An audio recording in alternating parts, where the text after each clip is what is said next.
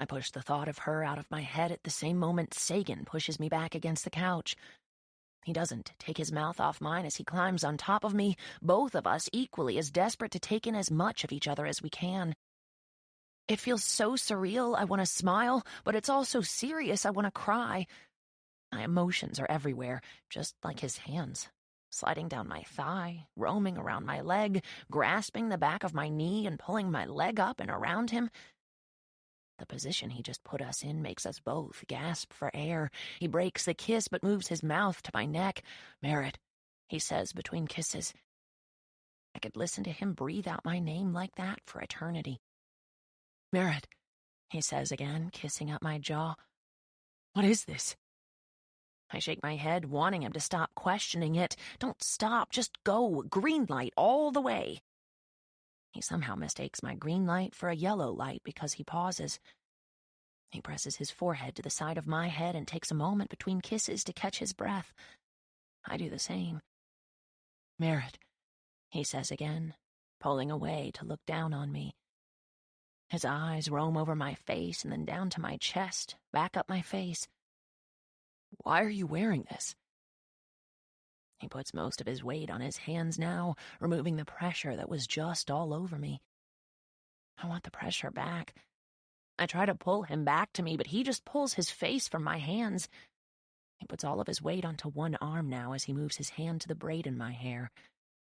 He wraps his hand around the braid and slides his fingers down it, all the way to the end. His eyes are moving from my braid to my face, to the nightgown, to my braid, to my face. I don't like this. He sits up, falling back onto his calves. He's kneeling on the couch in front of me. My legs are still on either side of him. "Why are you wearing Honor's clothes?" I push my hands into the couch and sit up, pulling my legs away from him. We're facing each other now, but he's so much taller than me, even kneeling. He's towering over me, questioning me. I close my eyes. I feel his hand on my chin, gentle. "Hey." The word is a whisper. "Look at me." I do, because I'd do anything he asked, as long as it was done in that tone, sweet and protective. He brushes my hair back and repeats himself. "Why are you dressed like her?" I can feel the tears as they begin to form in my eyes. I shake my head, hoping to stop the flow. "I was curious." He releases my face and his hand falls to his lap. "About what?" I shrug. "I just wanted to see what it felt like, being her, but then you walked in the door." His lips fold together. He pulls a hand through his hair and then sits back against the couch. He's no longer facing me. "Why did you try to kiss me, before I knew you weren't her?" I blow out a steady breath, but the air around me is shaking. My whole body is shaking. I'm scared of the truth. I'm not as good at it as Sagan seems to want me to be. "I don't know. I guess I just wanted to kiss you again." I drag my hands down my face and fall against the couch next to him, as if one mortifying life moment isn't enough for 1 week. I feel Sagan stand up. I hear him pace the floor a few times. When he pauses, I open my eyes and look up at him. His hands are on his hips and he's looking down at me. "Do you think Honor and I—" He tosses his hand at the couch. "Do you think I do things like this with her? Do you think we're together like that?" My mouth falls open. I clamp it shut. His question is confusing me. "Aren't you?" He doesn't say anything for a moment. He just stares at me in disbelief, and then, "No."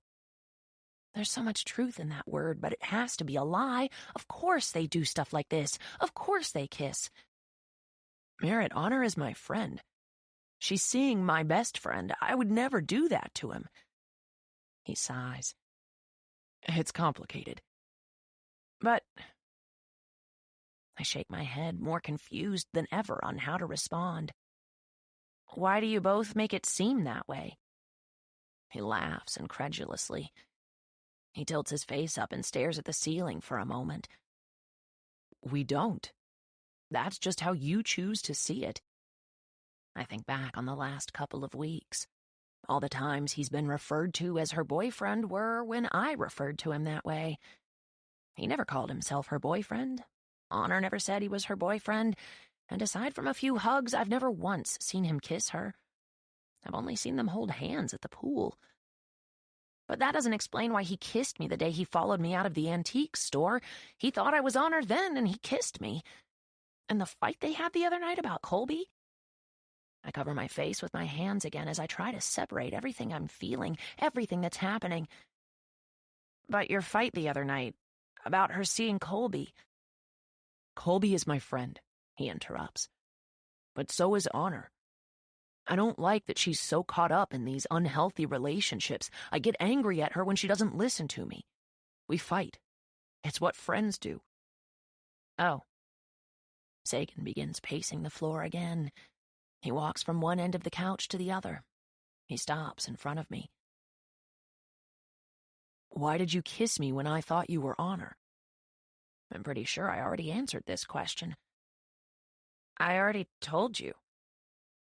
I look up at him, and it's the first time he looks angry. I clamp my mouth shut again. He inhales a slow, controlled breath. Let me get this straight, he says. You thought I was Honor's boyfriend, so you pretended to be her, and then you tried to kiss me? I try to shake my head, but my head doesn't move. Sagan, what kind of person does that to her own sister, Merit? He grimaces and turns away from me, gripping the back of his neck with his hands. He walks into the kitchen and grabs his hoodie off the back of a chair. I look completely pathetic as I stand up and take a few steps toward him. He walks to the door and opens it, but he pauses before he exits. When he lifts his head to look at me, his eyes are full of disappointment. You are such an asshole. He closes the door. I stumble back to the couch until I'm sitting on it again. You are such an asshole.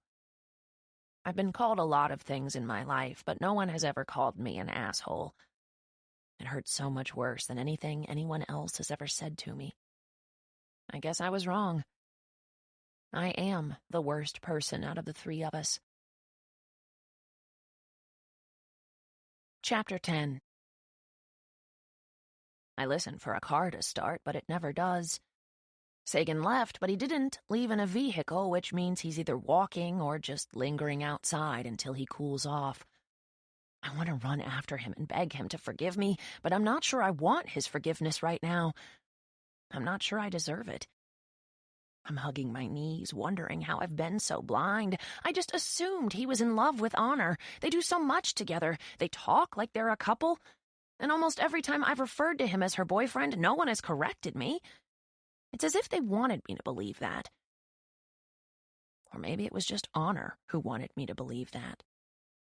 I use the blanket on the back of the couch to wipe away my tears. Jesus is staring down at me, judging me. I roll my eyes. Oh, shut up, I say to him. Aren't you up there so people like me can be forgiven for doing terrible things like this? I fall back on the couch and feel like I want to scream. I grab a pillow and cover my face and do just that. I'm frustrated, embarrassed, angry, disappointed. It's a far fall from what I was feeling while Sagan was kissing me just a few moments ago. It's like I plunged from the warmth of the tropics straight into the ice-cold waters of Antarctica. I don't want to feel anything anymore. These past 2 days have supplied me enough emotional turmoil for a lifetime. I'm done. Done, done, done. Done, done, done, I reaffirm as I roll off the couch. I walk to the kitchen and grab a red Solo cup.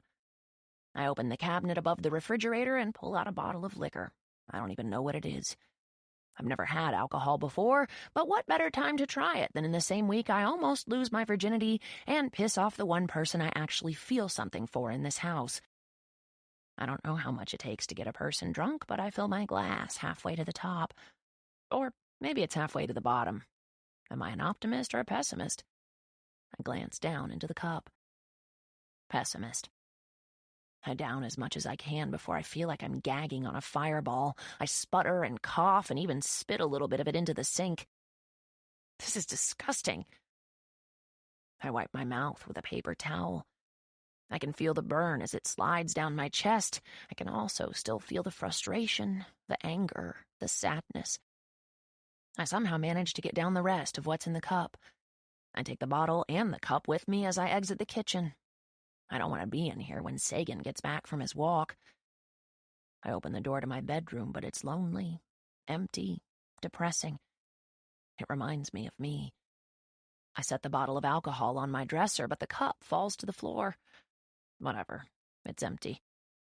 The first thing I do is change out of Honor's nightgown and into my own pajamas. I also undo the braid and pull my hair up. I don't want to be her anymore. It's not as fun as I thought it would be. I also don't want to be alone right now.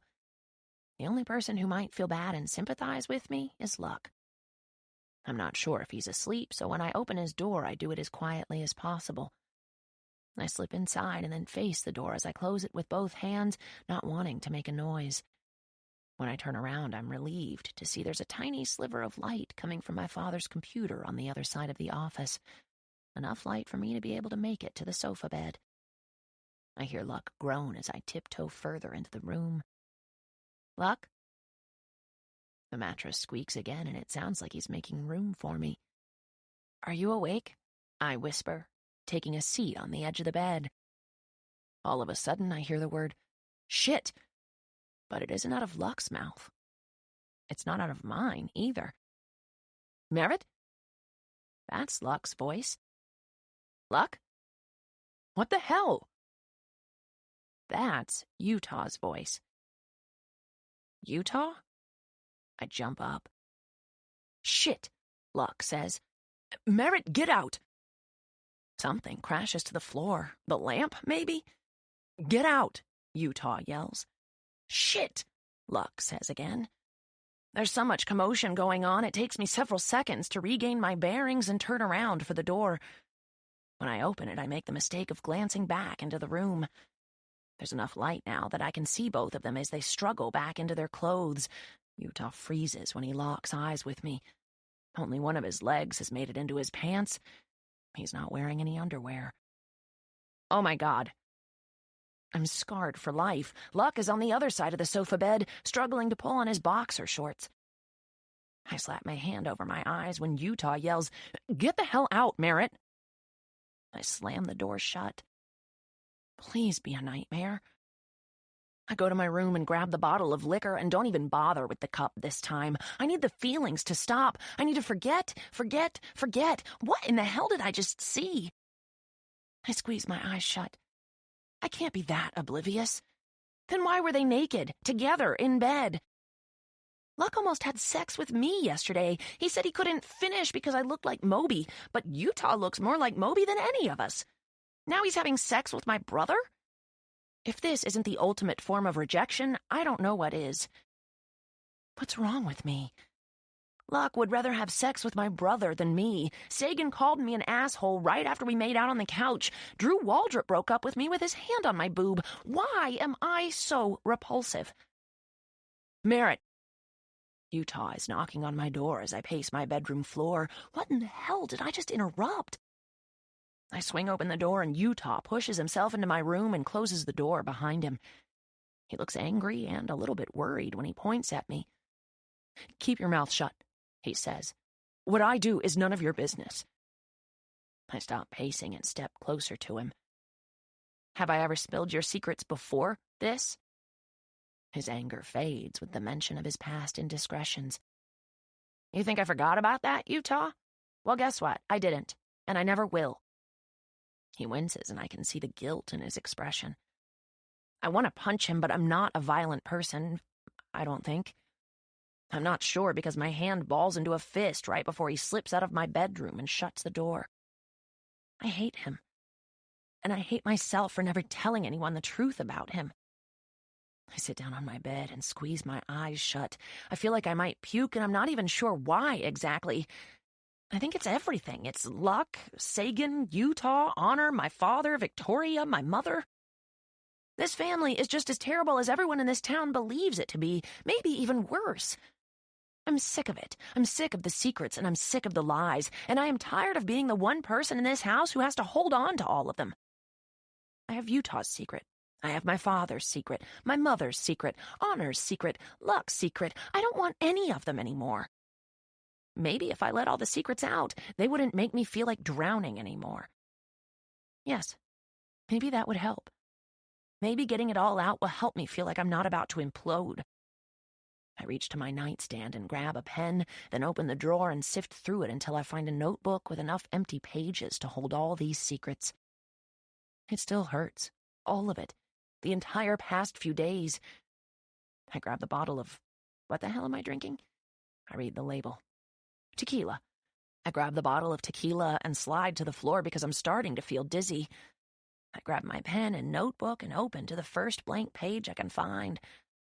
I squeeze my eyes shut until my vision feels sturdier. I feel wobbly. My hand feels wobbly when I start writing. Dear inhabitants of Voss, every last one of you except Moby. He's the only one I like and still have respect for at this point. I have so much anger building inside of me, and it has nothing to do with me. It's anger at almost every single person in this house. Anger due to all the secrets you've been keeping from each other, from the outside world. I refuse to hold on to any of it for one more second. Every day there are more and more secrets, and I'm tired of looking like the bad guy. You all hate me. You all think every argument in this house is my fault. You all wonder why I'm so damn brash all the time. It's because of all of you. Where do I even begin? How about I begin with the oldest secret? Did you think I would forget, Utah? Did you think because I was only 12 that I wouldn't remember the night you forced me to kiss you? It's hard to forget something like that, Utah. If you knew how much I worshipped you as my big brother, you would understand why it's so hard to forget when you did what you did. It's not a big deal, Merit. That's what you said to me when I shoved you away. You tried to make it seem like I was overreacting to what had just happened. One minute I was in my brother's room watching a movie. The next minute my brother was trying to kiss me. I ran out of your room that night and never looked back, not once. I've never been to your bedroom since then. I've never allowed myself to be alone with you since then, and it's like you don't even care. You never even apologized. Do you even feel guilty? Is that why you find it so difficult to look me in the eye? Because the few times you do look at me with contempt and disgust. The same way I look at you. All of you think I'm rude to Utah. You're all telling me, calm down, Merit. Think about how you would feel if your family tried to force you to be nice to the brother who stole your first kiss from you. You disgust me, Utah. You disgust me, and I'll never forget, and I'll never forgive you. But at least you have Honor. She worships you because she didn't endure the side of you I endured. She thinks you're sweet and innocent and the best thing to ever happen to her.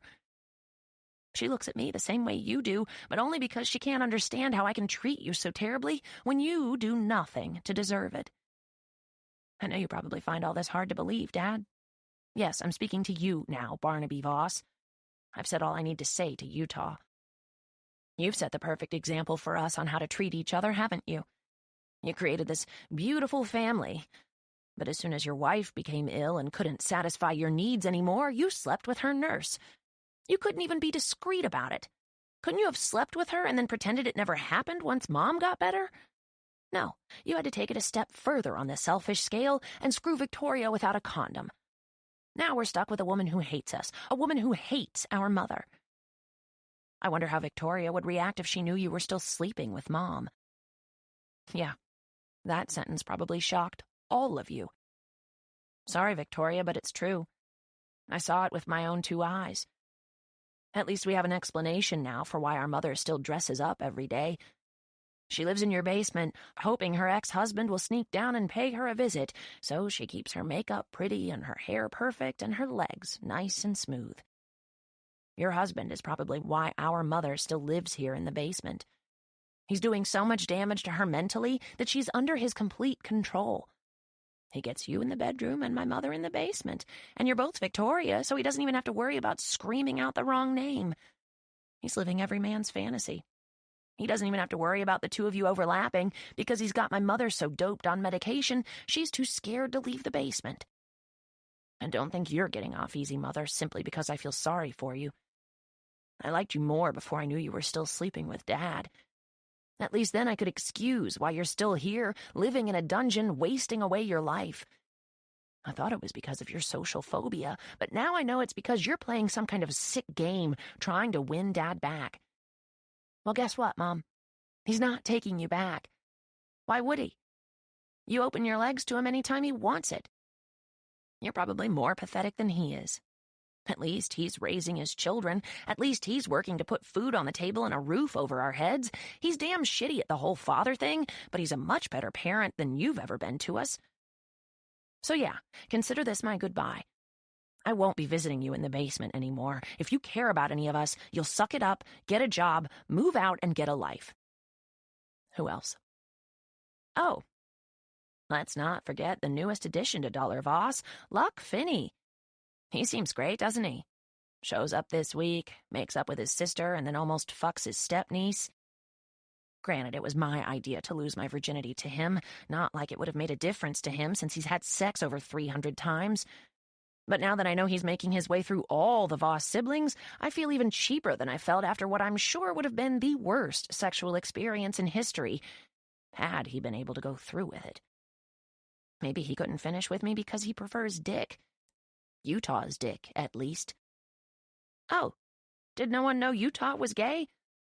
Not that I have anything against anyone being gay. Love is love, right? But I just didn't know that about Utah. But yes, Utah is gay and he's sleeping with Luck. I know because I walked in on them. I can't get the image of them out of my head no matter how hard I try. It's embedded there. Just like the image of Sagan when he called me an asshole. He was right, though. I am an asshole. What kind of person betrays their own twin sister in the worst possible way?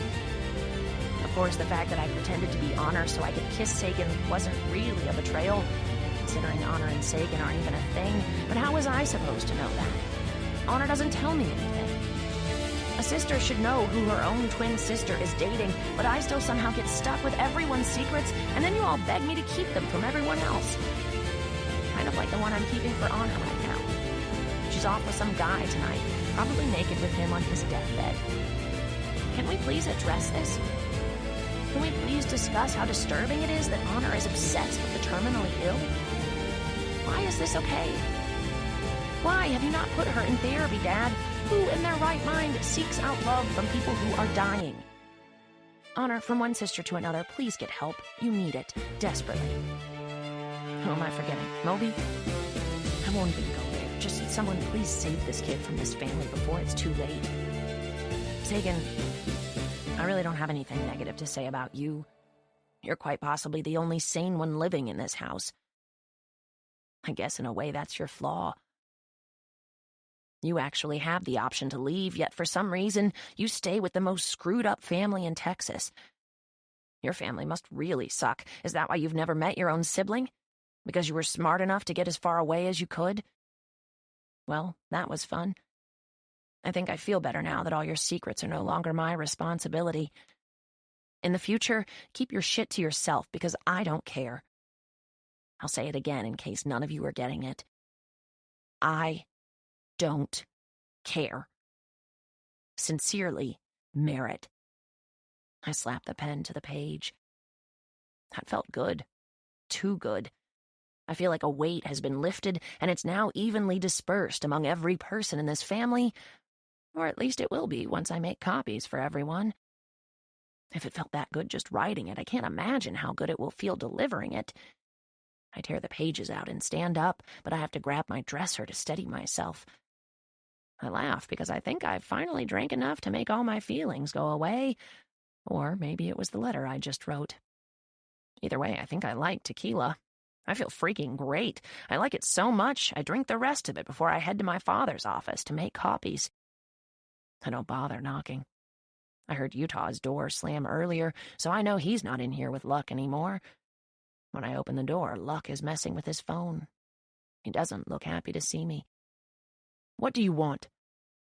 Not you, I say, walking to the other side of the room. I need to use the copier. Luck sighs and leans against the back of the sofa bed. I place the first page on the copier and hit the number 7. There are 9 people in this house, but Moby can't read and I've got the original. I press the copy button and turn to face Luck.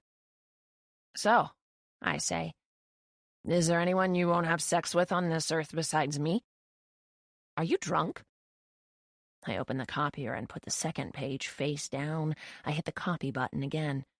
"Yes. It's the only way I can deal with this family, Luck.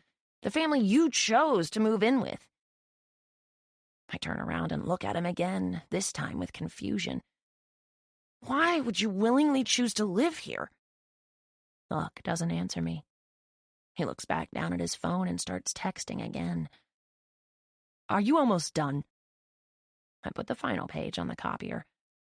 "Yep, nearly there." I glance to the other side of the copier and see Luck's worn notebook with all his conquests in it.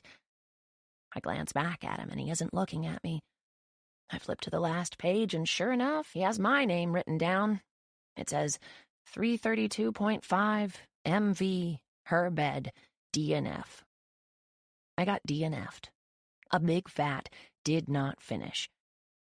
Do I at least get a participation trophy for this? Luck sees the notebook in my hands.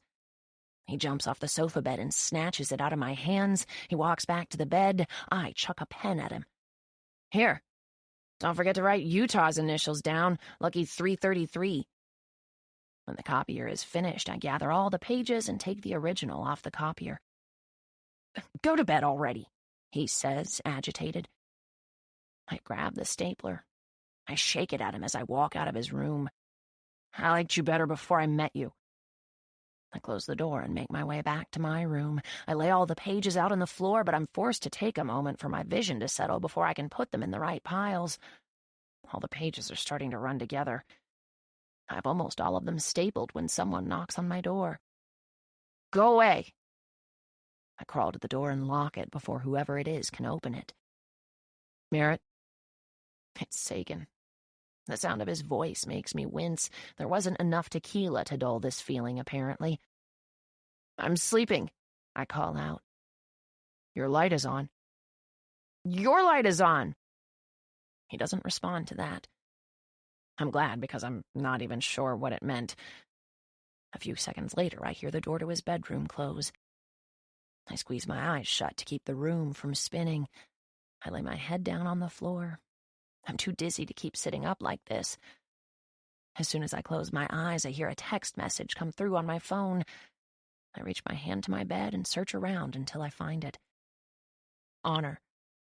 What happened? So much has happened in the last 2 hours, I don't even know which part she's referring to. Merit. What do you mean?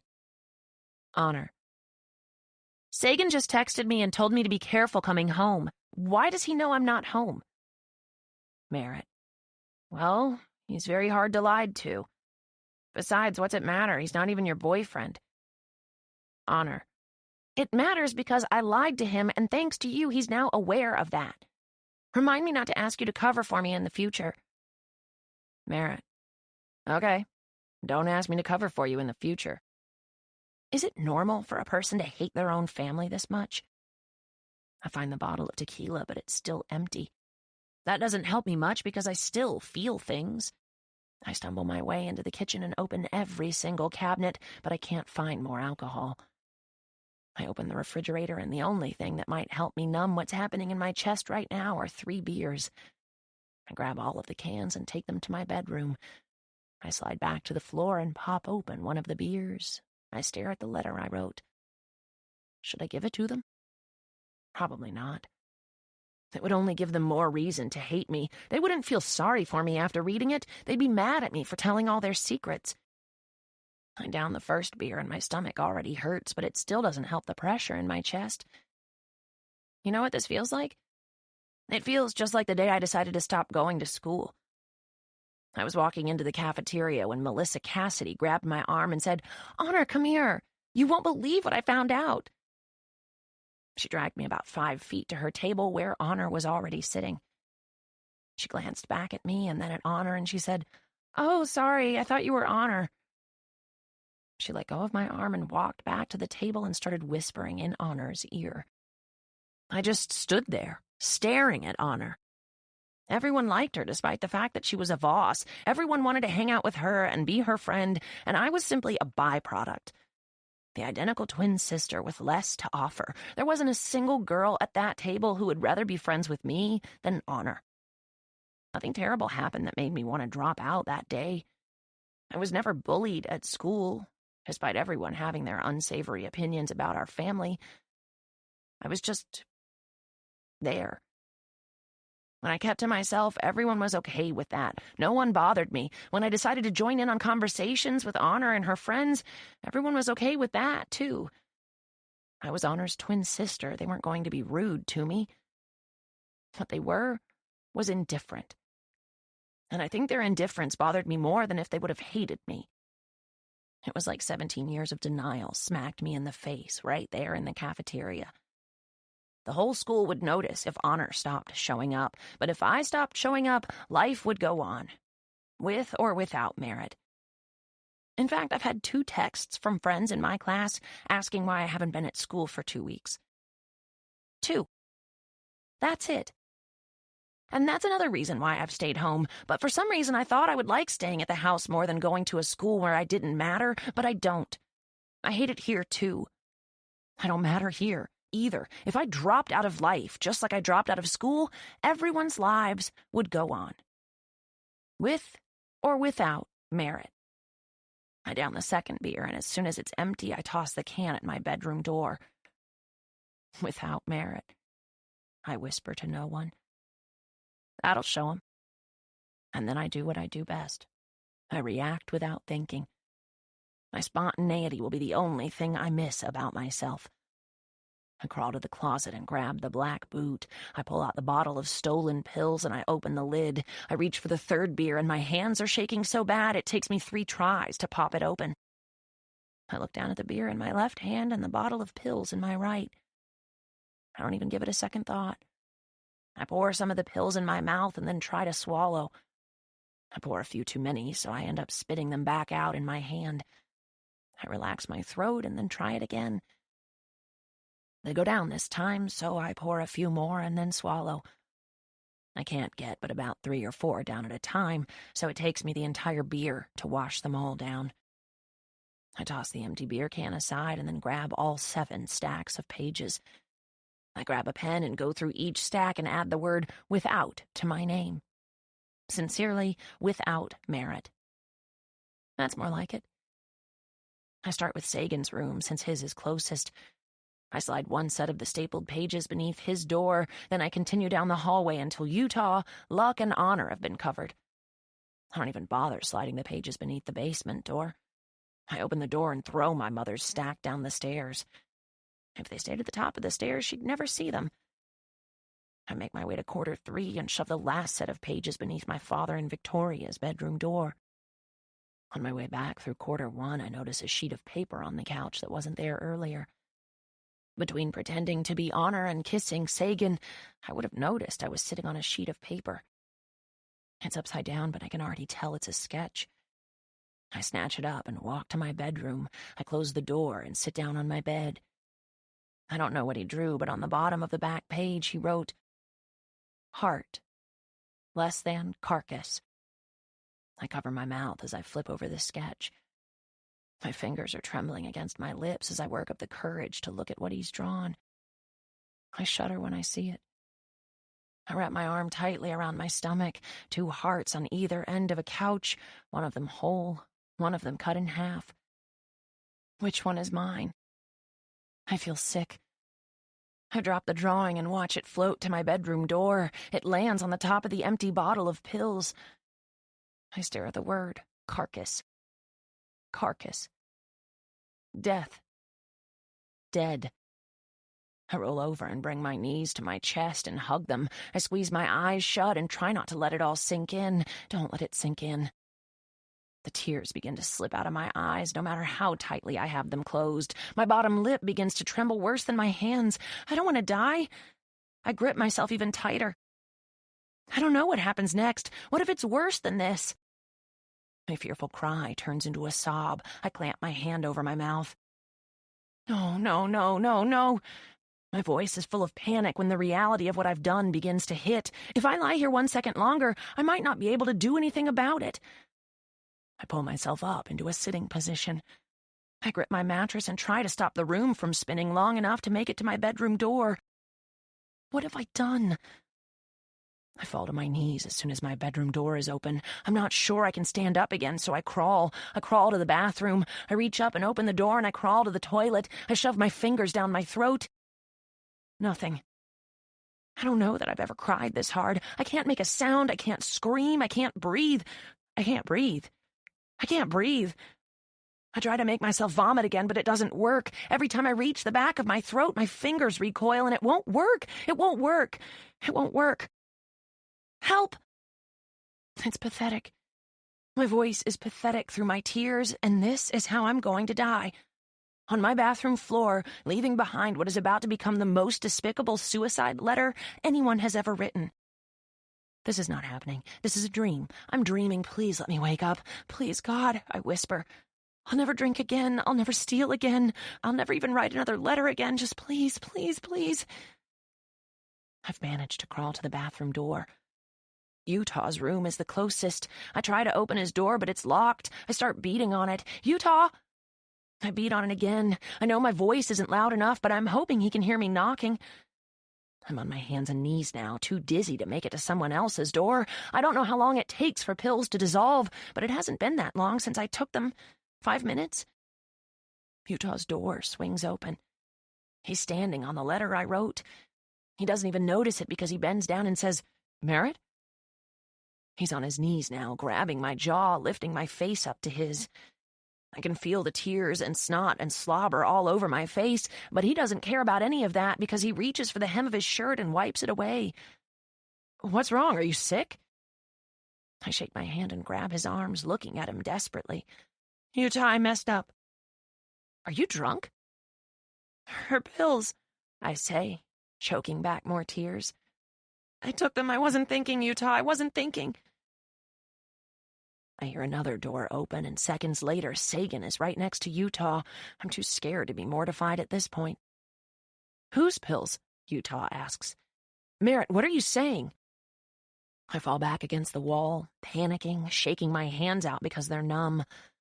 "Mom's, I took her pain pills." Utah looks at Sagan, and I know they're trying to figure out what's happening, but they aren't getting it. "I swallowed them." Sagan pushes Utah out of the way. "Go call 911. He grabs the back of my neck and pushes me forward, then shoves 2 fingers in my mouth. My body tries to reject him, but he doesn't care because he holds them there, and now I'm vomiting. All over the floor, all over him. I can't keep my eyes open anymore. "How many pills, Merit?"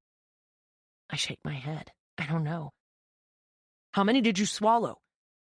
His voice is panicked, just like my pulse. He keeps asking me how many pills I swallowed. I can't remember. How many did I have? I stole 8 the other night. I added them to the 20 I had already stolen. 28, I whisper. "Christ, Merit!" His fingers are back in my mouth, assaulting the back of my throat. The pressure coming from within me lurches me forward, and I vomit again. I can hear Utah yelling into the phone. Luck is now in the hallway. Moby is crying. My father is saying, "What's going on? What in the hell is going on?" I open my eyes, and Sagan is counting in a fast and frantic whisper. 22, 23, 24. He's focused on the floor, sifting through what just came out of me, his voice trembling. 25, 26, 27, 28, he yells. And then he scoops me up after my dad says, "Take her to the couch." I'm on the couch, still dizzy, still feeling like I want to throw up again. "What did you take?" Utah asks. He's kneeling down in front of me, still on the phone. Victoria brings me a wet rag. Sagan takes it from her and wipes my face. "Merit, they need to know what kind of pills you took." "She took pills?" my father says. He's pacing back and forth behind them. Luck is behind him with his hand over his mouth. "What were they?" Sagan asks. He's brushing back my hair, and he looks just as panicked as my father, as Utah, as Victoria, as Luck. Even Moby looks panicked with his arms locked around Victoria's neck. What's going on? Everyone looks at the front door when it closes behind her. Honor's here. Where have you been? My father is walking toward Honor. He stops and shakes his head. I'll deal with you later, he says, changing his mind as he walks back toward me. Merit, what did you take? He's hovering over me now. They're all hovering over me. She threw them all up. Sagan. But what were they? My father. Probably aspirin. Victoria. She said she stole them. Utah. What's going on? Honor. Merit swallowed pills. Luck. Did you see this, Barnaby? Victoria. Not right now, Victoria. My father. What did you take, Merit? Sagan. You need to read this, Barnaby. Victoria. Victoria, please. My father. Merit, what were they? Utah. They were Mom's. Me. You took your mother's pills? My father is asking me this as he leans over the couch from behind my head. He's upside down and I'm looking up at him, and I never noticed how much Moby looks like him. Your mother's prescription pills? He asks again. I nod. My father exhales. It's fine, he says. It's fine. They can't hurt her. He grabs the phone from Utah and walks into the kitchen to talk to the 911 operator. Hello? Hey, Murray. Yeah, it's Barnaby. Yeah, it's fine. She's fine. It's fine. She's fine.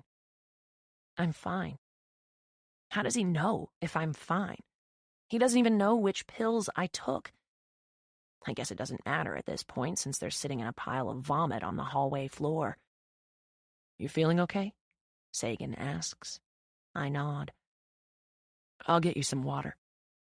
I close my eyes. Everything is calming down now. My heart is calming down. The commotion is calming down.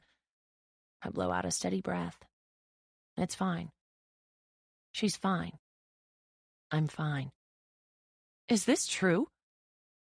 It's Victoria's voice. I open my eyes and she's holding the pages I stapled together. She's looking down at them. Her expression is anything but fine. It's not fine anymore. I clench my stomach, feeling like I want to puke again. Merit, did you write this? I nod.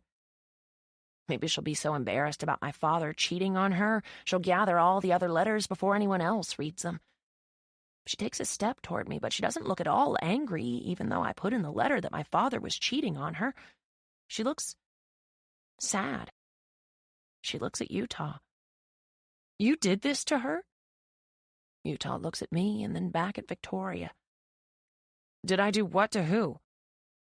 Victoria walks toward Utah and slaps the letter against his chest. She keeps walking past him until she's in the kitchen with my father. I look back at Utah and he's staring down at the first page of the letter. Sagan is back with the water. Here, drink this. He helps me sit up and tries to get me to take a drink, but I can't take my eyes off Utah. I push the glass away and shake my head. That's when I see it. A tear. Utah looks up from the first page of the letter just as a tear rolls down his cheek. I can't help but wonder if it's a tear of guilt or a tear of fear over me finally spilling the truth. He drops the pages and runs his hands through his hair. Of course he's not making eye contact with me. I hear sirens in the distance. My father says, Thanks, Marie, into the phone. He ends the call and Victoria is right there whispering something to him. She points at Utah, she points at me, she points at the pages that are now at Utah's feet. My father looks at Utah. He marches to the living room just as the ambulance pulls onto our road. He grabs the pages from the floor and begins reading. 1 minute, 2 minutes. Utah is frozen in place. There's a knock on the door, but my father ignores it. Dad, Utah whispers. My father looks up from the letter. His eyes meet Utah's and then mine. There's another knock at the door. Dad, please, Utah says. I can explain. Another knock. A punch. Honor screams. Utah is on the floor now, my father standing over him. He points to the door and says one word to him. Leave. Honor is helping Utah up, glaring at our father. What the hell is wrong with you? Once Utah is standing, he turns and heads toward his bedroom. Honor and Luck follow him. Sagan opens the front door and lets in the paramedics. She's fine, my father says to them, pointing toward me. Check her out, but they were only placebo pills. Placebo pills? Why were they placebo pills? The next 10 minutes go by in a blur as the paramedics bombard me with questions, check my blood pressure, my oxygen, my eyes, my mouth. It probably wouldn't hurt to let us take her overnight, I hear one of the paramedics whisper to my father. Otherwise, we'll have to let the social worker know what happened. They'll have to follow up. My father nods and walks over to me. He kneels down, but before he even says anything, I force out an, I'm fine, I don't want to go to the hospital. Merit, he says. I think you should. I don't want to go, I say with finality. He nods. I don't hear what he says when he returns to the paramedic, but the guy squeezes my father's shoulder. They must know each other. Of course they do. It's a small town, and since they know my father, they'll tell their wives, and then their wives will tell their friends, and then their friends will tell all their daughters, and then the entire town will know I tried to kill myself. With placebo pills. Why is she taking placebo pills? As soon as that thought crosses my mind, my mother appears at the top of the basement steps.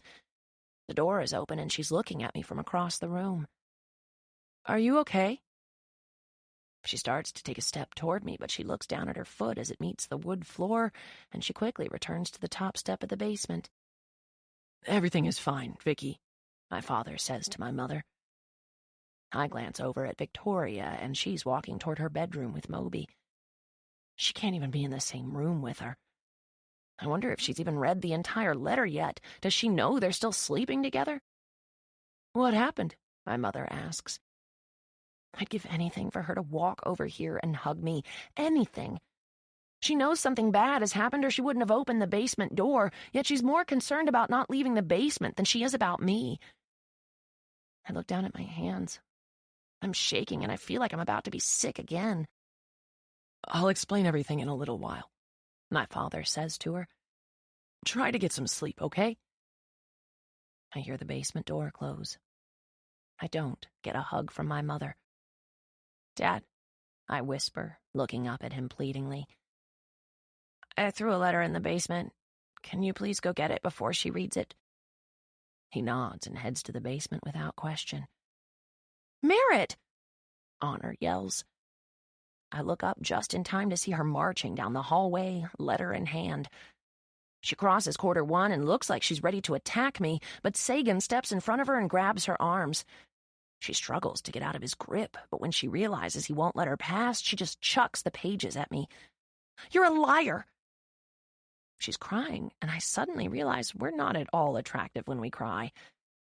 I hate that I've been doing it for the past 2 hours. I feel like I'm watching a movie. I don't feel like I'm in it, living it, taking the brunt of her anger right now. I don't even respond to her anger because I feel so disconnected from it. Not now, Honor, Sagan says, walking her away from me. It's not true, Honor yells. Tell them it's not true.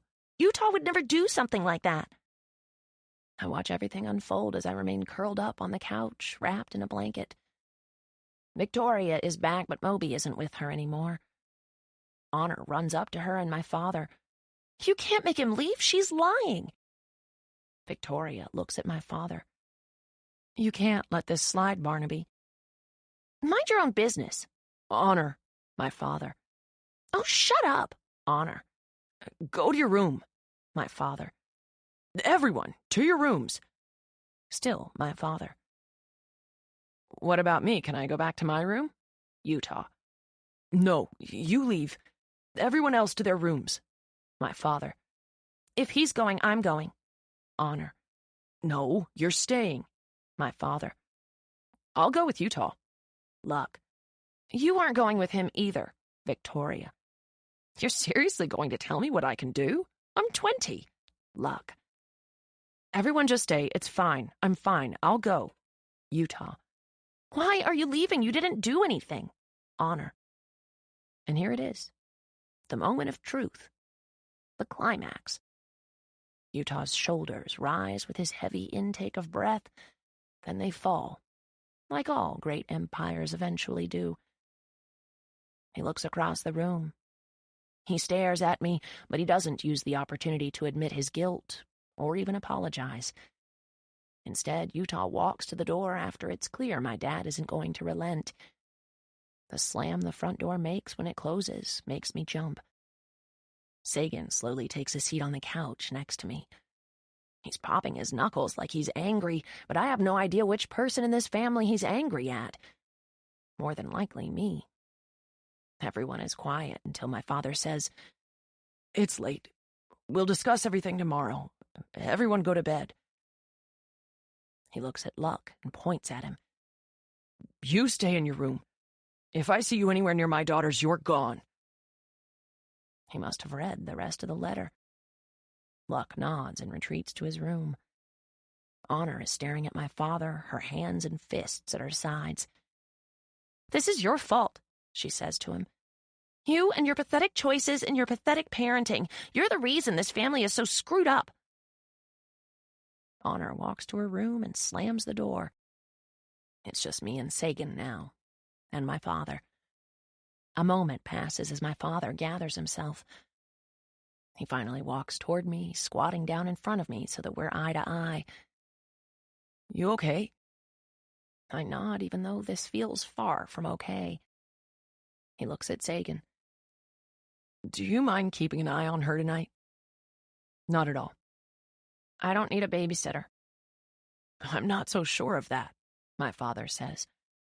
"I need to go deal with Victoria." He stands up, but before he's able to walk away, I say, "Why is Mom taking placebo pills?" He stares down at me, the imprints of all his secrets gathering in the corners of his eyes. "I'm just thankful that's all they were, Merit." He turns and makes his way into the kitchen toward his bedroom. When he passes by the kitchen table, he pauses. He grips the back of one of the chairs and drops his head between his shoulders. He stays like this for about 10 seconds, but then he lifts the chair off the floor and throws it against the wall, smashing it to pieces. When he makes it to his bedroom, he slams the door. Sagan releases a breath at the same time I do. He runs his hands down his face, and we're both quiet, speechless. An entire minute goes by, and we're just staring at the floor until he says, "Take a shower. You'll feel better." I nod. When I stand up, Sagan stands up with me. I think he can tell I'm still dizzy because he grabs my arm and helps me to the bathroom. Once we're inside, he pulls back the shower curtain and picks up the razor. He slides it into his back pocket. "Really, Sagan? You think I'll nick my wrist to pieces with a disposable Bic?" He doesn't say anything, but he also doesn't give me back the razor. "I'll clean up in the hallway while you're in the shower. You want to stay in my room tonight or yours?" I think about that for a moment. I'm not so sure I want him in my room, on my bed, where I tried to end my life. "Yours," I whisper. He closes the door and leaves me alone to shower, but then he opens the door and walks back inside. He swings open the medicine cabinet and takes the 2 bottles of medicine off the shelves. "Seriously? What could I even do with any of that? Swallow 80 gummy vitamins?" He leaves without responding. I spend at least 30 minutes in the shower. I don't do anything other than stare at the wall while the hot water beats down on my neck. I think I'm in shock. I still feel disconnected to everything that happened tonight. I feel like it happened to someone else. Sagan has checked on me twice in the last 30 minutes. I don't know how long it's going to take me to convince him that tonight was a fluke. I'm not suicidal. I was drunk. I did a really stupid thing, and now he thinks I'm in the shower trying to plot ways to off myself. I don't want to die. If I wanted to die, I wouldn't have gone to Utah for help. What teenager doesn't think about what it would be like to die every now and then? The only problem when I thought of it was that my thought was coupled with my spontaneity and alcohol. Most people think things like this through. Not me, I just do them. I'm going to need a really big trophy after tonight. Maybe I can find an unwanted Academy Award statuette on eBay. Merit? Sagan's voice is muffled from the other side of the bathroom door. I roll my eyes and turn off the water. I'm alive, I mutter. I grab a towel and dry off. Once I'm dressed in my pajamas, I enter his bedroom. The door is open, so I shut it. I want to block myself off from the outside world. Sagan is making a pallet on the floor. You can take the bed, he says. I look at the bed and notice he brought my pillows in here. I sigh with relief. I don't think I've ever wanted to go to sleep more than I do right now. I glance at his clock and it's after 3 a.m. Do you have to be up early? I ask him. I feel bad. It's so late and everyone still has to wake up and go to work and school in a few hours, and I don't even know where Sagan goes every day, whether it's work or school. I know very little about the guy who has been put in charge of my life tonight. Thanks for that, Dad. He shakes his head. I'm off tomorrow. I wonder if that's true or if he's just too scared to leave me alone. As bad as I feel for making him worry like he is, it feels kind of nice to be worried about. I lie down on the bed and pull the covers up over me. His pallet is on the floor on the other side of the bed. I want to be as far away from him as possible tonight. I know myself all too well, and as soon as those lights go out, I'm going to be trying to muffle my tears. The more distance between us, the better. You need anything before I turn off the light? He's standing by the door with his hand on the switch. I shake my head, and right before the lights go out, my eyes catch a glimpse of the letter I wrote. It's sitting on his dresser, flipped to the back page. He read the whole thing. I close my eyes as he walks back to his pallet on the floor. I wonder if anyone else read it. I pull the covers up tighter over my mouth. Of course they read it. I pull my knees up and curl into the fetal position. Why did I write it? I can't even remember everything I wrote. It slowly comes back to me, paragraph by paragraph.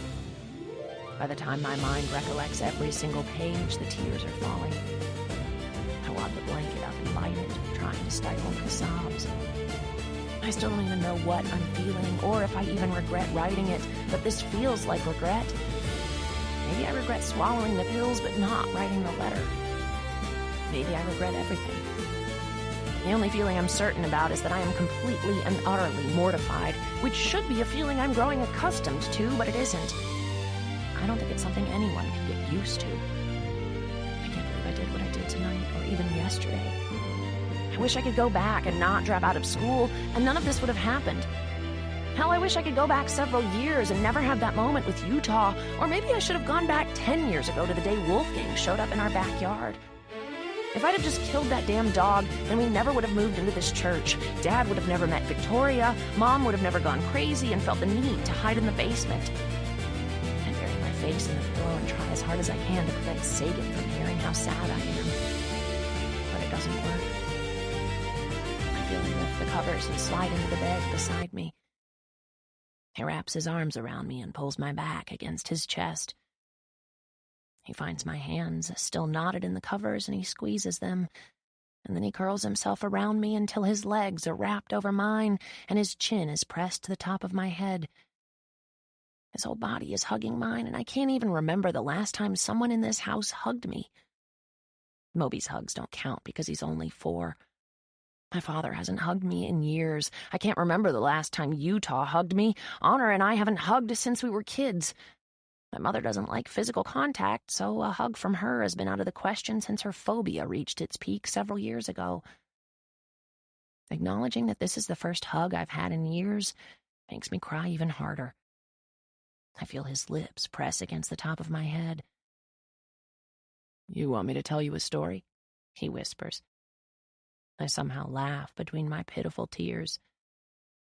Your stories are too morbid for a moment like this. He moves his head a little until his cheek is pressed against mine. It feels nice. I close my eyes and he says, "Okay then, I'll sing you to sleep." I laugh again, but I stop laughing when he actually starts to sing, or rap, rather. "Y'all know me, still the same OG." "Sagan," I say, laughing.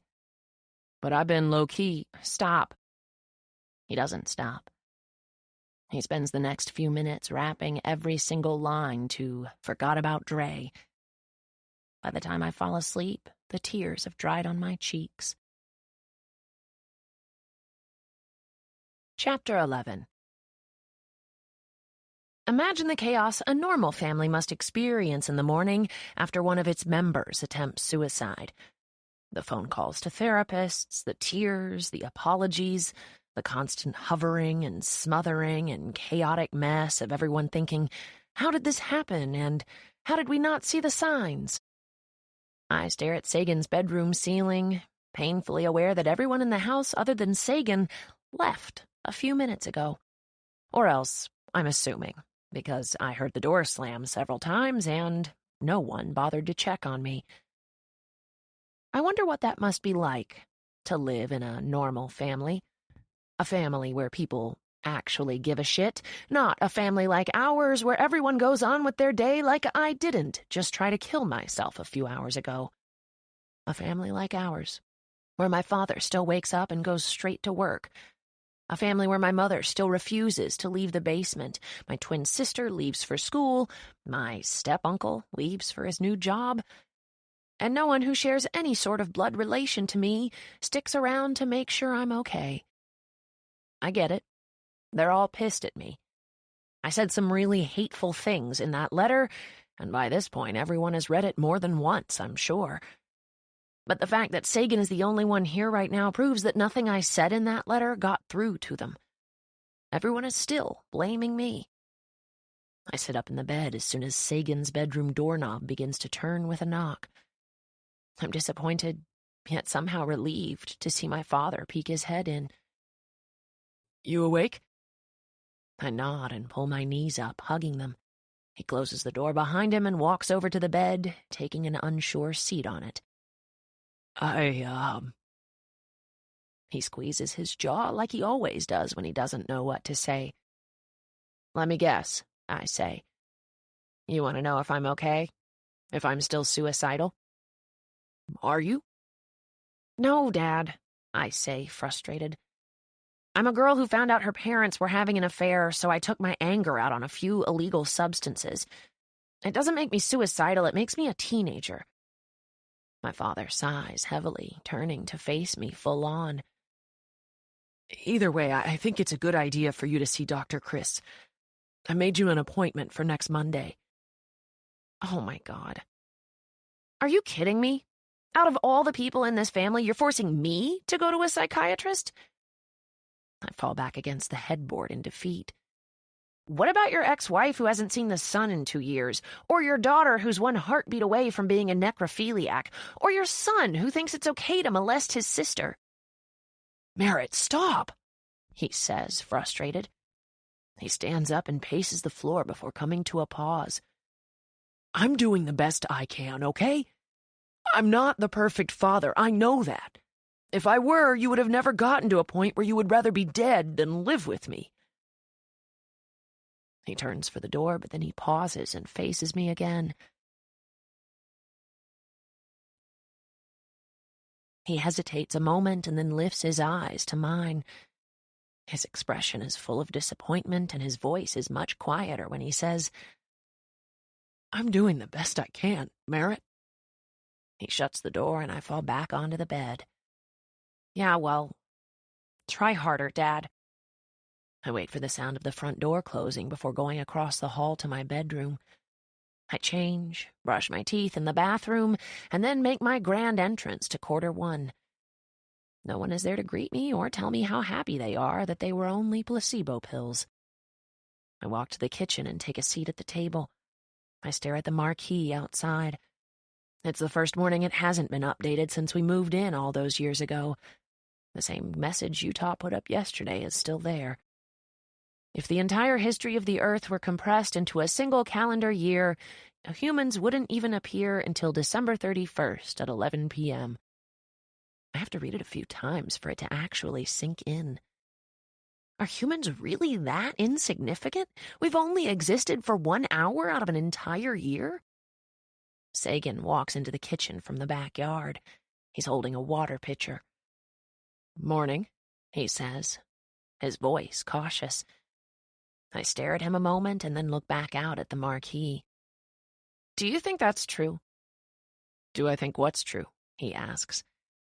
He walks over to the table and takes a seat with his sketch pad. I nudge my head to the window. "What Utah put on the marquee yesterday." Sagan looks out the window and stares at the marquee in thought. "I'm probably not the right person to ask. I believed in Santa until I was 13. I laugh, but it's a pathetic, forced laugh, and then I'm frowning because laughter is only a fleeting cure for melancholy, which seems to be my constant state of mind here lately. Sagan puts down his pencil and leans back in his chair. He stares at me thoughtfully. "What do you think happens when we die?" I glance back at the marquee. I have no idea. But if that marquee is true and humans really are that insignificant to the Earth's history, it makes me question why a god would go through all the trouble to revolve an entire universe around us. Sagan picks up his pencil and puts the end of it in his mouth. He chews on it for a moment before saying, "Humans are romantic creatures. It's reassuring to believe this all-knowing being who has the power to create anything and everything still loves the human race more than any of it." "You call that romantic? I call it narcissistic and ethnocentric." He smiles. "Depends on the perspective you look at it from, I guess." He resumes, sketching like he's done with the conversation, but I'm stuck on that word, perspective. It makes me wonder if I look at things from only one point of view. I tend to think a lot of people are wrong a lot of the time. "Do you think I only see things from one perspective?" He doesn't look up at me when he says, "I think you know less about people than you think you do." I can feel myself instantly wanting to disagree with him, but I don't, because my head hurts and I might be a little hungover from last night. I also don't want to argue with him because he's the only one still speaking to me at this point. I don't want to ruin that. Not to mention that he seems wise beyond his years, and I'm not about to compete with him intellectually, even though I have no idea how old he actually is. "How old are you?" 19, he says. "Have you always lived in Texas?" "I've spent the past few years with my grandmother here in Texas. She died a year and a half ago." "I'm sorry."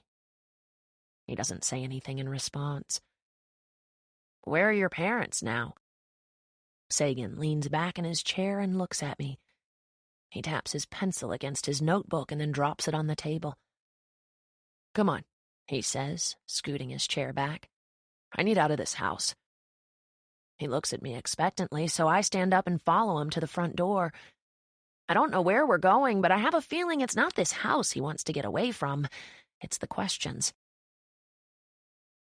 An hour later, we're standing in the antique store, staring at the trophy I couldn't afford to buy a few weeks ago. "No, Sagan." "Yes." He pulls the trophy from the shelf, and I try to take it out of his hands.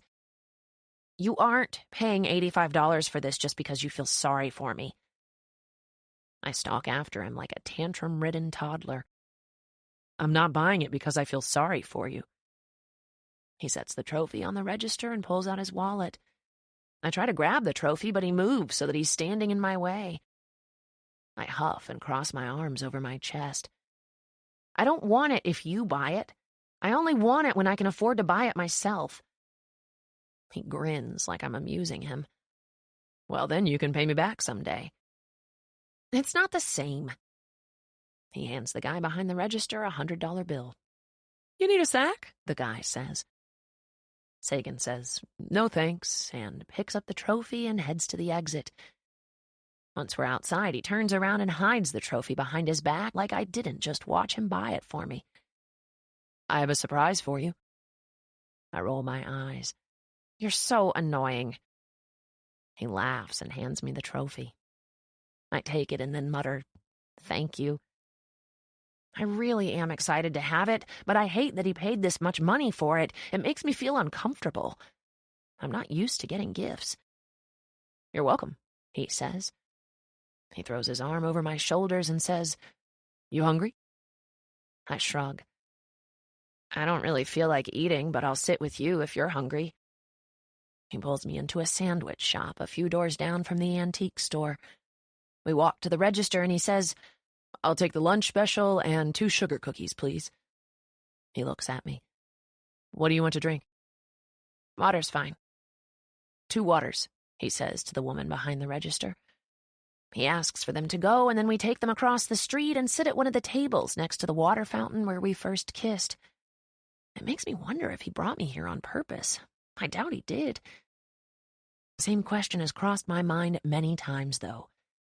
If he doesn't see Honor as more than a friend, why did he kiss me at this fountain when he thought I was Honor? Because he definitely thought I was Honor. Not even the best actor in the world could have faked the confusion and shock when she called him on his cell phone. I don't ask him about it, though. Our conversation hasn't veered in that direction, and I'm not sure I can handle his answer right now. I'm too exhausted from the last 24 hours to add more heaviness to our conversation. "Have you ever had one of their sugar cookies?" Sagan asks. "Nope." I take a sip of my water. "It'll change your life." He hands me the cookie, and I take a bite, and then another. It really is the best cookie I've ever eaten, but he exaggerated. "When is the life change supposed to happen exactly? Do I have to eat the whole cookie to get the results?" Sagan narrows his eyes at me.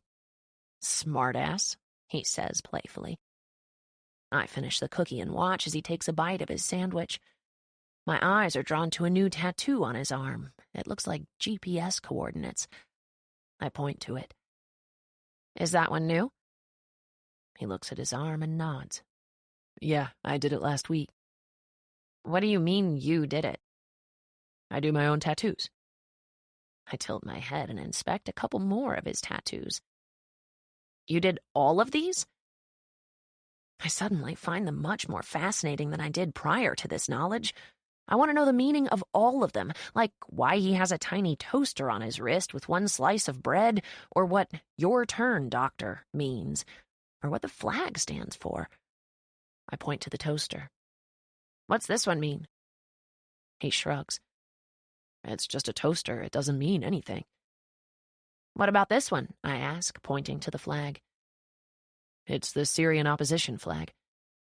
"What does that mean?" He runs his thumb over the flag tattoo. "My father is from Syria. I guess I did it as a tribute to our heritage." "Is your father still alive?" That question changes something in him. He shrugs and takes a drink, looking off to the right. It's like a wall raises behind his eyelids when he doesn't want to elaborate, which is pretty much all the time. I respect his need for privacy about his family, and I grab his arm and turn it over to look at the rest of the tattoos. "So, some of them have meaning and some are just random?" "Some of them are random. Most of them have meaning." I run my finger over the GPS coordinates. "This one has meaning. Is it where you were born?" He grins and lifts his eyes, meeting mine. "Close to it." The way he looks at me when he says that makes me too flustered to ask another question. I continue to inspect every tattoo on his arm, but I do it quietly. I even lift his shirt sleeve so I can look at the ones on his shoulder.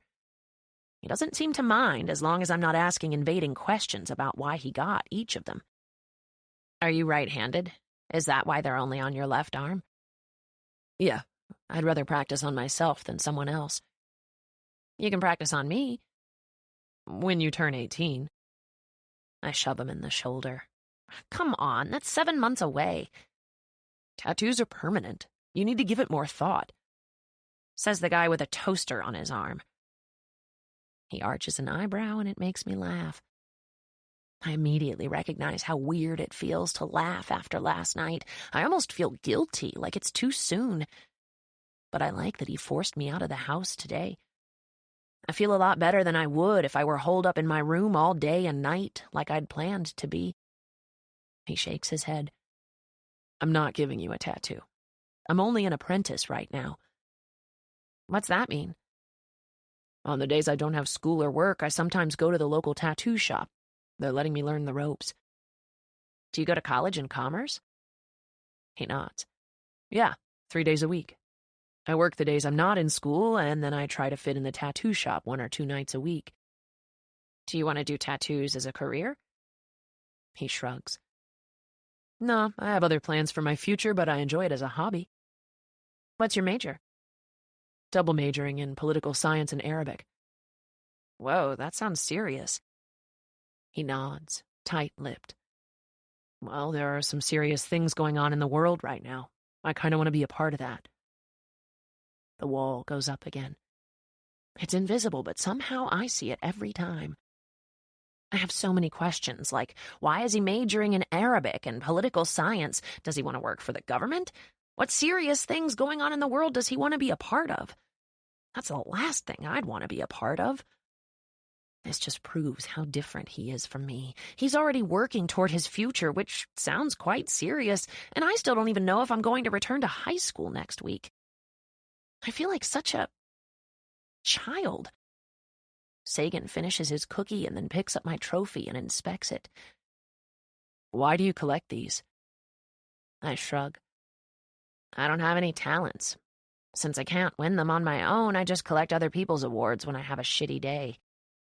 He runs his thumb over the small plaque on the front of the trophy.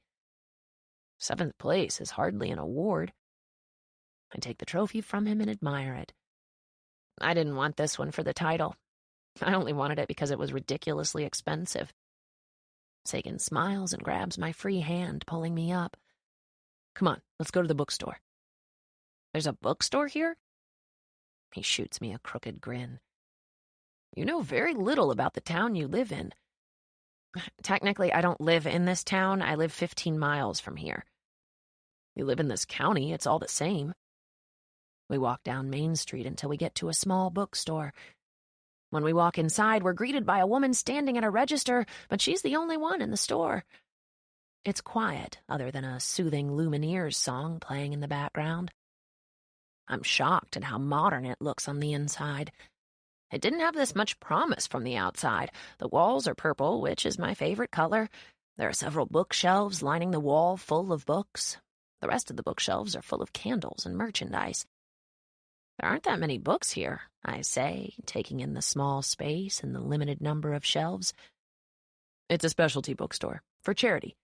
They only sell books signed and donated by the authors. I pick up one of the books from the shelf and open it to see if he's telling the truth.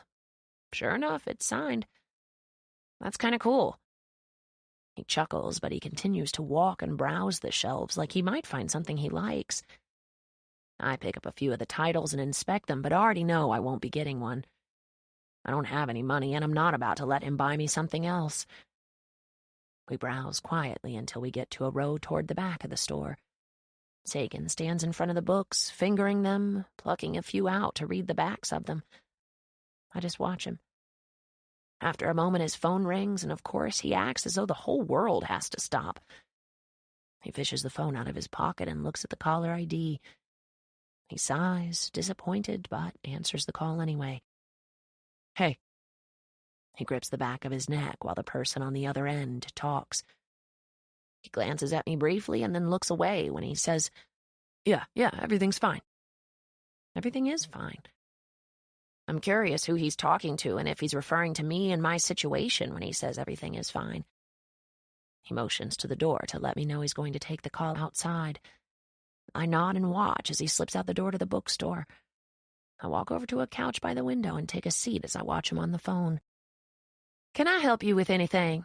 The woman behind the register is staring at me. It's a little unnerving. She looks to be in her late 30s, and her frizzy hair is piled into a knot on the top of her head. She's sitting behind a laptop, looking across the room at me, waiting on me to answer her. I'm good. She nods, but then she says, Are you okay? I nod again, a little annoyed that this woman is asking me if I'm okay. That seems a little intrusive. I glance out the window again, and Sagan is pacing back and forth, doing very little talking. He's mostly listening to whoever is on the other end. He squeezes his forehead at one point, which makes me sad for him. He seems stressed, and I can't help but feel a little guilty about that. "Is he your boyfriend?" the woman asks as she makes her way over to me. I try to keep my eyes from rolling, but I'm pretty sure it's obvious that I'm not in the mood to make small talk. "No." "Brother?" she asks, taking a seat on the couch across from me. "No." She gets comfortable and looks out the window at him. "He's cute. How do you know him?" If I stare hard enough, I wonder if Sagan will look inside and see how desperate I am for him to come save me. Until that happens, though, I have no choice but to answer this woman's questions. I try and answer them all at once, so it'll leave her no room to ask me more. "He's a family friend." I point down Main Street toward the courthouse. "He kissed me for the first time over there, but he mistook me for my twin, which is the only reason he kissed me, so it was an accidental kiss. I've tried avoiding him for the past few weeks because I thought he was dating my sister, but last night I dressed up as her and kissed him again, only to find out he's not even dating my sister. We got into an argument and he left, so I went to my step-uncle's room and he was having sex with my brother, so I got drunk, swallowed a bunch of pills, and almost killed myself." "Sagan?" I point outside at him. "That's his name. Sagan thought a sugar cookie in a bookstore would make me feel better, so that's why we're here." The woman's eyes are wide, but she doesn't look shocked, just a little overwhelmed by the info dump. She eventually leans forward and says, "Well, he sounds like a keeper. There really isn't anything better than sugar cookies in bookstores." She stands up. "You thirsty? I have soda in the fridge." Anything to get her away for a minute. "Sure." She walks toward the back of the bookstore just as Sagan ends his call and walks inside. He glances around the bookstore before spotting me on the couch. I stand up when he makes his way over. "Everything okay?" I ask. "Yeah." I nod. "Was it my dad? He checking up on me?" Sagan doesn't answer me. Instead, he just slides his phone in his pocket and says, "You want to go home?" Home. I laugh half-heartedly. I'm not even sure home is a word that can be used to describe where I live. It's just a house filled with people who are counting down the days until they don't have to live with each other anymore. I try to say okay, but I have to choke it out because it's so quiet and there are tears mixed in with the word. Sagan doesn't even ask me why I'm suddenly emotional. He just wraps his arms around me and pulls me to him. I press my face against his chest and hug him back because it feels good. And as strong as I'm pretending to be today, I'm still sad. I'm full of regret for writing that letter last night, and sad that it caused so much drama, and even sadder that it's all the truth. I don't want to be mad at Utah. I don't want to be annoyed with Honor. I don't want my father to be cheating on Victoria, even if it is with my mother. And I don't want Honor to be obsessing over unhealthy relationships anymore. I want us all to be normal. It can't be that hard.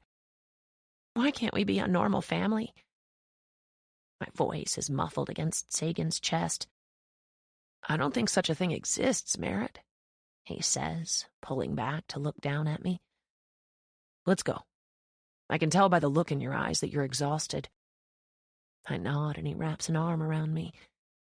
We turn to head toward the door, but we both stop suddenly because the lady from the bookstore is standing in our way, uncomfortably close, holding up a soda. "Don't forget your Diet Pepsi," she says. Sagan takes a step back and hesitantly reaches out for the can of soda. Thanks?" The woman nods and then steps aside to let us pass. Right before we walk out, she says, "Don't even think about stealing one of my gnomes. Teenagers are always stealing the gnomes." I glance back at her and give her a reassuring wave. When we get outside, Sagan laughs. That was odd. I don't disagree. But I like odd, so I'll probably come back. Chapter 12. Utah. "Are you home?" Utah. "Mare, I really want to talk to you." I stare at his texts with disdain. He hasn't called me Mare since we were kids. I lock my phone and slide it back into my pocket. I pick up my fork and take another bite of enchiladas. Sagan and I got back right before everyone started to return from school and work. I stayed in my room until dinner was ready. When I came out, no one spoke to me other than my father and Sagan. My father asked how I was feeling. I said fine. Sagan asked me what I wanted to drink. I said fine. I didn't even catch it until I saw him smile and hand me a glass of soda. Now we've been sitting in complete silence and we're halfway through dinner. The tension is so thick I'm not sure I'd be able to speak through it even if I tried. Honor is the first to attempt it. She receives a text shortly after the 2 texts from Utah that went ignored by me. "Utah wants to talk to you, Dad," she says, looking down at her phone. "Can he come by tonight?" My father is patient with his answer. He finishes the bite he just took. He swallows. He takes a sip of his drink and places the glass back down on the table. Then he says, "Not tonight." Honor glares at him. "Dad!" "I said not tonight. I'll reach out to him when I'm ready to discuss it with him." Honor laughs half-heartedly. "You? Discuss something important? He'll be waiting his whole life for that." "Honor." Victoria says Honor's name like it's a warning. Honor doesn't like that. She looks like she's about to explode when my father senses it too. He cuts her off before she has a chance to respond. "Enough, Honor." Honor stands up with so much force her chair falls over behind her. She leaves her plate on the table and marches off to her room. Victoria sighs and pushes back from the table with less anger than she usually does when she gets fed up. "I'm not feeling well," she says. She lays her napkin next to her plate and walks to her room. My father follows her. I have no idea what has transpired between the 2 of them since I spilled everything in the letter, but Victoria doesn't seem very happy. I look over at Moby just as he covers his mouth with his hand and leans into me. "Can I go watch TV? I don't like my food." I smile. "Sure, buddy." He slides off his chair and runs into the living room. It's just me, Luck, and Sagan at the table now. "I'm not sure this family has finished an entire meal since I got here," Luck says. I don't laugh. It's kind of sad that we can't even get along long enough to finish a plate of food. Luck starts poking at the food on his plate. He eventually lays down his fork with a heavy sigh and looks up at me. "Have you spoken to Utah at all?" Luck asks. "What if he wants to apologize?" "He's had several years to apologize. The only reason he's willing to do it now is because it's out in the open. Doesn't feel very genuine at this point." "Yeah, I guess." Luck takes a few more bites of food. I just scoot the food around on my plate. I don't have an appetite anymore now that everyone seems to be upset with me over something Utah did. I know it was a long time ago, and I know they hate finding out something terrible about Utah, but where is my sympathy? Am I that unlikable that they have absolutely no compassion for how much I was affected by that incident? Sagan has started cleaning off the table, and Luck finally walks to his bedroom. "You finished?" Sagan asks. I nod, and he walks my plate to the sink and then returns to the table. I slide my finger down the condensation on my glass. "Do you think I'm overreacting?" He stares at me a moment and then finally gives me a small shake of his head. "Your anger is valid, Merit." I want his words to make me feel better, but they don't. I don't want to be angry at Utah. I don't want everyone else to be angry at me. I just wish we could be content. "I hate this family sometimes," I whisper. "So much." Sagan pulls his sketch pad in front of him. "Not an unprecedented feeling for a teenager." He slides the tip of his pencil down his page, and I watch him sketch. It's relaxing. The sound the pencil makes against the paper, the way his whole arm moves with his hand, the intense concentration on his face. "Will you draw me?" Sagan lifts his eyes to mine and nods. "Sure." A few minutes later, we're in his bedroom. I notice he leaves the door propped open, and I'm curious if he does that out of respect for honor or fear of my father. He walks to his dresser and opens a box of charcoal pencils. How do you want me to draw you? Realistically? I look down at what I'm wearing. Jeans and a t-shirt. It's all I ever wear. Can I change? Sagan nods, and I walk across the hallway to my closet. I thumb through my clothes until I get to the far right side of my closet and pull out the ridiculous bridesmaid dress I had to wear to my cousin's wedding last year. It's a taffeta gown in a bright yellow. The top of it is a strapless bustier, and then it flares out at the waist and stops right before the knee. It's hideous, so of course I put it on. I slip on a pair of combat boots and pull my hair up into a high bun. When I walk back into Sagan's room, he laughs. Nice. I curtsy. Glad you like it. I walk over to an empty spot on the floor and sit cross-legged. Draw me like this, but not on the floor. I want to be floating on a cloud. Sagan takes a seat on his bed and flips to a blank page in his sketchbook. He looks at me and then the page. He does this 3 or 4 times, never pressing his pencil to the paper. I don't know what to do with my hands, so I just rest them in my lap. He repositions himself on the bed twice, but nothing seems to help. Every time he begins to draw, he gets frustrated and crumples the paper. At least 10 minutes pass without either of us saying a word. I like watching his creative process, even though it doesn't seem to be going his way at the moment. He eventually leans back against his headboard and tosses his sketch pad to the side. I can't draw you. I push out my bottom lip. Why? His eyes remain locked with mine when he says, I'm not that good of an artist. I don't think I could do you justice. I can feel the heat rise to my cheeks, but I try not to take that in the way that I'm hoping he meant it. He might have just said that because he's self-deprecating. I sigh and then push myself off the floor. Maybe another time. I walk over to his bed and fall backward onto it. My dress makes a lot of noise when I hit his mattress. You look like Big Bird. I laugh and lift up on my elbow. You should have seen the bridesmaid lineup at this wedding. We were all wearing a different primary color. Sagan laughs. No way. She's a preschool teacher. I don't know if she meant for that to be her theme or not, but it was a very bright wedding. Sagan's gaze scrolls over my dress, and then his eyes eventually meet mine. There's a lot of thought in his expression when he says, You feel like going for a walk? I nod and stand up. Let me go change out of this ridiculous dress first. He smiles and says, I dare you not to.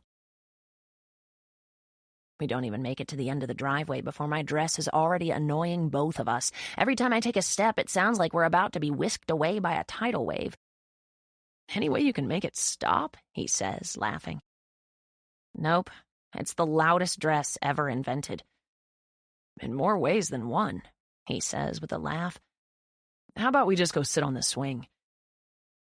He slides his hands into his back pockets and then walks across the yard to the outdoor swing my father set up for Victoria. She wanted a place under a shade tree where she could read, so we bought her an oversized swing that could double as an outdoor bed. But I've only seen her use it twice. She works a lot, and Moby doesn't really give her time to read. I've probably used it more than she has. Sagan knocks a few of the throw pillows to the ground to make room for us. He pats the spot next to him. The skirt of my bridesmaid dress makes it difficult to sit down, and by the time I find a way to sit down without it smothering either of us, we're both laughing. You could just take it off, he suggests. I shove him in the arm, but he takes advantage and grabs my hand, pulling me against him. Not in a sensual way, but in a comforting way. His arm wraps around me, and I scoot into him and stare out over the front yard. Her white picket fence runs down both sides of the front yard until it reaches the road. Was that yours? Sagan asks, pointing up at a treehouse. No, my father built it for Moby. Honor and I used to have a treehouse, but it's in a tree at our old house in the back. Pretty sure it's rotted. I like that it's purple, Sagan says. Is that Moby's favorite color? No, it's mine. Moby picked it because he wanted me to love it, so I would go up there and play in it with him. Do you? I nod. Sometimes. Not as much as I probably should, though. Sagan sighs, and it makes me feel bad, remembering he told me he has a little sister he's never met. He pulls one of his legs up onto the swing. His left arm is resting in his lap, so I touch one of his tattoos and begin to trace it. He really is talented. Each tattoo is so small, but the detail is incredible. You're really talented. Sagan squeezes my shoulder and presses his lips into my hair. It's the sweetest thank you anyone has ever said to me, and he didn't even use words. I look at him, but he's staring out over the front yard. His forehead is wrinkled with worry. Eventually, he glances down at me, and in a quiet voice, he says, "Merit, do you think you might be depressed?" I sigh, frustrated by his question. "I'm fine. I just had a bad night and made a stupid mistake." "Will you promise to talk to me first if you ever feel like making a stupid mistake again?" I nod, but it's as much of a promise as I can give him. Sagan turns toward me on the swing, but he doesn't make eye contact with me. "Do you think maybe—" He seems nervous about this question. "Was it something I did?" I sit up straight. "You think I tried to kill myself because of you?" No, I'm not saying that. At least I hope that's not what I'm saying." He runs a hand down his face. "I don't know, Merit. I called you an asshole, and then the next thing I know, I'm forcing you to puke up pills you swallowed. I can't help but feel like I had a hand in whatever was happening, like maybe I was the catalyst." I shake my head. "Sagan, it wasn't you, I swear. It was my stupidity and my family, and everything just sort of snowballed." I close my eyes and slump my shoulders. To be honest, I don't really feel like talking about it. He lifts a hand to my cheek and brushes his thumb across my chin. "Okay," he whispers. "We won't talk about it right now." He pulls me against him again, and I appreciate the silence he gives me. At least 15 minutes pass as we both stare quietly ahead. There's a full moon tonight, and it's casting a glow over the yard. Even the white picket fence is glimmering. So many people dream of living in a house with a white picket fence. Little do they know there's no such thing as a perfect family, no matter how white the picket fence is. He laughs. "Let's make a pact. Whenever we get our own houses someday, our picket fences won't be white." "Hell no, they won't be white. I'd paint mine purple." "Just like the treehouse," he says. There's a moment's pause, and then, "Do you have any leftover purple paint?" I glance up at the treehouse and then look back at Sagan. "I think so, in the garage." Neither of us moves for a moment, but then it's like someone shoots us out of the swing at the same time. We're both laughing and running toward the garage in search of purple paint. Luckily, we find 2 cans. Enough to do the front yard fence, at least. We spend the next 2 hours painting. We talk about everything but the most important stuff. Sagan tells me about the apprenticeship he's been doing over at Highwaymen, Inc. I tell him stories from our childhood, back when our family was less screwed up. We talk about ex-girlfriends and ex-boyfriends and favorite movies. By the time the entire right side of the fence is painted, it's after midnight, and my yellow taffeta dress is covered in purple paint splatters. "I don't think I can ever wear this again," I say, looking down at it. "Damn shame," Sagan says. I look at the left side of the fence, the one that hasn't been painted purple yet. "Are we going to do that side too?" Sagan nods, but motions for me to come sit down. "Yeah, but let's take a break first." I sit down next to him, and it's becoming so natural for him to just pull me to him when we're close. It makes me wonder if he's ever going to try to kiss me again. I know our last 2 kisses haven't been great, so I wouldn't blame him for not wanting to try it again. Maybe he hasn't kissed me because of honor. That's a subject I haven't been able to bring up to him yet, but I'm so tired at this point I don't really have a filter. I blow a raspberry with my lips and then sit up and face him, sitting cross-legged on the swing. "I need to ask you a question." My dress poofs up around me as I try to get comfortable, so I have to flatten it down with my arms. I have so many things on my mind, really, so I pluck one out that's front and center. I force myself to ask the one thing I haven't stopped wondering. Do you Are you attracted to Honor? He doesn't even react to that question. He immediately shakes his head and says, I think she's beautiful, obviously. You both are, but I'm not attracted to her. I can feel my shoulders wanting to slump forward. I can feel my forehead wanting to meet my hand. Instead, I try to keep my composure like he always does. If you aren't attracted to her, then that means... I can't even say it out loud. We're identical twins, so... He laughs silently again. I wish I could figure out rhyme or reason to what causes him to do that. If I figured out the tricks to his quiet laugh, I'd do it all day, every day. You're wondering if it's possible for someone to be attracted to you and not to your identical twin. He says it with such little effort. I shrug, then I nod. Yes, it's possible. I try not to smile because that answer didn't mean he was attracted to me, but a girl can hope. Why did you and Honor never take things beyond a friendship?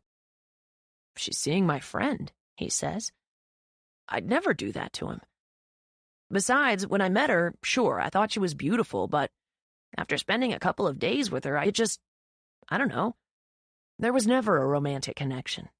She didn't like my art. She didn't like my taste in music. She was constantly on the phone gossiping about people, and that annoyed me. But there were other things that drew me to her in a different way. She's loyal and fun, and I like hanging out with her. I absorb everything he just said without responding. I want to believe it, but it's hard when I had the wrong impression of them for so long. What about that day on the square? If you aren't attracted to her, why did you kiss me when you thought I was her? Sagan's expression grows serious. He releases a heavy breath and leans back against the swing, looking out over the yard. He pulls my leg across his lap and leaves his hand lingering on my knee. It's complicated, he says. He runs his hand down his face and struggles with his words for a moment. I saw Honor, you, browsing the antique store that day. I watched her for a while. I was curious because she was so different that day. Dressed down in a pair of jeans with a flannel shirt tied around her waist. She wasn't wearing makeup, which completely threw me off because Honor always wears makeup. And I knew Honor had a sister, but I didn't know she had an identical twin sister, so the thought that Honor might have been you never even crossed my mind. I don't know. It's hard to explain because you're identical, but I was drawn to her that day in a way I had never been drawn to her before. I felt things I had never felt before when I was around her. I liked how she looked at everything with the curiosity of a child. I liked that she never once pulled her phone out. Honor is always on her phone, and sometimes I just want her to put it away and enjoy the world around her. And I really liked it when she took the blame for that little boy when he broke that antique. And then when I walked up to her outside and looked at her up close, it was like I was seeing her for the first time. And even though I had never kissed her before, and I felt guilty as hell for kissing her, knowing my friend liked her, I couldn't not kiss her that day. Something came over me in that moment, and I couldn't stop myself. His eyes meet mine. But then she called, and I finally put two and two together, and it made sense why I felt like I'd die if I didn't kiss her when I'd never once felt like that before. I wasn't attracted to Honor. I was attracted to you. My heart couldn't beat any faster if I drank a 5-hour energy and chased it with a Red Bull. Everything he just said is everything I've been wishing were the truth. I fantasized that he saw something different in me that he didn't see in Honor, and now that I'm hearing his version of it, I half expect to wake up from a cruel dream. I wish I could go back to that day and ingrain every moment into my memory, especially the moment he bent down to kiss me and said, "You bury me." I didn't know what it meant then, and I still don't, but I hear those 3 words every time I close my eyes. Why did you say "you bury me" right before you kissed me? Is that something you say to Honor?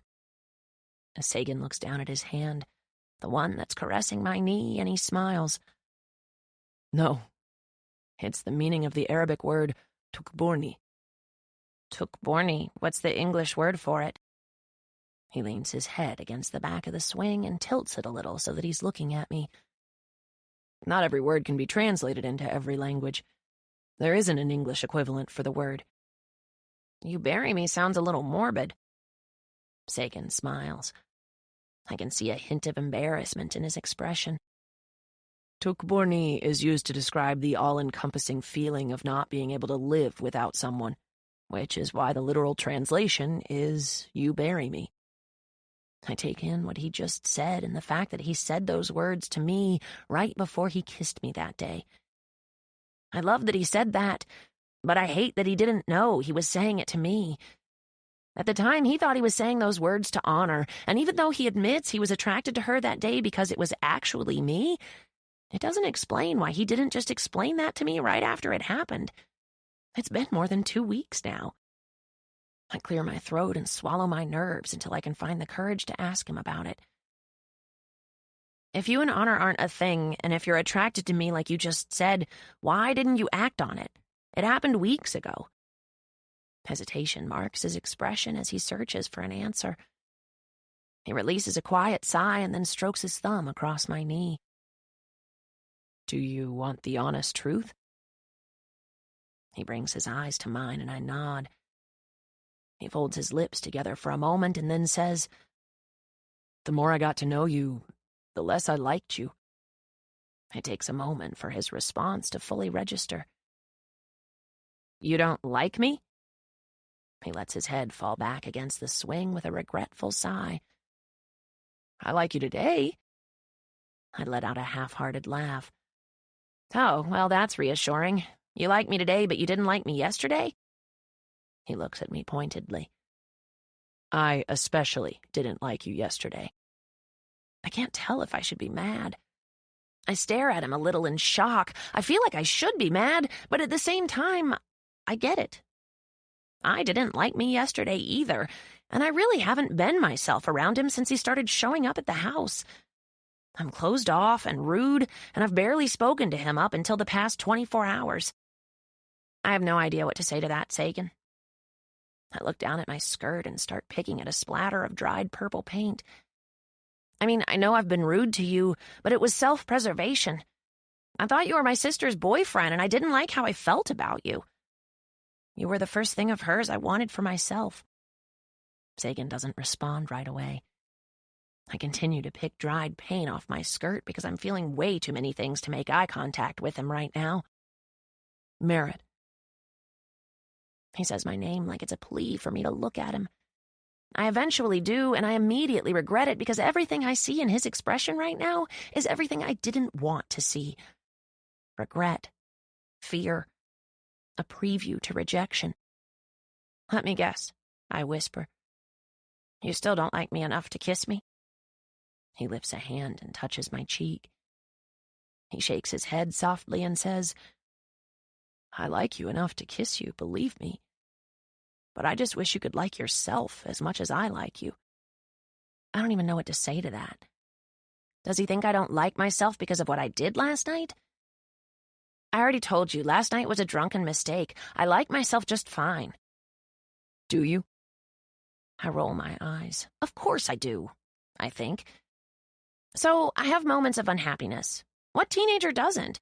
Everyone sometimes wishes they were someone else, someone better with a better family. He shakes his head. I've never wished that. I peg him with my stare, silently calling him on his bullshit. You said yourself you've never even met your little sister. If you tell me you don't wish you had a different family, I won't believe you. Just like you don't believe me that last night meant nothing. Sagan holds my stare long enough for me to notice the slow roll of his throat. He releases me, then stands up. He slips his hands in his pockets as he looks down at the ground and kicks at the dirt. I have no idea what I just said that made him angry, but his temperament has changed completely. You keep downplaying what happened last night, and to be honest, it's kind of insulting, he says. You don't get to decide what your life means to anyone else. He pulls his hands from his pockets and folds them over his chest. You could have died, Merit. That's huge. And until you recognize that, I don't want to pursue anything with you. I think you have a lot that needs to be addressed, and I don't want to cloud that with whatever is going on here. He motions between us with his hand. This can wait. My face grows warm with the embarrassment climbing over me. You think I'm too unstable for you to date me? He lets out a frustrated sigh. I didn't say that. I just think you need to work on yourself first. Take your father's suggestion and go to therapy. Make sure there's nothing more serious going on. He closes the gap between himself and the swing where I'm sitting. He kneels in front of me, gripping the swing to still it. If I interfere and allow myself to start something up with you, your feelings for me might lead you to believe you're happier than you really are. I can feel my fingers trembling, so I clench them into fists. I'm flabbergasted. He can word it however he wants, but he has the nerve to sit here and tell me he thinks I'm too depressed to date right now?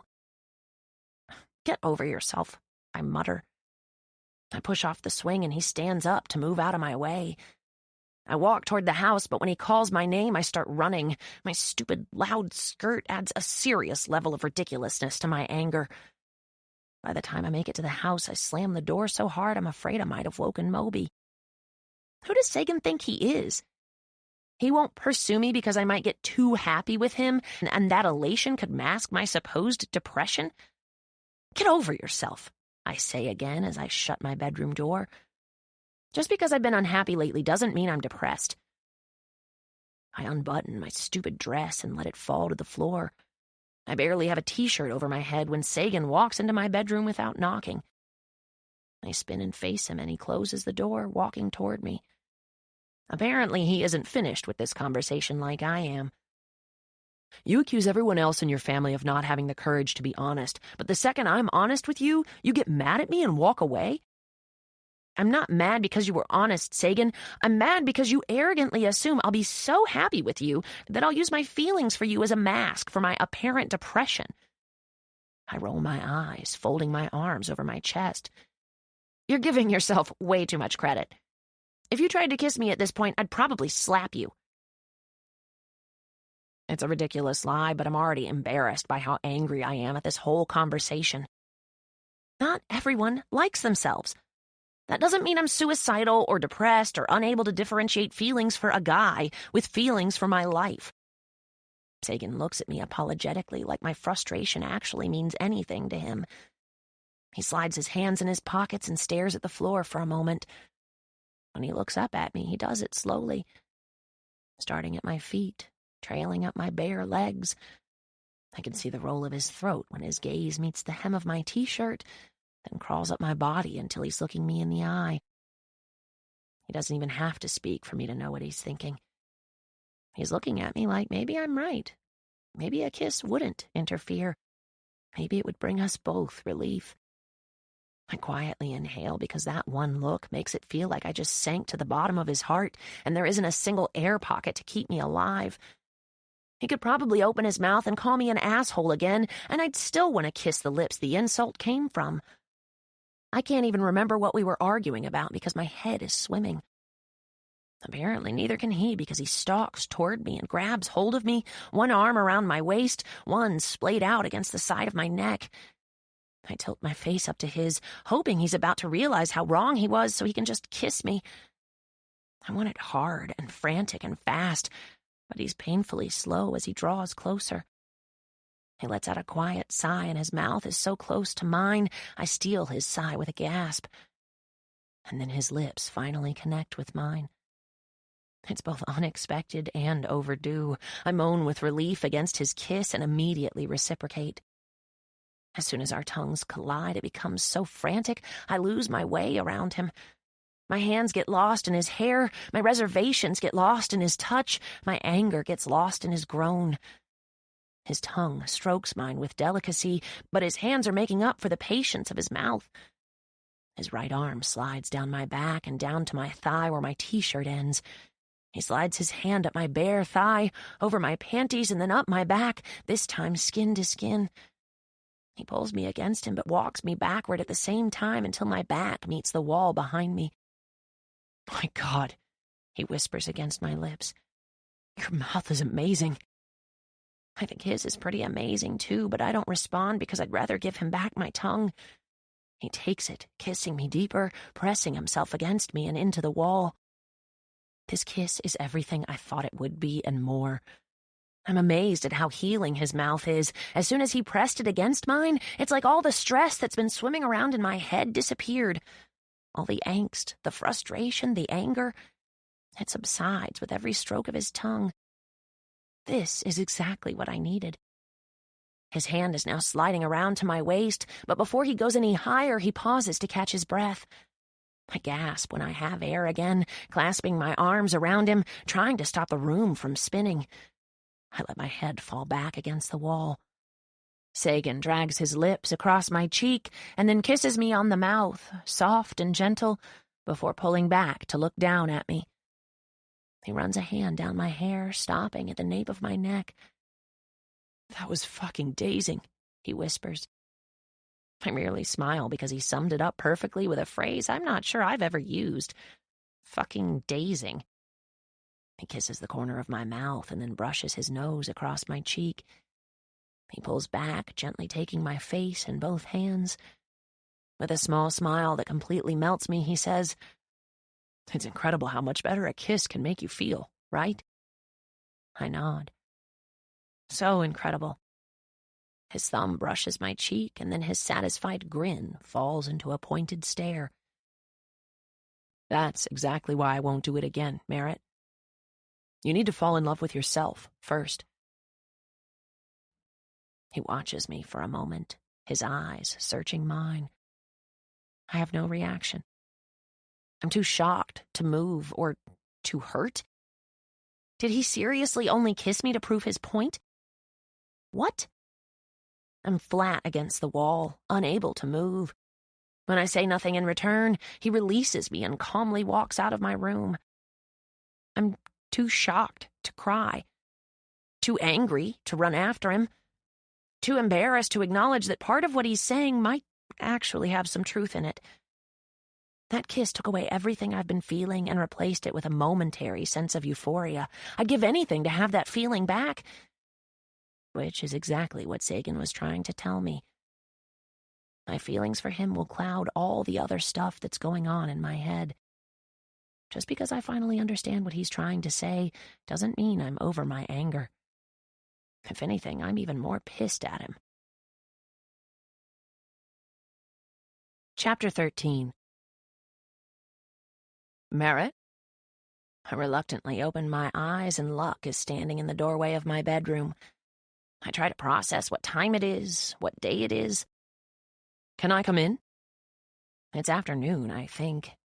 I nod and sit up. "Yeah, I didn't mean to fall asleep. What time is it?" "Almost time for dinner." I smile at his random accent slip. It hasn't been happening as much as it did at the beginning of the week. He pulls my blanket over his lap and leans back against my headboard. "You've had a busy couple of days," he says. "You probably needed a nap." I laugh half-heartedly. In that case, I think we all needed a nap. But as it stands, this wasn't a nap. I'm just now waking up for the day, considering I stayed up most of the night last night, pissed off at Sagan for what he said. I couldn't sleep. I tossed and turned all night, throwing around all the excuses for why he's wrong. I don't even want to think about it again. I glance at Luck. He's wearing his Starbucks uniform. He looks so strange in normal clothes. "How do you like your new job?" I ask him. "Great. Pretty sure any job I have from here on out will beat working on a cruise ship, though." He pulls at a string on my blanket until it comes loose in his fingers. He puts the string in his mouth and eats it. "Do you suffer from pica?" "What's that?" "Never mind," I say, shaking my head. He pats my leg and the room grows awkwardly quiet. I sigh. "Are you here to talk about why I swallowed 28 pills? Luck shrugs and then says, "Actually, I was going to ask you if you want any beef jerky yet. I still have half a tub in my room." I laugh. "No thanks, I'm good." "But since you brought it up, are you okay?" I roll my eyes and drop my head against the headboard. "Yes," I say, slightly annoyed. Not annoyed that he's checking on me, but annoyed that my behavior this week is embarrassing and I just want to forget it, but I have a feeling no one is going to allow that, especially my father and Sagan. Why'd you do it? I shake my head. I don't know. I was just exhausted and over it, and drunk. He starts unraveling another thread and then spins it between his fingers. I tried to kill myself once, he says, nonchalant. Jumped off the deck of a cruise ship into the water. I thought it was high up enough that I would hit the water and it would knock me out and I'd drown peacefully. Did you drown peacefully? He laughs. I don't know why I'm making light of what he's telling me. I've never been good with serious conversations. I sprained my ankle and got fired. But a few weeks later, I had a new fake ID and a job with a different cruise line, so the firing didn't really teach me a lesson. Why did you do it? Did you hate your life that much? Luck shrugs. Not really. I was mostly indifferent. I worked 18-hour days. I was tired of the monotony. There wasn't really anyone who would have missed me, so one night I was standing on the deck, staring out over the water. I was thinking about what it would be like to jump and not have to get up and work the next morning. When the thought of death didn't put fear into me, I just decided to go for it. He pauses for a moment. A friend of mine saw me do it and he reported it, so they threw me a life raft and had me back on the ship within the hour. You got lucky. He nods and looks over at me. He's unusually serious. So did you, Merit. I mean, I know they were only placebo pills, but you didn't know that at the time. And I don't know many people who would stick their hand down someone's throat and then sift through their vomit to count the number of pills they swallowed. I divert my eyes and look back down at my lap. It occurs to me that I haven't once thanked Sagan for that. He saved my life, got covered in vomit, and then cleaned it up and watched over me all night. And I haven't even told him thank you. Now I'm not so sure I even want to speak to him again. I did learn something from jumping off that ship, Luck says. I found out that depression doesn't necessarily mean a person is miserable or suicidal all the time. Indifference is also a sign of depression. He looks me in the eye. That was a long time ago, but I still take medication for it every day. I'm shocked. Luck seems like one of the happiest people I know, and while I do appreciate what he's trying to do, it's also annoying as hell. Are you trying to turn this into an after-school special? He shakes his head. Not at all. It's just, I think we're a lot alike. And as much as you want to believe that it was a drunken mistake, it was, I interrupt. I never would have swallowed those pills if I hadn't gotten drunk. He doesn't look convinced by my statement. If you weren't intending to take them, why were you stealing them? His question silences me. I break eye contact with him. He's wrong. I'm not depressed. It was an accident. I really didn't come in here to say all that. He leans forward and rests his elbows on his knees. I think maybe I had too much caffeine at work today. I'm not usually this sappy. It's probably the whole gay thing you're experimenting with. It's making you sentimental. He glances back at me and narrows his eyes. You can't make gay jokes, Merit. You aren't gay. Does being gay make you the gay authority on who can or can't tell gay jokes? I'm not gay either, he says. Could have fooled me, I laugh. If you don't think you're gay, you're sexually confused. Luck rolls his head until his neck pops, and then he leans back against the headboard again. I'm not confused either, he says. I'm very comfortable with my sexuality. It seems like you're the one who's confused by it. I nod because I am definitely confused by it. Are you bisexual? Luck laughs. Labels were invented for people like you who can't grasp a reality outside of a defined gender role. I like what I like. Sometimes I like women, sometimes I like men. A few times I've liked girls who used to be guys. Once I liked a guy who used to be a girl. He pauses. I liked him a lot, actually. But that's an after-school special for another day. I laugh. I think I might be more sheltered than I thought. I think you might be, too. Not just from the outside world, but you might even be sheltered from what's going on inside your own house. How did you not know Utah was gay? Have you not seen his wardrobe? Who's making gay jokes now? I say, shoving his shoulder.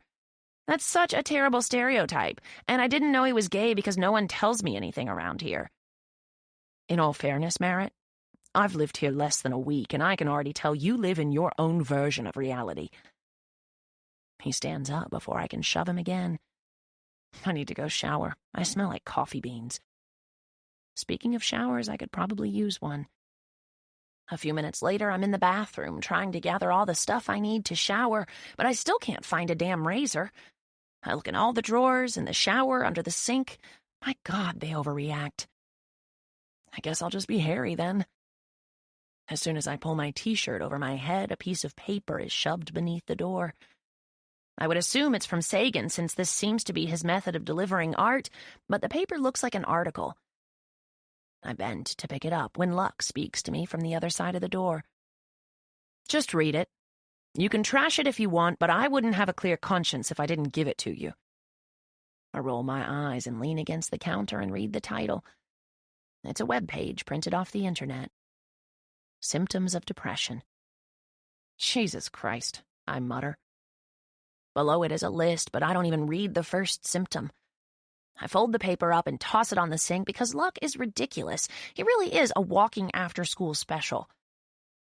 After I shower and change, I open the door to the bathroom. Before I walk out, I grab the paper and walk to my bedroom with it so no one sees it lying on the bathroom counter. I sit down on my bed and begin to open it, curious as to what symptoms Luck has if he's been diagnosed with depression.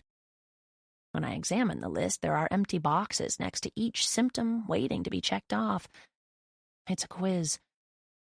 This might actually be what I need to prove to Sagan and Luck that I'm not clinically depressed. I grab a pen and start with the first one. Do you ever feel sad, empty, or anxious? Okay, that's a stupid question. Check. What teenager doesn't?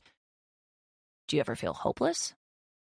Again, check. That should just say, are you a teenager? Are you irritable? Yeah. Check, but anyone in this household would be. Do you have less interest in activities or school? Okay, you got me there, Luck. Check. Do you feel less energetic than usual? If less energetic means sleeping at random hours of the day and night and sometimes not at all, then yeah, check. My heart starts to beat faster, but I refuse to take this list too seriously. It came from the internet. Do you have trouble concentrating? I've made it through this list, so I can answer no to this one. I don't check the box, but before I move on to the next question, I start to think about this question a little more. I haven't been able to focus on my crossword puzzles like I usually do, and one of the reasons I stopped going to school is because I was getting so antsy in class it was hard to pay attention. I draw a check mark, but make it lighter than the rest. I'll count it as a no if I need to. Have you noticed changes in your sleep patterns? Well, I didn't used to sleep all day. Check. But I think that's just a side effect of skipping school. Have you had a change in appetite? If I have, I haven't noticed it. Finally, one I'm not checking, or... Wait. I've been skipping meals lately, but that could also be a side effect of skipping school. Do you ever feel indifferent? Check. Have you cried more than usual? Check. Have you ever had thoughts of suicide? Does just once or twice count?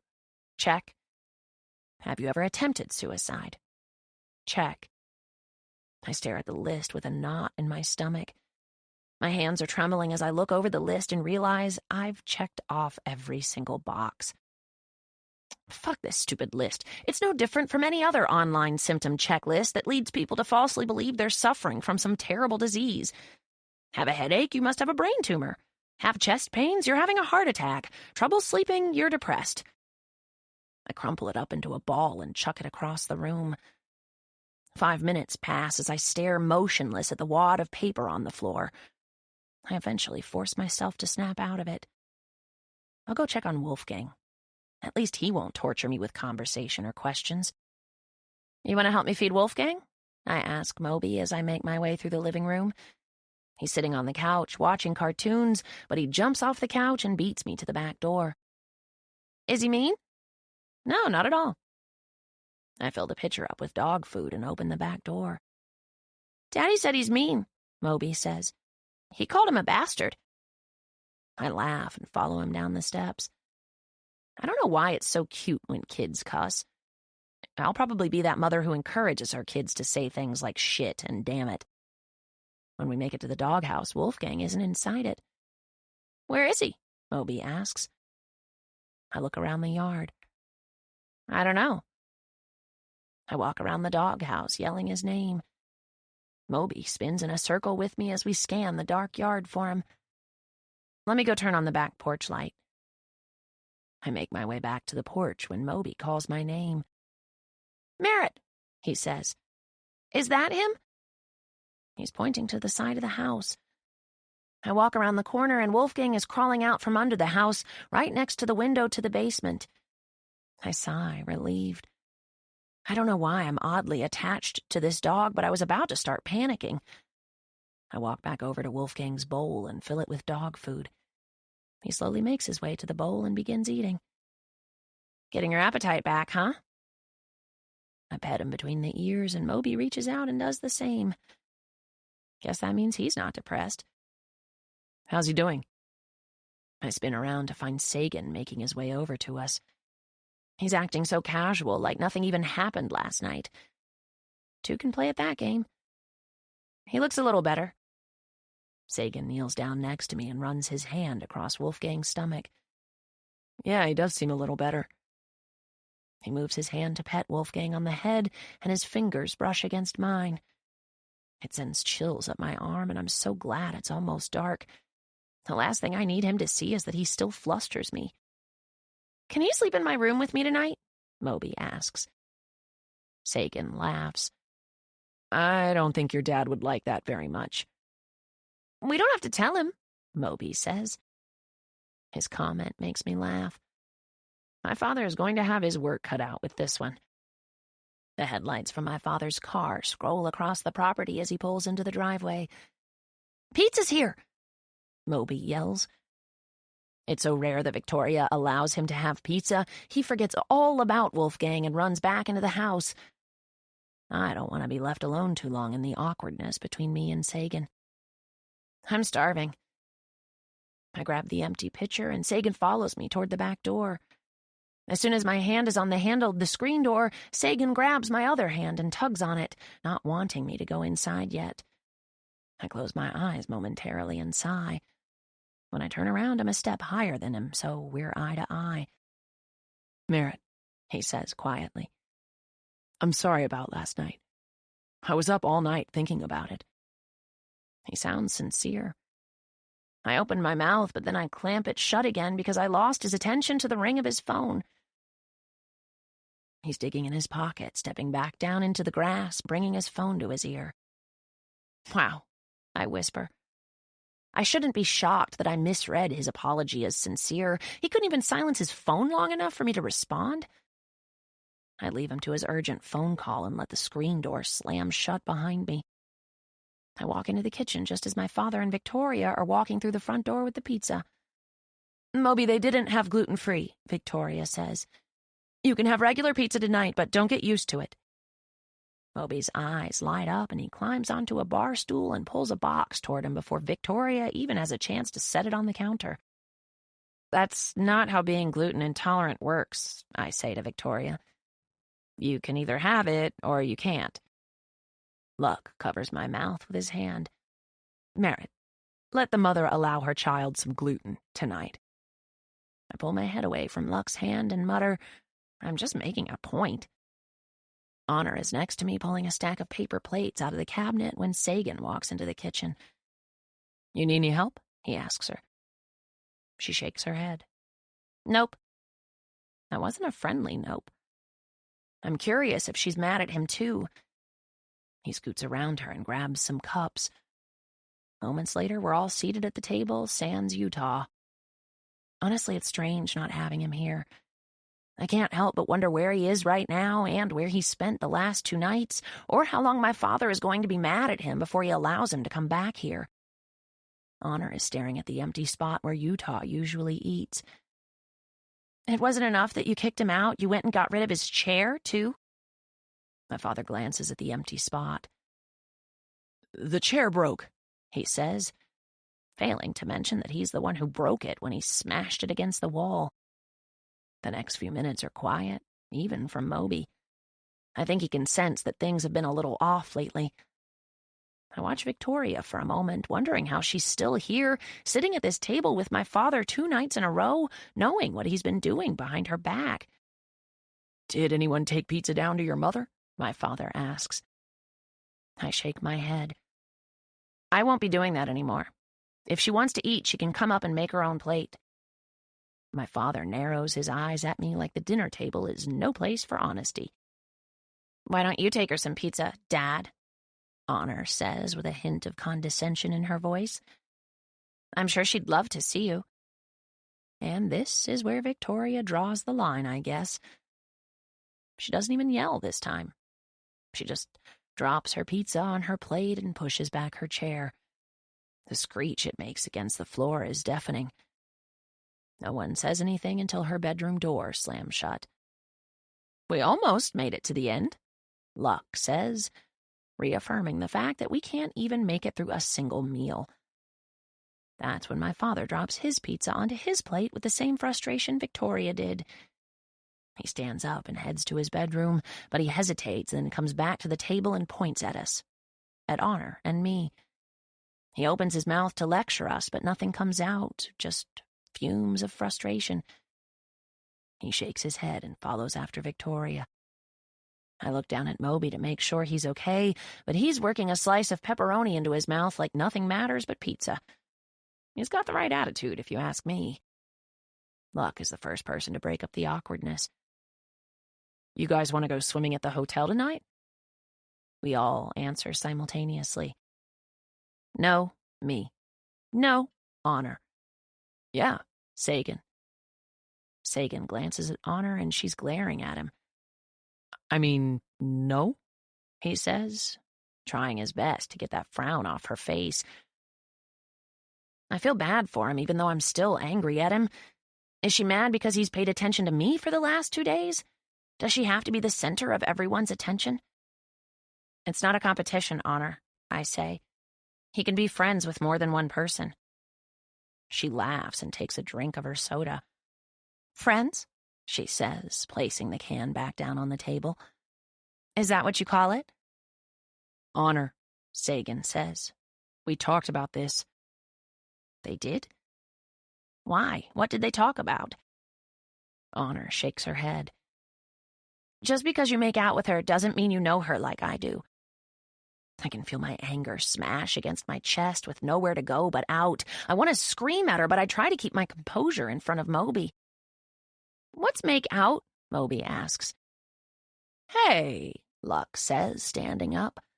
Let's go to your room, Moby. Thankfully, he grabs Moby's hand and pulls him out of the kitchen, but not before Moby grabs his plate and takes it with him. Honor is still staring at me from across the table. Where is all this hostility coming from? I ask, frustrated. I assumed you'd be a little more sympathetic. Oh, please, she says, scooting her chair back. She stands up. If it was the truth, you would have said something when it happened. Why would Utah do something like that to you and not to me? My jaw is tight and my teeth are grinding together as I hold back everything I want to say to her right now. I can't believe you're taking Utah's side right now. You're calling him out when you admitted to the whole family that you tried to lose your virginity to our uncle. Stop, Sagan says, standing up. His chair falls back and crashes against the floor. Both of you, just stop it. Too late for mediation, Sagan. I grab my glass of water and splash it in Honor's face. She gasps, wide-eyed and angry. Before I can escape, she's across the table with a handful of my hair in her fist. I scream and try to pry her hand loose, but it's useless. I grab her ponytail and yank it. Sagan's hands are around my waist, and he's trying to pull me away, but I'm halfway across the table now, and I refuse to let go until she does. Her other hand grips my t-shirt, so I pull at the front of her shirt. Several of the buttons pop off, and Sagan is still trying to break us up when someone yells, "Hey!" That sounds like Utah's voice, but I'm not really in a position to turn around and look. I don't have to, because Utah jumps on the table and tries to climb between us. He's prying Honor's hands off me, and Sagan is trying to do the same to Honor. "Stop!" Utah yells. We don't stop. I'm pretty sure a good chunk of Honor's hair is now wrapped around my fingers, but I just grab hold of more. "Cover her mouth," Utah yells at Sagan. Utah says this just as he clamps his hand over my mouth and nose, smothering me. Sagan is behind Honor now, covering her mouth and nose with his hand. What the hell are they doing? Trying to kill us? I can't breathe. Honor's eyes grow wide after several seconds, and we're both trying to struggle out of their grips while still refusing to let go of each other. I can't take it another second. I can't breathe. I release Honor's hair and grip Utah's hand that's covering my mouth. Honor does the same, pulling Sagan's hand away from her mouth. We're both gasping for breath when they release us. "What the hell?" Honor says, shoving Sagan. "Are you trying to kill me?"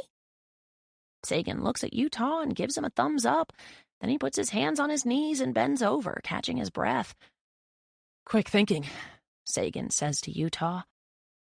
I fall into my chair again, trying to catch my own breath. I pull strands of Honor's hair from my fingers.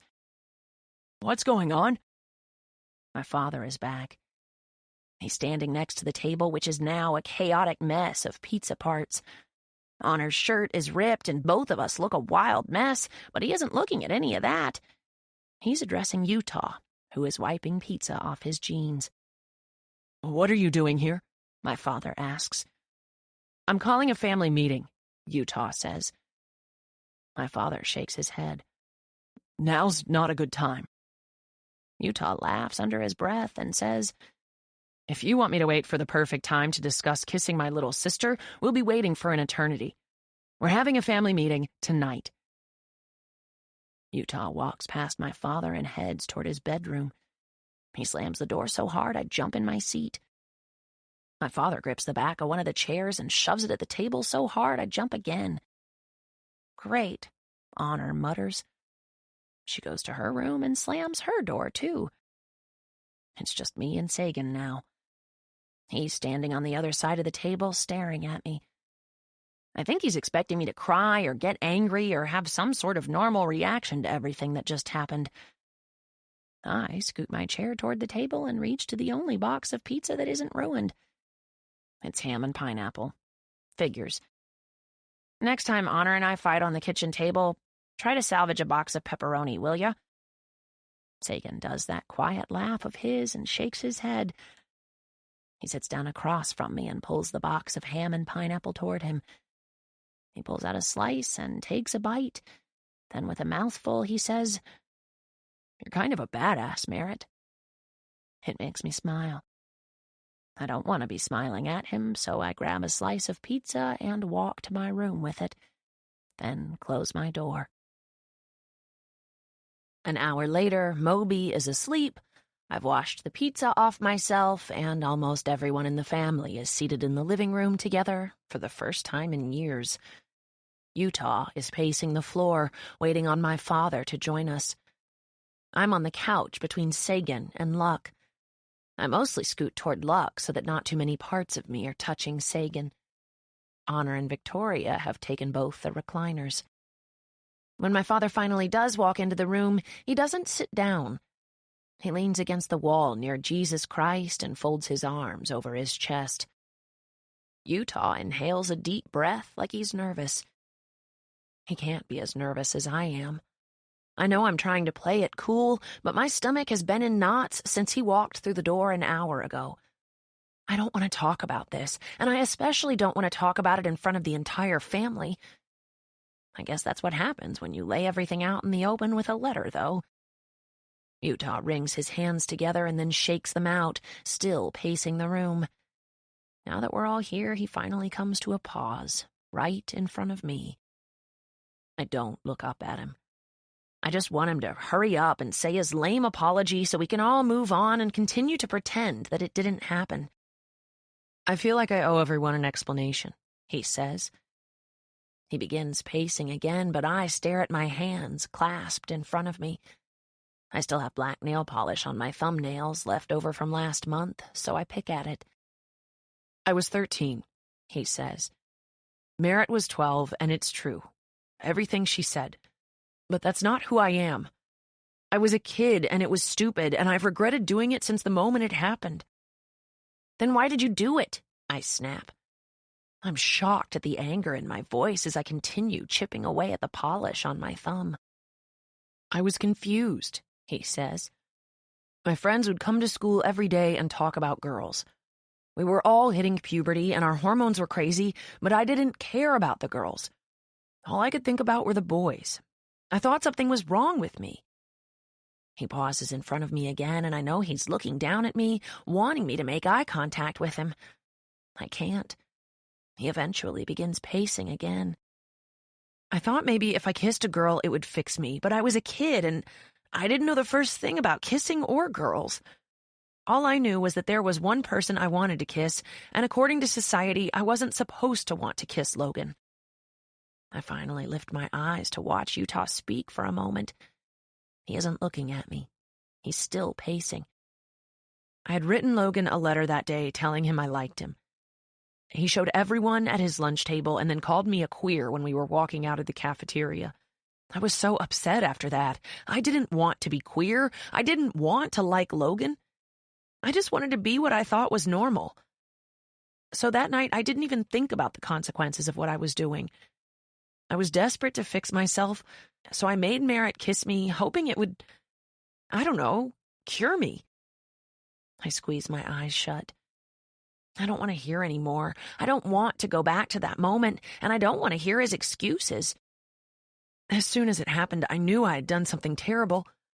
She ran out of my bedroom, and I ran to the bathroom and threw up. I was disgusted with myself, disgusted by what I did to Merit. And I've spent every day since then regretting it, trying to make up for it. I shake my head, trying to hold back my tears. You're a liar, I say, finally looking up at him. You haven't done a damn thing to make up for it. You never explained yourself, and you never once apologized to me. Tears have made an appearance, so I swipe at them angrily. Merit, Utah says.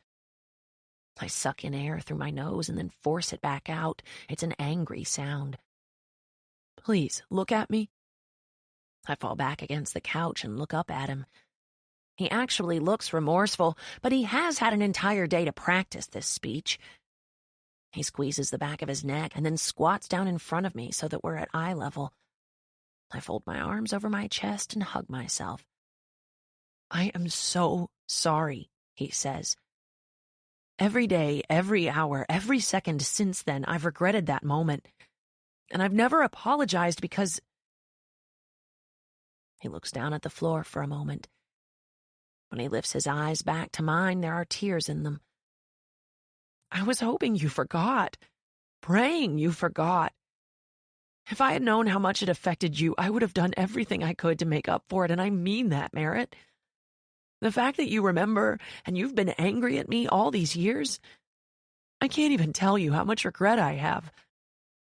A tear slides down my chin and lands on my arm. I wipe it away with the sleeve of my shirt. Merit, please, he says, his voice desperate. Please tell them I have never done anything even remotely inappropriate since that day. He looks over at Honor and stands up. You too, Honor, tell them, he says, waving toward my father. Honor nods and looks at my father. He's telling the truth, Dad. He's never touched me.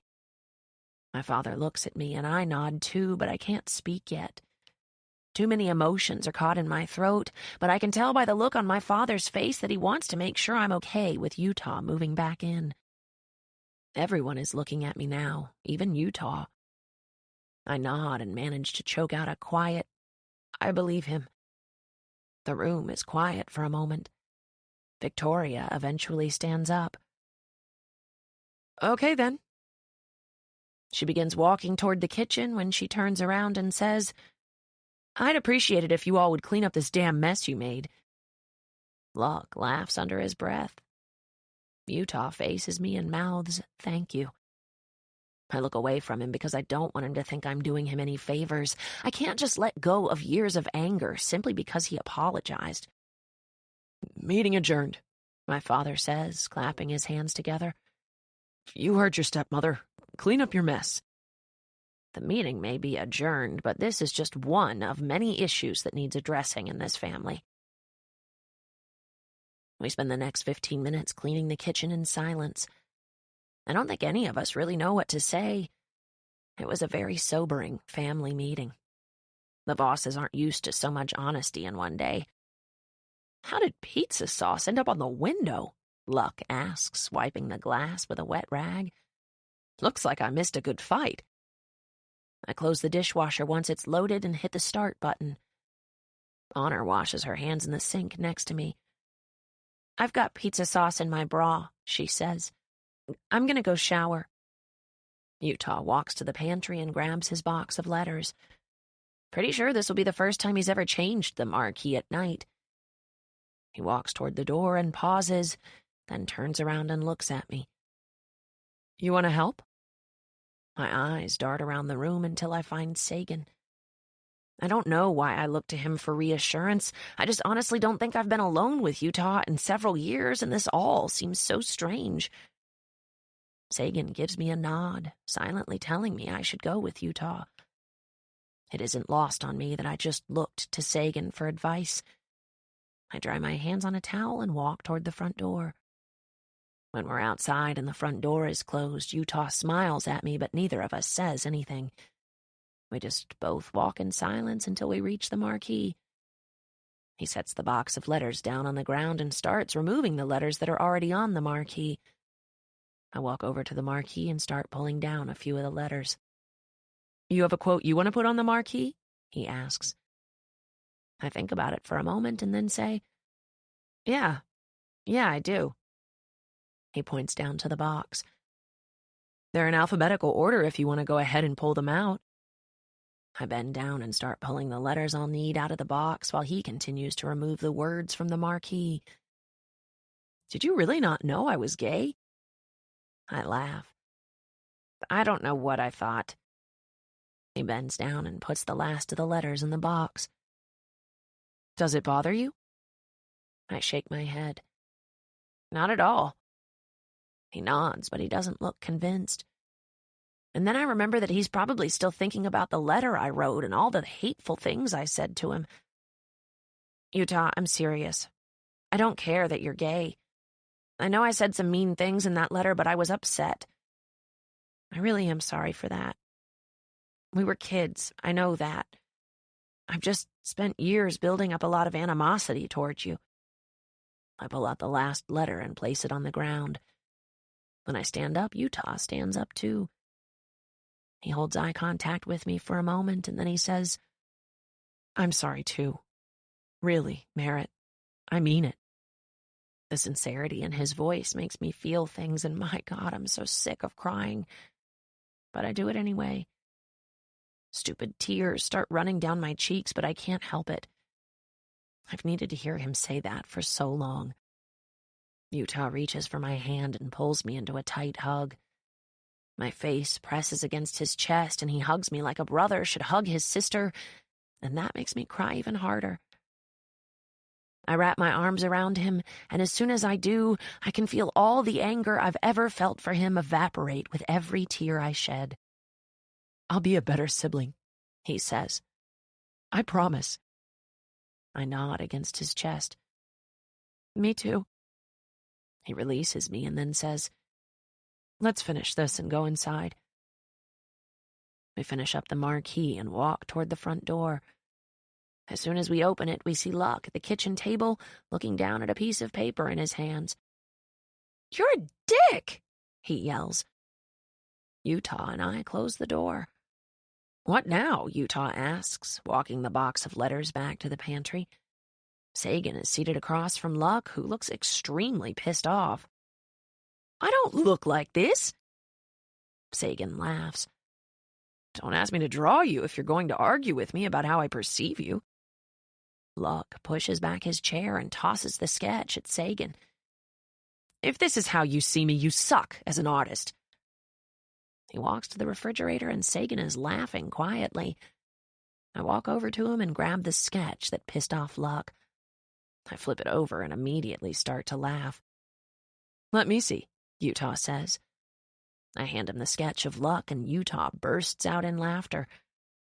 Wow, he says, handing the sketch back to Sagan. You holding a grudge or something? Sagan grins and slips the sketch into the back of his sketchbook. Actually, let me keep that, Utah says. For blackmail. Luck walks around the bar and tries to snatch it from Utah, but Utah holds it up in the air. Luck tries to grab it again, but Utah runs down the hallway with Luck close on his heels. I like the marquee, Sagan says, pulling my attention back to him. I glance out the window at the quote I had Utah put up. Not every mistake deserves a consequence. Sometimes the only thing it deserves is forgiveness. I shrug. I heard it from some guy. It's hard for me to look at him right now because so much of me still likes so much of him, and for some reason the way he's looking at me right now is the hardest to accept. Like he's proud of me. Luckily, he gets one of his urgent phone calls again. At least this time he holds up a finger and says, 1 second, while pulling out his phone. I don't give him his second. I just give him privacy as I make my way to my room. I've had enough for one day, and even though I slept through most of it, I'm already ready to sleep through the rest of it. When I get to my room, I realize just how literal Sagan was being when he said 1 second. He's knocking on my door almost immediately after I close it. When I open it, he's sliding his phone back into his pocket. I don't ask him why he's at my door or what he wants to talk about. I just start with the question that's been bothering me the most. Why do you get so many phone calls? He's always answering his phone, no matter what he's in the middle of. It's actually kind of rude. It's never who I want it to be, he says, walking into the room uninvited. Come in, I guess. Sagan walks around my room, looking at everything. He pauses in front of my trophy shelf. When did you start collecting these? I walk to my bed and take a seat. I stole the first one from my first boyfriend. He broke up with me in the middle of a makeout session, and it made me sad. Sagan laughs and then picks a few up and inspects them. I don't know why I like this about you as much as I do. I bite my cheek to hide my smile. Sagan sets the trophy down on the dresser and faces me. You want a tattoo? My heart skips at the thought. Right now? He nods. If you swear you won't tell anyone. I swear. I try not to smile, but I'm way too excited. Sagan nods his head toward his room, and I follow him across the hall. He pulls the desk chair close to the bed and motions for me to sit in it. He starts messing with a box of tattoo equipment that he pulls from the closet. What do you want? I don't care. You pick. He looks at me and arches an eyebrow. You want me to pick the tattoo that's going to be permanently etched into your skin for the rest of your life? I nod. Is that weird?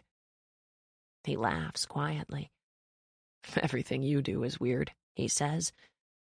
But before I can reflect too much on that comment, he says, it's my favorite thing about you. He pulls out a piece of transfer paper and a pen, then places it on his dresser and begins drawing something. You have 5 minutes to change your mind.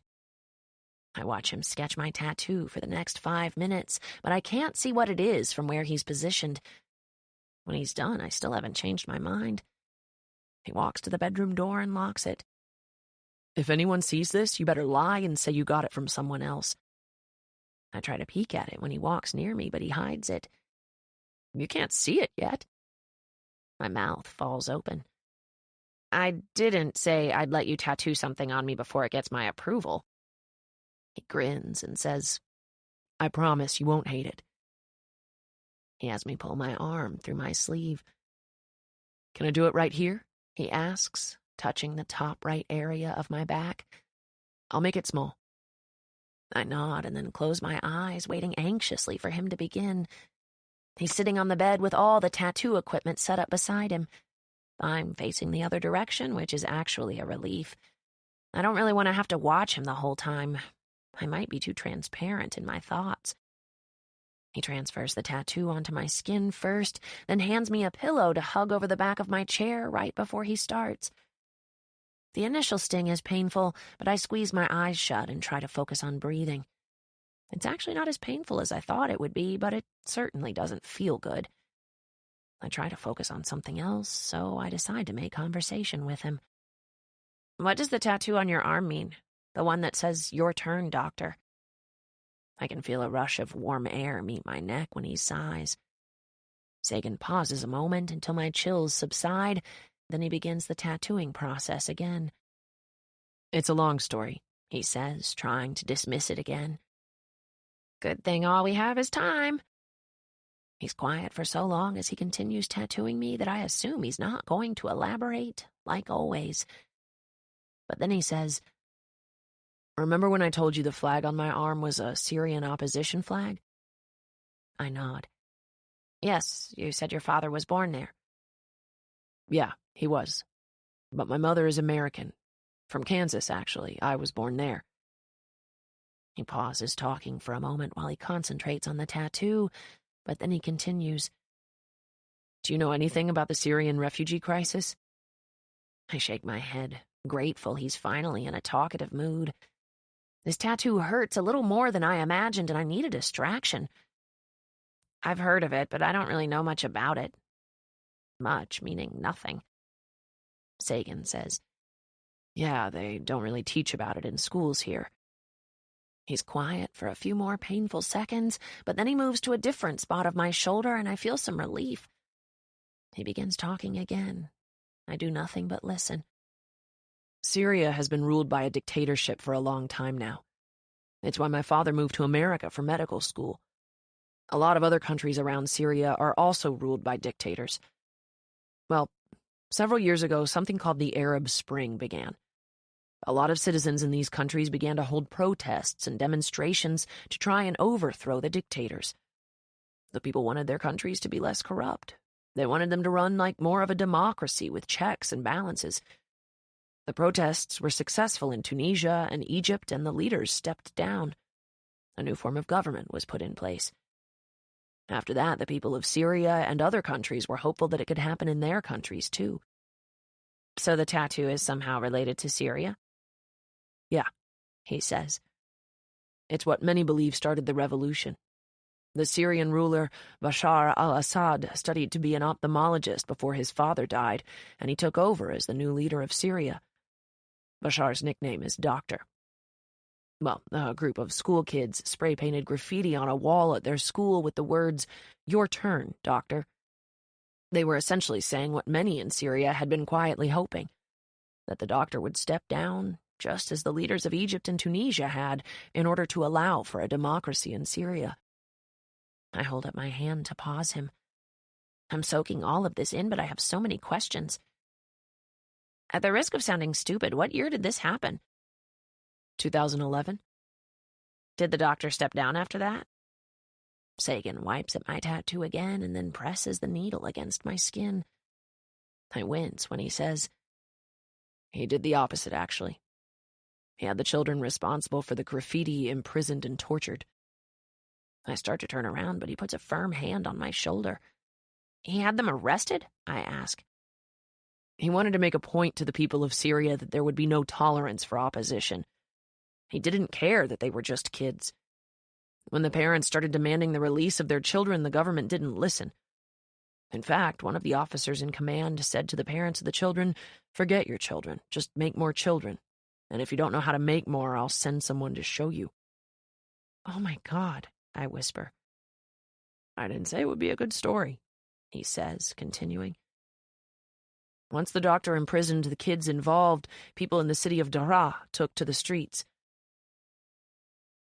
Protests and demonstrations started happening, but instead of being met with compromise, the government used deadly force against them.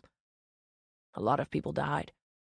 This sparked nationwide protests. People demanded the doctor step down, but he refused, and instead he used military force to crack down even harder on the protesters. The violence escalated and soon turned into a civil war, which is now why there's a refugee crisis. Almost 500,000 people have died so far, and millions more have had to flee the country to save their lives. I can't speak. I don't know what to say to him. I can't reassure him because there isn't anything reassuring about that story. And honestly, I'm embarrassed. I didn't know any of that. I see the headlines online and in the paper, but I never understand any of it. It's never directly affected me, so I've never thought to even look into it. He stopped tattooing, but I don't know if he's finished, so I don't move.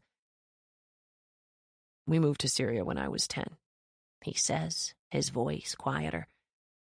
My father is a surgeon, and he and my mother opened a medical clinic there. But after living there for a year, when things started to get bad, my parents sent me back here to live with my grandparents until my father could get his visa to return home. My mother was due to give birth to my little sister, so she couldn't fly at the time. They told me it would just be 3 months, but right before they were due to fly home, his voice trails off. Since he's no longer tattooing me, I spin the chair around to look at him. He's sitting with his hands clasped between his knees, looking down. When he looks up at me, his eyes are red, but he's holding his composure.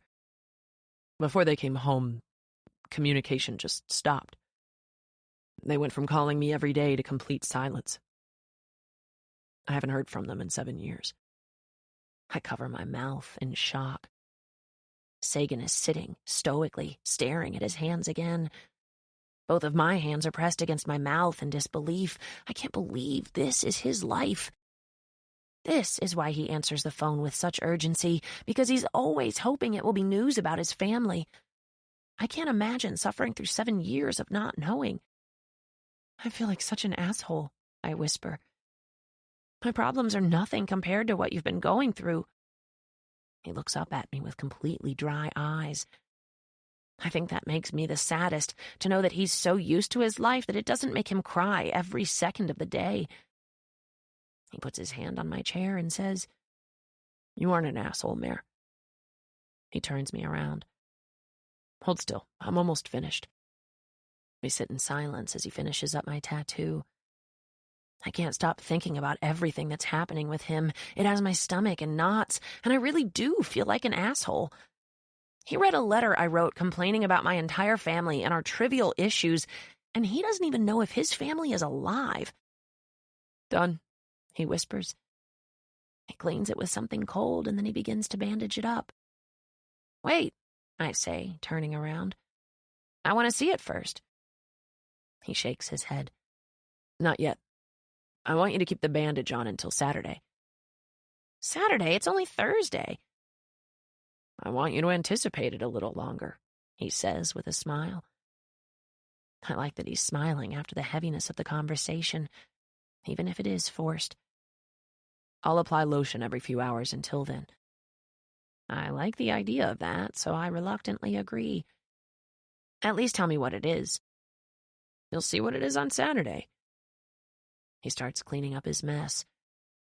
I stand up and roll the chair back to the desk. He walks his box of supplies to his closet. As I watch him, I'm overcome by an overwhelming sense of compassion for him, for what he's going through. I walk to him and slip my arms around his waist, pressing my face against his chest. I just need to hug him after hearing all of that. And based on the way he wraps himself around me and accepts the hug without question, he must have needed it too. We stand like this for an entire minute before he presses a kiss to the top of my head. "Thanks for that," he says, releasing me. I nod. "Good night." He smiles appreciatively. "Good night, Merit." Chapter 14. "Are you excited about today?" "Yes!" Moby yells from the hallway. "How excited?" "So excited!" "How excited?" Utah says. "The most excited!" Moby yells back. Normally that exchange would make me roll my eyes this early in the morning, but that was before last night, when I started to like Utah as a brother again. My father still doesn't know I dropped out of school, so I force myself out of bed. I brush my teeth, fix my hair, put on clothes, and go through the same routine I go through almost every morning. I would just tell him the truth, but I'm not so sure I want to deal with the aftermath right now. It feels like a lifetime has been crammed into the last few days. I'll give it another week before I tell him. Maybe 2. Or better yet, I'll tell him I dropped out when he finally explains why my mother is taking placebo pills. When I walk into the kitchen, Honor and Sagan are sitting next to each other at the table.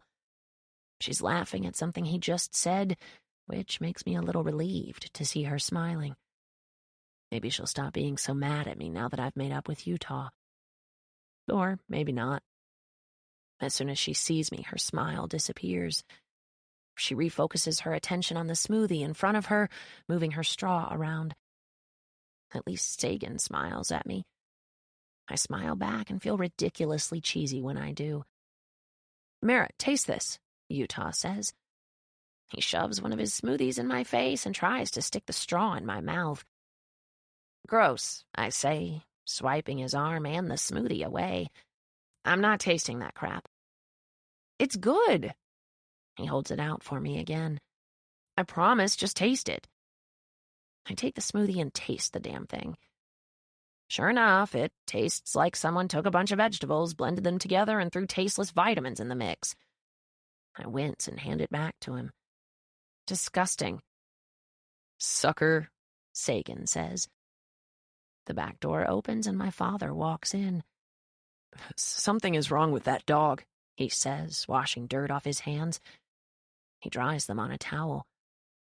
"Has he been that lethargic since he showed up?" I shrug. "He looked better yesterday."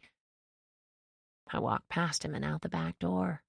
I can hear Sagan following me.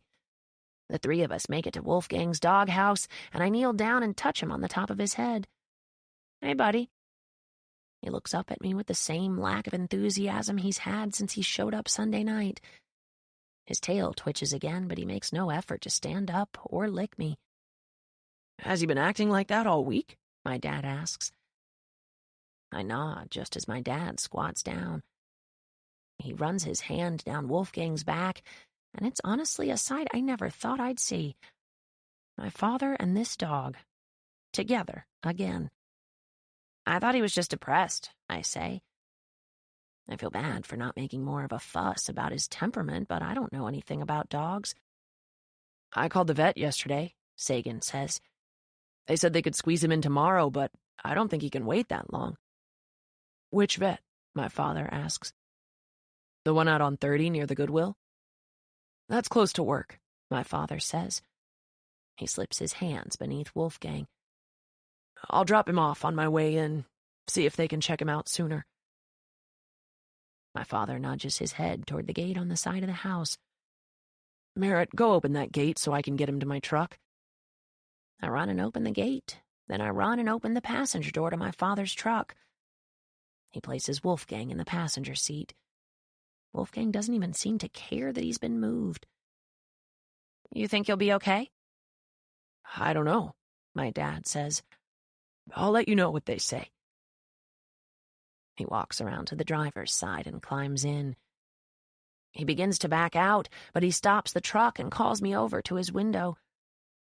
"I forgot to give this to you the other night when you asked for it," he says, handing me a sack. I take it from him and watch as he continues backing out of the driveway. Once he's gone, I look down and open the sack. Inside is a trophy. I had forgotten all about asking him for one. I pull out the trophy, and it's a statue of a tennis player. "What did you win this time?" Sagan asks. I read the small plaque on the bottom of the trophy. "State Tennis Champs, 2005. He laughs. "You were a little child prodigy." He walks to his car and opens the door. "You need a ride to school today?" I narrow my eyes at him. He knows I haven't been going to school lately. "Nice try." He climbs in the car. "Worth a shot," he says, closing the door. He rolls down the window and says, "I'll text you if I get any updates about Wolfgang from your dad." I nod, but then I tilt my head. Why would he give you updates? Because I work for him? You do? Wow, I'm so out of the loop. He laughs. Did you really not know that? I shake my head. I knew you had a job, but I've just never asked what it was. Your dad gave me a job and let me move in the first day I met him. That's why I like him so much, even though you can't stand him most of the time. He looks over his shoulder and backs out of the driveway. Before he pulls onto the road, he gives me a small wave. I wave back and watch him drive off. I don't know how long I stand in the driveway watching the empty road. I just feel so lost. I don't know. Nothing really makes sense this week. I go back inside and spend the next several hours wasting time. I mostly watch TV, but I can't stop checking my phone for updates. I still haven't heard from my father. I've only received one text, and it was from my mother asking if I'd come to the basement sometime this afternoon. I responded to her and told her I was busy. She replied with, "Okay, maybe tomorrow." I know I said I was never going to the basement again, but I only said that because I was angry. I'll visit her eventually, but right now I'm still upset with her. And my father, still confused by how Victoria can choose to remain in such a strange marital environment. And I still don't know what the hell the placebo pills are for. I hate that I have any sort of resentment in me after hearing what Sagan's going through, but for some reason his issues haven't negated mine at all, and I hate that. I hate that I'm still emotionally affected by the poor choices of my parents when I should be lucky that I know they're alive. It makes me feel weak and petty. I kick my feet up on the kitchen table and text my father. Me. Any word from the vet? I wait to see if the text bubbles appear, but they don't. I set the phone down and pull my crossword puzzle in front of me. My phone rings, so I flip it over to check the caller ID. I smile when I see it's Sagan. Hello? Hey. His voice is heavy, like he had to drag the word out. What's wrong? He sighs into the phone. Your father wanted me to call you. Wolfgang, he died on the way to the vet. I almost dropped my phone. What? How? I don't know. I'm sure it was just old age. I sigh and wipe away a surprising tear. You okay? Yeah, I say, sighing again. Is my dad okay? I'm sure he is. He did mention we might go bury him later, though. Probably at Pastor Brian's church, so I'll be later than usual. I'll text you. Okay. Thanks for letting me know. See you tonight. I end the call and stare at my phone for a full 5 minutes before I moved. I'm surprised I'm sad.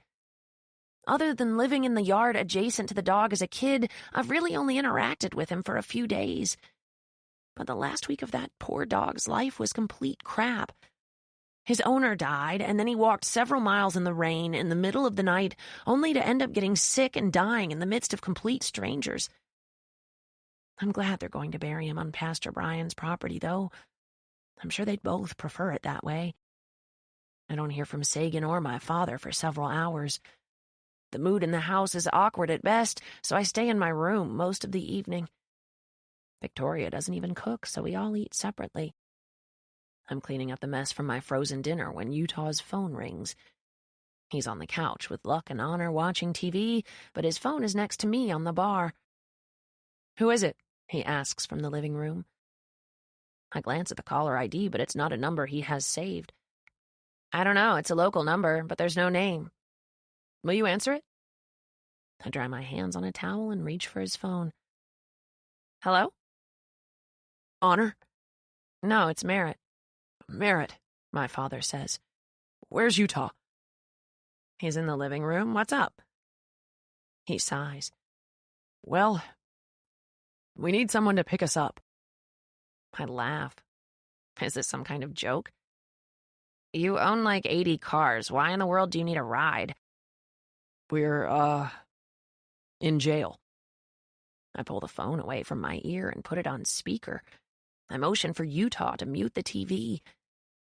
What do you mean you're in jail? And who is we? Is Sagan in jail too? It's a long story. I'll tell you when you get here. Who's in jail? Utah asks, walking into the kitchen. I motion for him to be quiet so I can hear my father. Do we need, like, bail money? I've never picked anyone up from jail before. No, we just need a ride.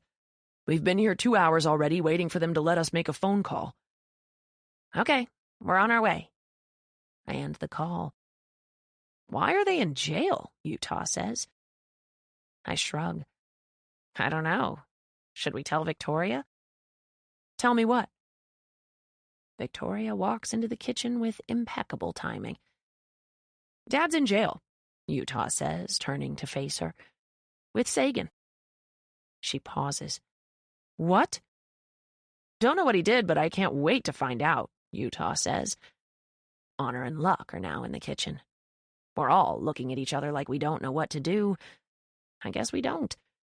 And it's not every day we have to go pick our father up from jail. Have him call me as soon as you pick him up, Victoria says. I have to stay with Moby. I nod and head to my room to find my shoes. What in the world did they do? Chapter 15. I don't know what I was expecting, but when my father and Sagan walk out of the doors of the jail, they look normal. We've been waiting in the parking lot for over an hour for them to process their paperwork. All they would tell us was that they were arrested for desecration. I don't even know what that means. My first inclination is to rush up to Sagan and hug him, but I don't, especially in front of anyone else. Instead, I wait until he reaches the car and I discreetly squeeze his hand. What did you guys do? Utah asks. My father swings open the passenger door of the van. We were trying to bury a damn dog. That's what we were doing. He sits down and slams his door shut. We all look at Sagan, and he's got an exasperated expression on his face. I tried to tell him it was a bad idea, he says. Burying the dog? Luck asks. Sagan shakes his head. I thought we were burying him at the church, but your father had a different plan. He didn't, Honor says in disbelief. Didn't what? Utah says. He wanted to bury him with Pastor Brian, Sagan says. In a cemetery? Luck asks. You got arrested for desecrating a grave? I ask. Sagan nods. I mean, technically we were just digging a hole near Pastor Brian, but when the police catch you in a cemetery with shovels, they don't really care what the explanation is. Holy shit, Utah says. Get in the van, my father yells. We all climb into the van. I end up in the back seat with Sagan, but I don't mind it. Utah cranks the van, but right before we pull out of the police station, a cruiser pulls in. My father rolls down the window. Oh no, Sagan says. What? He nods toward the cops getting out of the car. They're the ones who arrested us. Dad, I say, not wanting him to do anything stupid. What did you do with the dog? My father asks the officers. The cop who was driving walks over to the window. Buried him at Pastor Brian's church, he says. Same place you probably should have buried him. Yeah, well, hindsight and all that shit, my dad says. He waves his hand to Utah. Let's go. Utah backs up and the cop taps the top of the hood before turning to walk toward the police station. I watch out the window as both the cops start laughing. Great. Another rumor to pin on the Voss family, Honor says from the seat in front of us. Technically, it's not a rumor, Sagan says. We were digging in a cemetery without a permit. It's illegal. Honor spins around. I know that, but now the entire town is going to think Dad was trying to exhume Pastor Brian. Everyone knows he's an atheist. Now there will be rumors about him wanting to perform satanic rituals on his dead body. Won't be the worst thing people have said about us, my father says from the front seat. Honor faces forward again. I guess it wouldn't be so bad if most of the rumors weren't true. My father looks at her in the rearview mirror. Are you saying you're ashamed to be a Voss? Honor sighs. No, I'm just ashamed to be your daughter.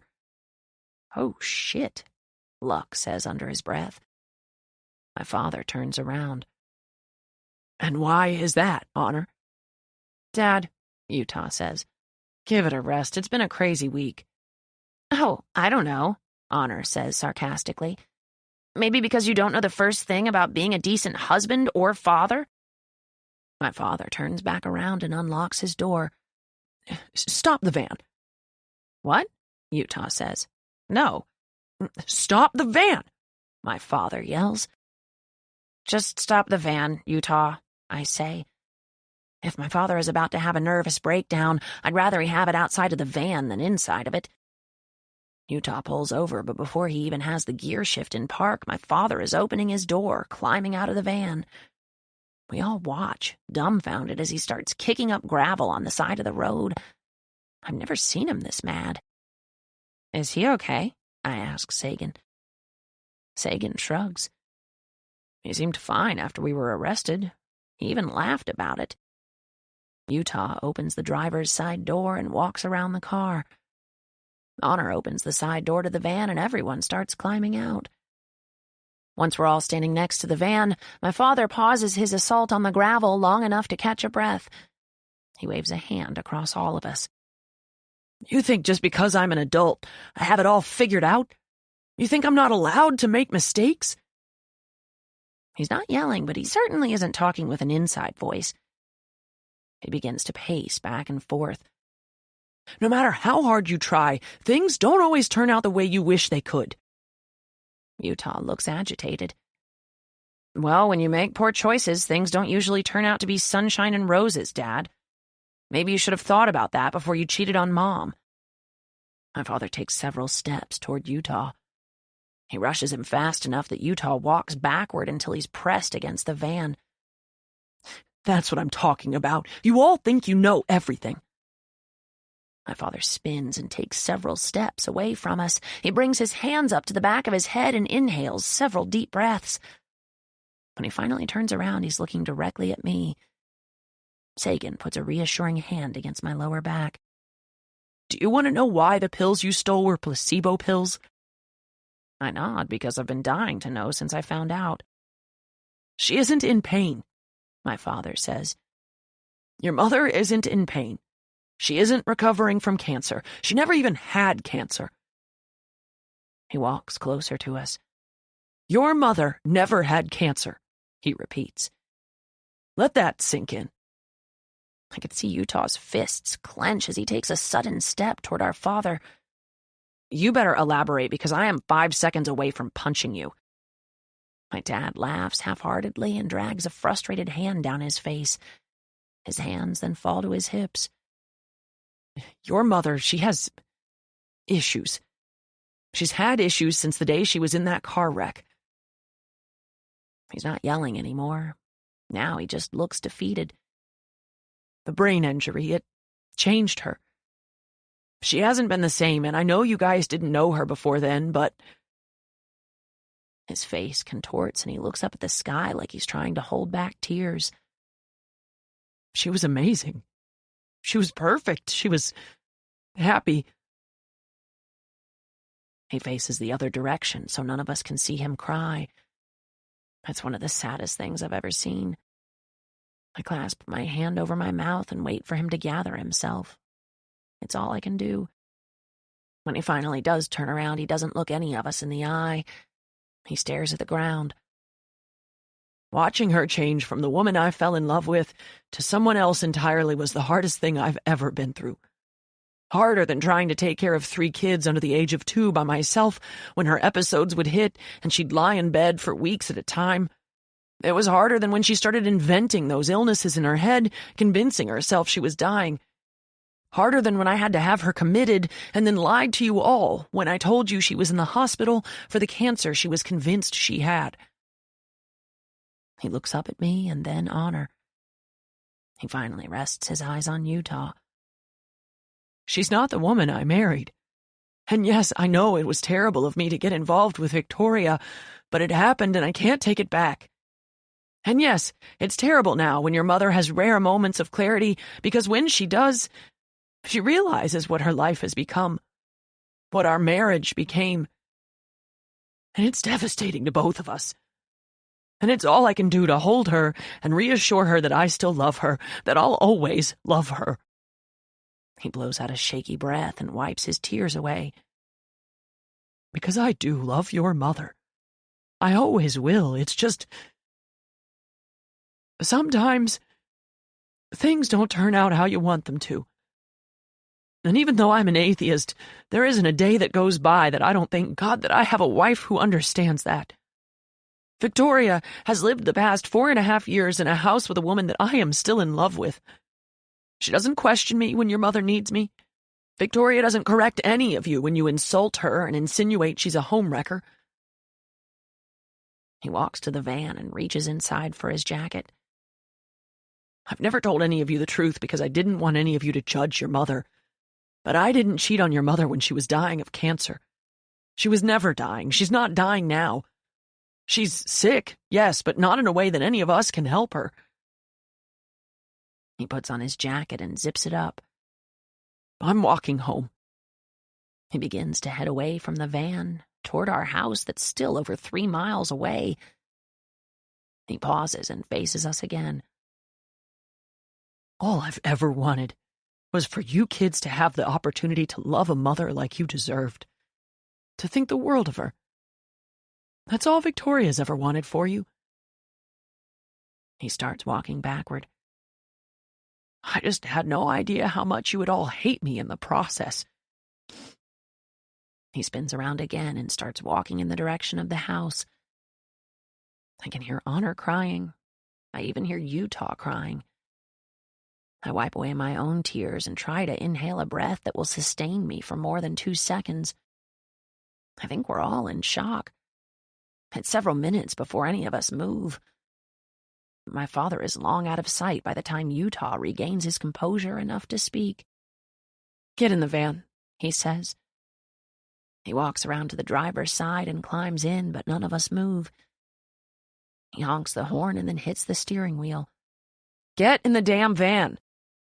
Luck takes the front seat and the rest of us climb in the back. Before Sagan even has the door closed, Utah is peeling out, doing a U-turn. Where are we going? Honor asks him.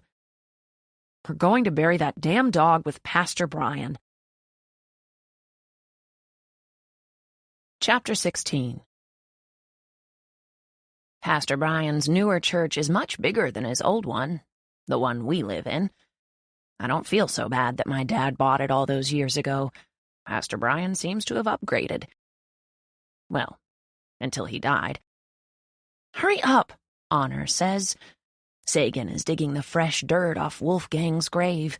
Utah is at the end of the driveway keeping watch. Luck is... Oh my God. Are you picking your nose? Luck wipes his fingers on his shirt and shrugs. You're so gross, Honor says. She glances at me and mutters under her breath, I can't believe you almost had sex with him. I ignore her insult. I don't feel like getting into another fight with her when 3 out of 5 of us are holding the brand new shovels we bought on the way here. That wouldn't end well. I also don't argue with her because, well, I can't believe I almost had sex with him either. Got it, Sagan says. He bends down and starts moving the dirt away from the sheet that Wolfgang is wrapped in. Luck, give me a hand. Luck shakes his head. No way, man. There's got to be some bad karma attached to what you're doing. I want no part in it. Oh, for crying out loud. I bend down and help Sagan dig Wolfgang the rest of the way out of the dirt. Sagan is able to lift and carry him to the van on his own. I open the back door and he puts him inside the van. I need to put the dirt back on his grave so no one is suspicious, Sagan says. You're getting really good at this criminal life, I tease. Sagan grins and closes the back door to the van. Do you find hardened criminals attractive? He raises his brow, and the obvious flirtation has my heart spinning in my chest. I hear Honor groan as she passes us. I hate this already. Sagan rolls his eyes and then walks back to the side of the church to refill the grave. When we're all finally back inside the van, Honor says, "What's the purpose of this anyway? Dad hated that dog. I don't think he really cares where he's buried." Sagan disagrees with a shake of his head. No, he cares. I don't know why he was so adamant about burying the dog with Pastor Brian, but for whatever reason, he wants them together. Utah pulls out of the church parking lot and flips on the headlights. I think Dad always felt a little guilty for buying Voss out from Pastor Brian. Maybe this is his repentance. He's an atheist, Luck says. I think remorse is more a fitting word. Honor has her hand over her nose and mouth. Someone please roll down a window. That dog smells so bad I'm about to puke. He really does smell. Utah rolls down both front windows, but it doesn't help. I cover my nose with my shirt and keep it there until we make it to the cemetery. Which way is Pastor Brian's grave? Utah asks. Sagan points to a grave not too far from the front gate. Utah follows the circle drive until the van is pointed toward the entryway of the cemetery. When he parks, he tells me and Honor to take the front seats and keep watch for them. I don't want to keep watch, I say, as I close the side door to the van. I want to help you guys bury him. Honor walks around to the driver's seat. I'll keep watch. Utah and Luck walk to the back of the van to get Wolfgang. Sagan grabs my hand and squeezes it, looking down at me. Stay in the van, he says. It won't take long. I shake my head. I'm not staying alone in that van with Honor. She hates me. Sagan looks at me pointedly. That's exactly why you should stay in the van, Merit. You're the only one who can fix that. I huff and fold my arms over my chest. Fine, I say, agitated. I'll talk to her, but I'm not happy about it. He mouths thank you right before he turns around. I watch the three of them walk across the cemetery to the freshly dug grave, and then I get in the damn van. When I close the door, Honor turns up the radio, drowning out any possibility of her hearing me if I tried to speak to her. I lean forward and turn the radio back down. She leans forward and turns it up. I turn it down, she turns it up. I reach over and turn off the van. I pull the keys out and the radio cuts off for good. "Bitch you," she mutters. We both start laughing. "Bitch you" used to be one of our favorite things to say to each other. She hasn't said it to me in years. Utah used to have a friend named Douglas when we were kids. He lived about a mile down the road, so he used to come over all the time when we lived in our old house behind Voss. The last time Douglas ever came over was the day he accused me of cheating at hopscotch. Who cheats at hopscotch? I remember Utah getting so mad at him for accusing me of cheating, he told Douglas to go home. Douglas shot back and yelled, "Bitch you!" The insult might have been more damaging to Utah's ego had Douglas used the curse word correctly. I was only 8 or 9, but even I knew that "bitch you" was funny enough to laugh at. That made Douglas even angrier, so he balled up his fists and threatened to hit me. What Douglas didn't realize was that our father was standing right behind him. "Douglas," my father said, causing him to jump 3 feet off the ground. "I think it's best you go home now." Douglas didn't even turn around. He just started walking as fast as he could toward the road. When he was about 15 feet away, my father called out, "And for future reference, it's fuck you, not bitch you." Douglas never came back, but bitch you became our new favorite insult. It's been so long since I've heard it. I almost forgot it used to be our thing. Honor slides both her hands down the stereo and sighs. "I heard what you said to Dad yesterday." She begins picking at the steering wheel with her fingernail, pulling tiny pieces of leather off. "I said a lot of things to Dad yesterday. Which part are you referring to specifically?" She leans back in her seat and stares out her window. "You told him I was one heartbeat away from being a necrophiliac." I close my eyes and feel a pang of regret that's become all too familiar this week. I didn't know Honor was still there when I said that to my father yesterday. You make it sound like my entire life revolves around death, Merit. It's not an obsession. There have been 2 guys since Kirk died. 2. Are you counting Colby? Honor rolls her eyes. No, he's still alive. And Kirk? I point out. That's actually 4. You've been averaging 2 dead boyfriends a year. Okay, she says, exasperated. I get your point, but it doesn't make you better than me. I never said it did. You don't have to. I see the way you look at me. You're always judging me. I open my mouth to protest, but then I close it because she might be right. I have very strong opinions about my sister. Is that judging? I get so angry when people judge me, but maybe I'm no better. I suddenly wish I hadn't turned off the radio. I'm not liking this conversation so far. Do you think you're in love with Sagan? She asks. That's random. Just humor me. I have a point to make. I look out the window and watch as Sagan digs up the same hole he dug up earlier today. I barely know him, I say to Honor. But there are things I love about him. I love the way he makes me feel. I love being around him. I love his quiet laugh and his morbid art, and how he seems to think in a different way than most people our age. But I haven't known him long enough to be in love with him. Forget about time, Merit. Look at him and tell me you haven't fallen in love with him. I sigh. Fallen is an understatement. It was more like collapsed, plummeted, crumpled at his feet. Anything but fallen. I pull my legs up and turn in my seat to face her. I feel so stupid saying this because I barely know him, but I felt like I loved him the first moment I laid eyes on him. That's why I've been so cranky lately, because I thought you were dating him, so I did everything I could to stay away from both of you. And now, the more I get to know him, I care about him so much and I can't stand it. He's all I think about, all I want to think about. It's so hard to breathe when he's near me, but it's also hard to breathe when he isn't. He makes me want to learn and change and grow and be everything he believes I can be. I take a breath after that verbal vomit. Honor laughs and says, "Wow, okay then." I close my eyes, embarrassed. All of that just came out of me. When I open them, Honor is turned toward me in her seat. Her head is resting against the headrest and her eyes are downcast. "That's exactly how I felt about Kirk," she says quietly. "I mean, I know I was a kid, but I felt those same things for him.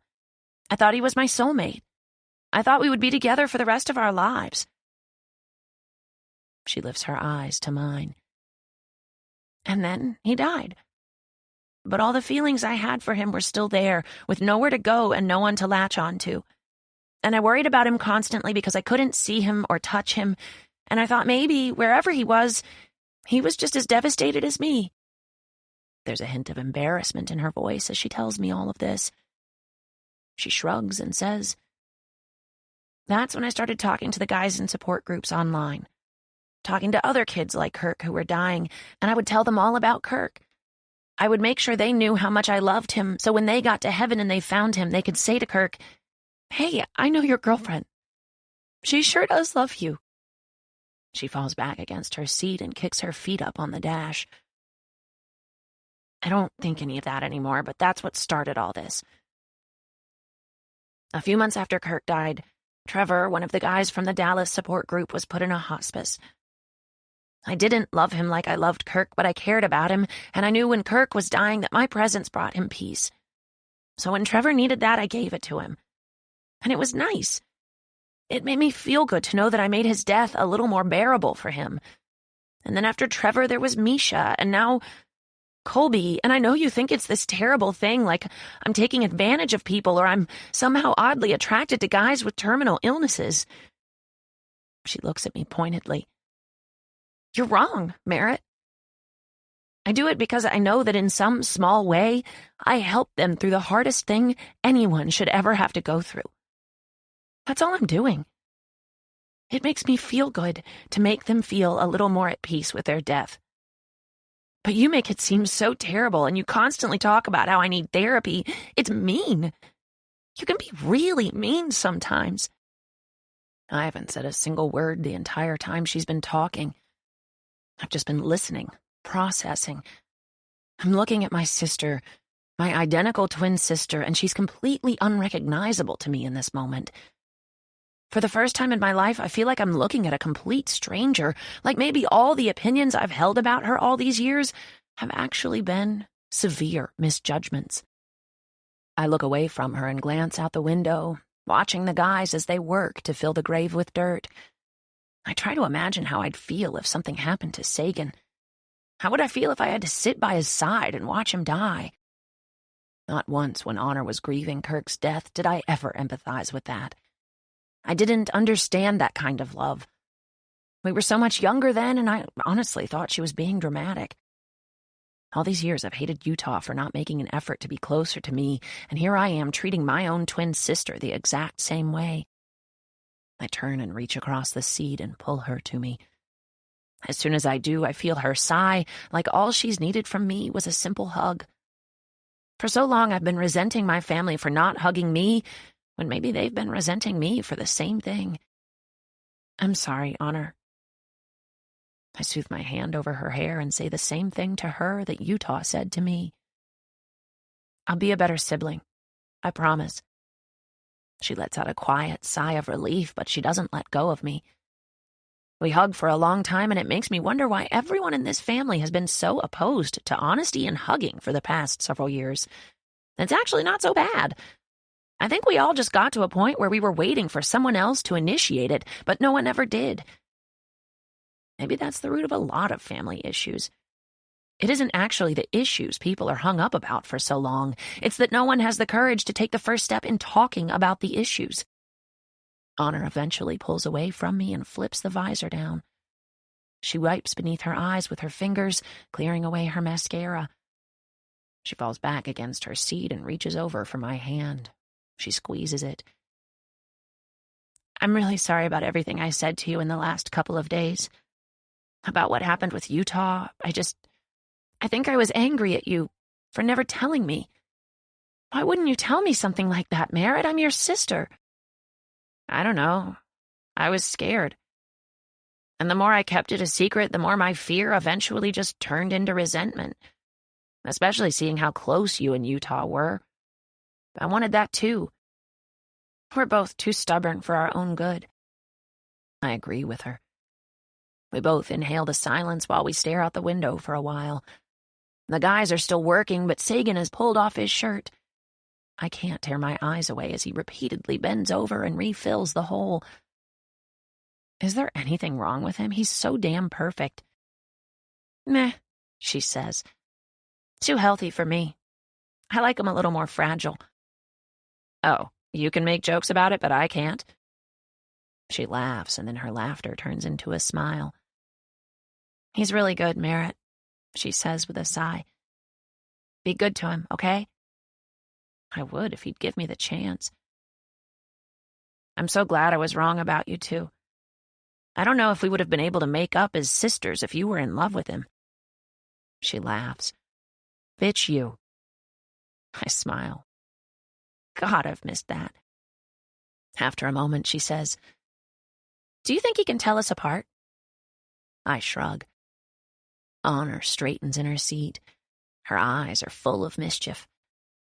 Let's test him. We both start grinning. We climb into the back of the van and start swapping clothes. I pull my hair out of my bun and hand her the hair tie. I smooth my fingers through my hair while she pulls hers up. I have to pee, she says, laughing. Do you ever notice how being sneaky makes you have to pee? I didn't until now. As soon as our clothes are successfully swapped, we climb back up front, this time with me in the driver's seat and her in the passenger seat. Right when we get settled, the guys throw their shovels over their shoulders and start heading our way. My heart starts to beat wildly in my chest because now I'm nervous he won't notice. What would that mean? That everything he said about the first time he saw me was a lie? That he really can't tell a difference between us? He figured it out pretty quick on the couch the other night. I'm starting to regret this prank. Utah reaches the van first. I'm driving, he says, motioning for me to get in the back seat. Honor and I climb to the back. I sit in the very back seat, and Honor takes one of the middle seats. Sagan is talking to Luck when he climbs inside the van, so he doesn't even look at either of us. He takes the other middle seat and closes the door just as Utah cranks the van. Sagan slaps the back of Utah's seat. "Hurry," he says, urging Utah on. "I don't want to be arrested twice for the same thing in one day." Sagan falls back against his seat and looks over at Honor with a sweet smile. "You hungry?" He looks back at me and says, "What about you?" He faces forward. "Anyone hungry? I'm starving." Honor nods, but she doesn't say anything. I don't either. I know we sound alike, but I'm sure if we start talking, it'll be easier for him to figure it out. "Let's go to Taco Bell," Luck says. "Honor hates Taco Bell," Utah says. "Let's do Arby's." Good thing I'm pretending to be Honor because Taco Bell is my favorite. Taco Bell sounds good, actually. I don't mind if we go there." Honor turns around and glares at me. "You know what?" Sagan says, turning in his seat to face Honor. He reaches out to her and grabs her hand. Oh, God. What if he finally decides to kiss me again and I'm not even her? He lifts his other hand and touches Honor's cheek. "You look really weird in Merit's clothes." "Damn it," Honor mutters. "We thought we had you." Oh, hallelujah. He immediately releases Honor's face and turns around and climbs over the back seat. He sits next to me and wraps an arm around my shoulders. He presses a quick kiss to the side of my head and whispers, "Thank you." I look up at him and he's smiling. I can see in that smile that he's glad Honor and I are pulling pranks on him. It means we made up, which is what he was hoping for. "You smell like a dead dog," I say. "No, I smell like a hardened criminal." "No," Honor says. "All of you smell like death. Roll down the windows." The smell is overwhelming.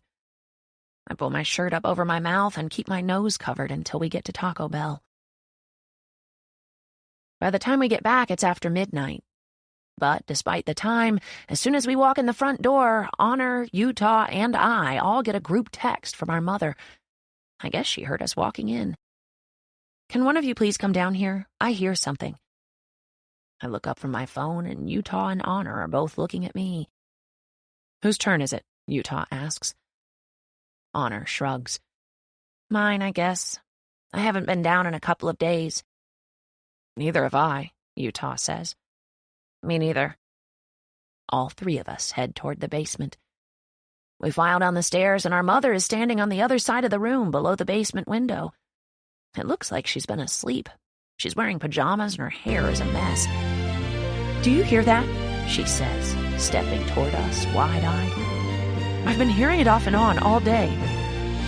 Utah walks to the window, but he glances at Honor and me. We all try to hide what we're feeling, but things are different now. After knowing what our father has known all these years, I don't know that we will ever look at our mother the same way. I'm not sure that's a bad thing. It's good, actually. I feel more sympathetic toward her right now than I ever have, and there's zero resentment there, now that I'm fully aware of her situation. There's suspicion, though. I'm already questioning whether or not she's actually hearing things now that I know what a big role her mental health has on her daily life. We've always known she has issues, but now that our father has finally enlightened us to just how deeply rooted those issues are, we're probably all going to be more suspicious of her erratic behavior. Utah stands beneath the basement window for a moment. We all remain quiet, but we don't hear anything. "What is it you're hearing exactly?" Utah asks her. She waves toward the window. "It sounds like something is wrong with that dog. It's been crying all day and night, and I can't sleep."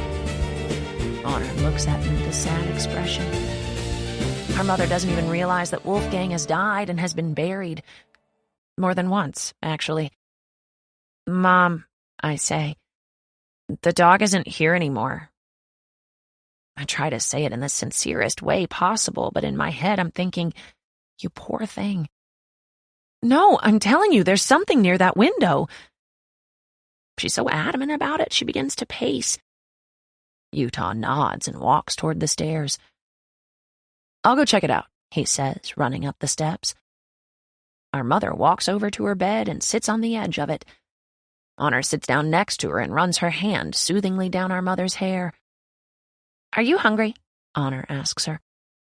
As soon as she says it, I remember that none of us took her dinner tonight. We got the call that our father was arrested, and we immediately left to go deal with that. I didn't even think to grab her anything at Taco Bell. "No. Victoria brought me a plate of food. And you girls forget that I have my own refrigerator down here. I won't starve if I don't get a meal." Honor and I both look at each other in surprise. "Victoria brought you food?" My mother casually stands again like she didn't just throw out there that Victoria was in this basement. I didn't think Victoria had been in this basement since the day my mother moved down here. But if I've learned anything this week, it's that I don't know people as well as I think I do. There's a knock at the basement window. "Merit," Utah says, his voice muffled from behind the glass. "Come out here." I run up the stairs and go outside, around to the basement window where Utah is kneeling on the ground. "You aren't going to believe this," he says. He lifts something up and motions for me to come closer. "What is that?" "A puppy," he says. "2 of them." I immediately fall to my knees next to him. "You're kidding. Where in the world did they come from?" I grab one of the puppies from Utah. It's black and tiny and can't be more than a day or 2 old. I glance around. "Where do you think their mom is?" Utah pulls the other puppy to his chest. "I suspect she's buried near Pastor Brian." Wait. Wolfgang was a girl?" "Looks like it," Utah says, laughing. "But—" I look down at the puppy in my hands. "They're probably starving. How are we supposed to keep them alive now?" Utah hands me the other puppy and stands up. "I'll see if I can get in touch with an emergency vet. You take them down to Mom so she can see what's been keeping her awake."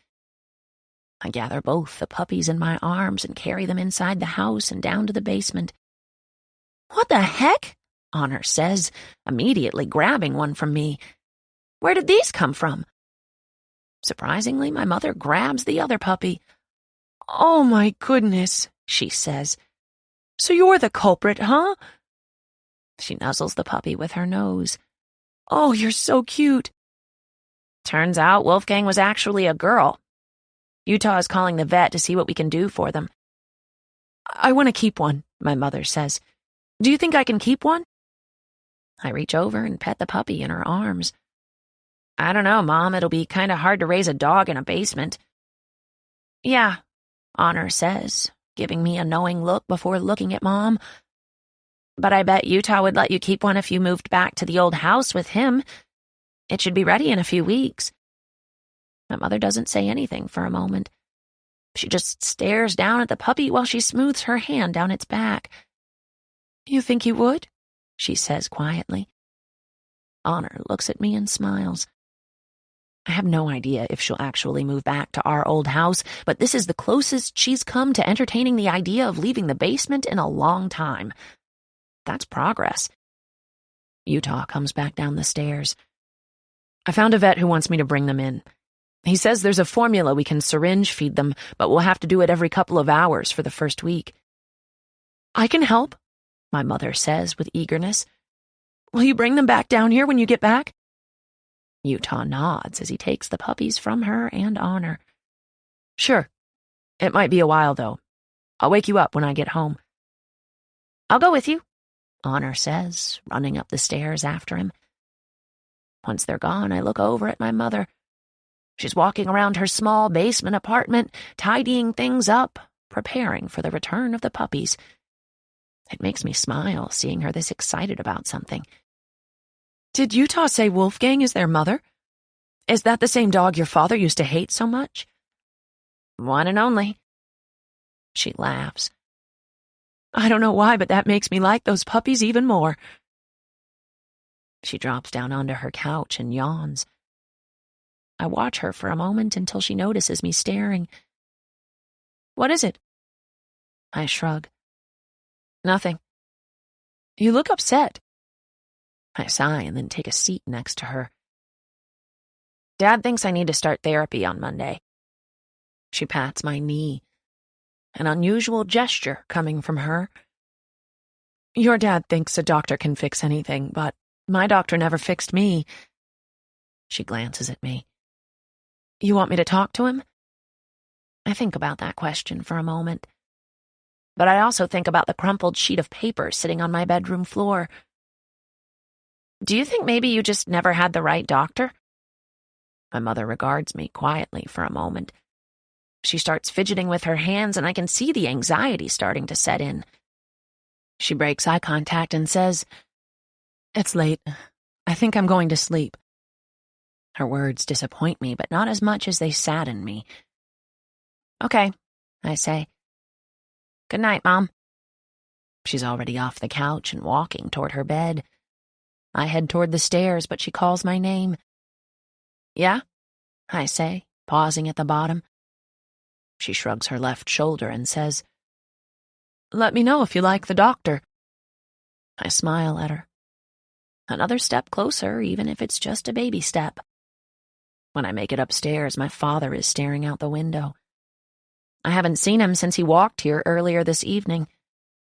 I hesitate a moment, wondering if I should just go to my room or if I should say something to him. I eventually walk to where he's standing and glance out the window. Utah, Honor, and Luck are walking toward the van. Honor is holding both of the puppies inside a box. He was a girl? My dad asks, shaking his head. That damn bastard dog was a girl, he repeats.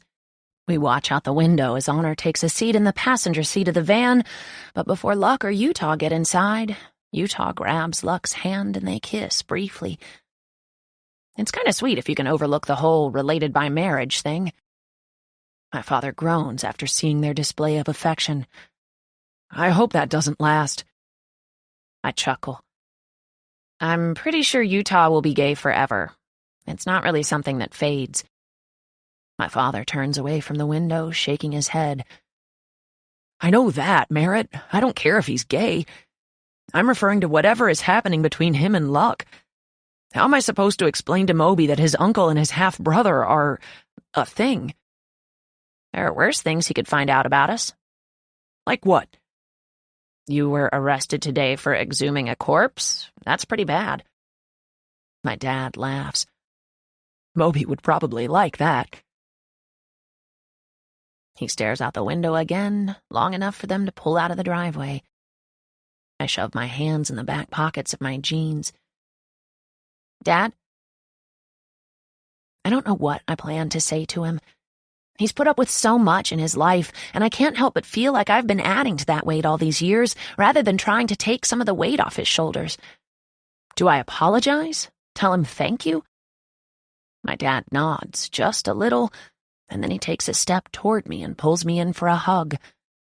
The first hug he's probably felt like I would allow him to give me in a very long time.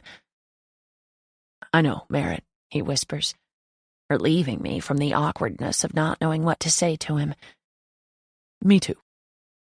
I pull my hands from my pockets and return the hug. My father presses his cheek to the top of my head, and I can't help but smile because it's probably the best hug I've ever been given. It's the one hug I've needed the most. We stay like this for a while, almost as if he's making up for lost time. And maybe I am, too. If someone had told me last week that we'd be having this moment tonight, I'd have laughed at them and said it would be a miracle. Maybe it is. I'm facing the living room with my head pressed against my father's chest. I look up at Jesus and wonder if maybe he answered my prayer after all. It was just a few days ago that I got down on my knees in my bedroom and prayed for a new focus. I'd say the events that transpired after that have definitely given me a new focus. I loosen my grip on my father and look up at him. Why don't you believe in God?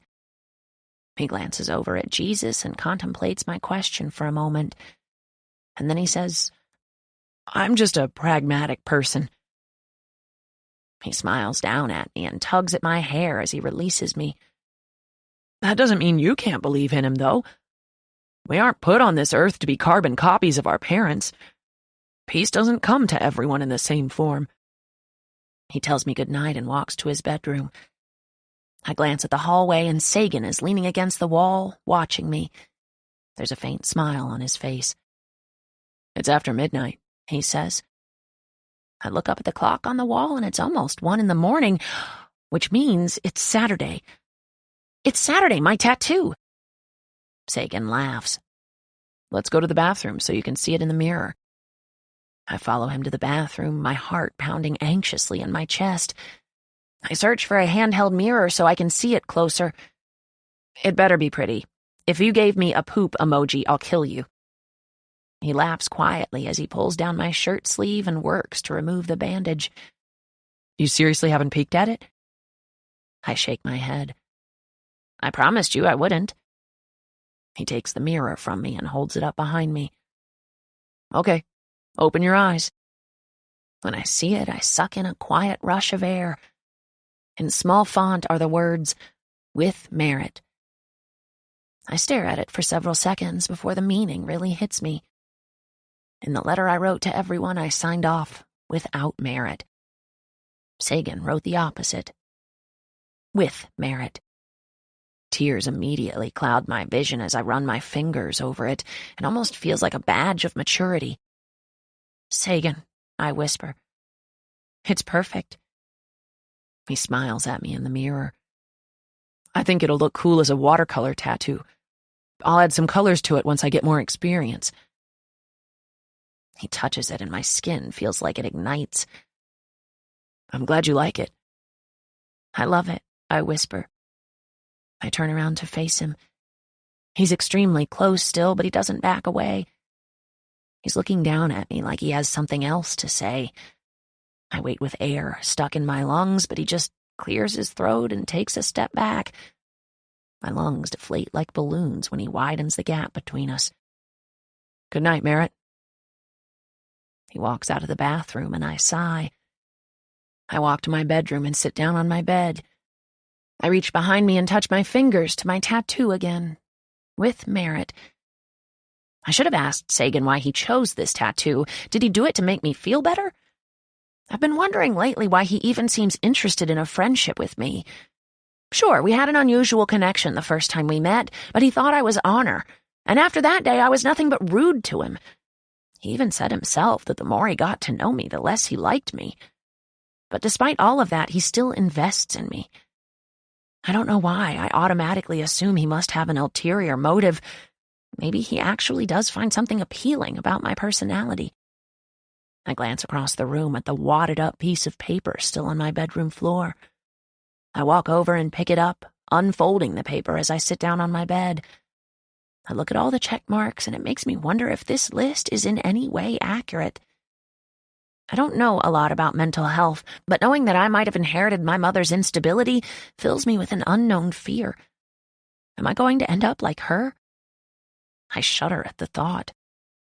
I fold the paper in half and set it aside, pulling my covers over me. I leave my lamp on and stare at Sagan's drawings for a while. I think about his family. I think about my family. I try to fall asleep despite all the thinking, but my mind has different plans. I lie wide awake until I hear the front door open as everyone returns from the vet with the puppies. I still can't believe Wolfgang was a girl. At least another half hour goes by while I stare at the ceiling, the wall. I listen to showers running and doors closing. The house finally settles, but then I'm startled by a knock on my own door. I reach over and find the list Luck gave me and shove it under my blanket. "It's open." Luck walks in, and I shouldn't be surprised by his choice of clothing at this point, but I still laugh. He's wearing a pair of Victoria's pink scrubs. "Do you need to go shopping?" I ask, scooting over on my bed. He plops down next to me. "Nah, I keep finding plenty of stuff in the laundry room." He only allowed an accent slip on the last word of that whole sentence. He's acclimating. I reach under the covers and grab the folded-up sheet of paper. I hand it to him. "So what does this mean?" Luck opens the list and looks it over. I watch his expression carefully, but he gives none of his thoughts away. "It means you might be depressed," he says nonchalantly. I groan and dramatically fall over on the bed. Can it just mean I've had a bad month? He lays the list on my chest, and I grab it and wad it up again, sitting back up. It could, he says, but you won't know until you talk to someone about it.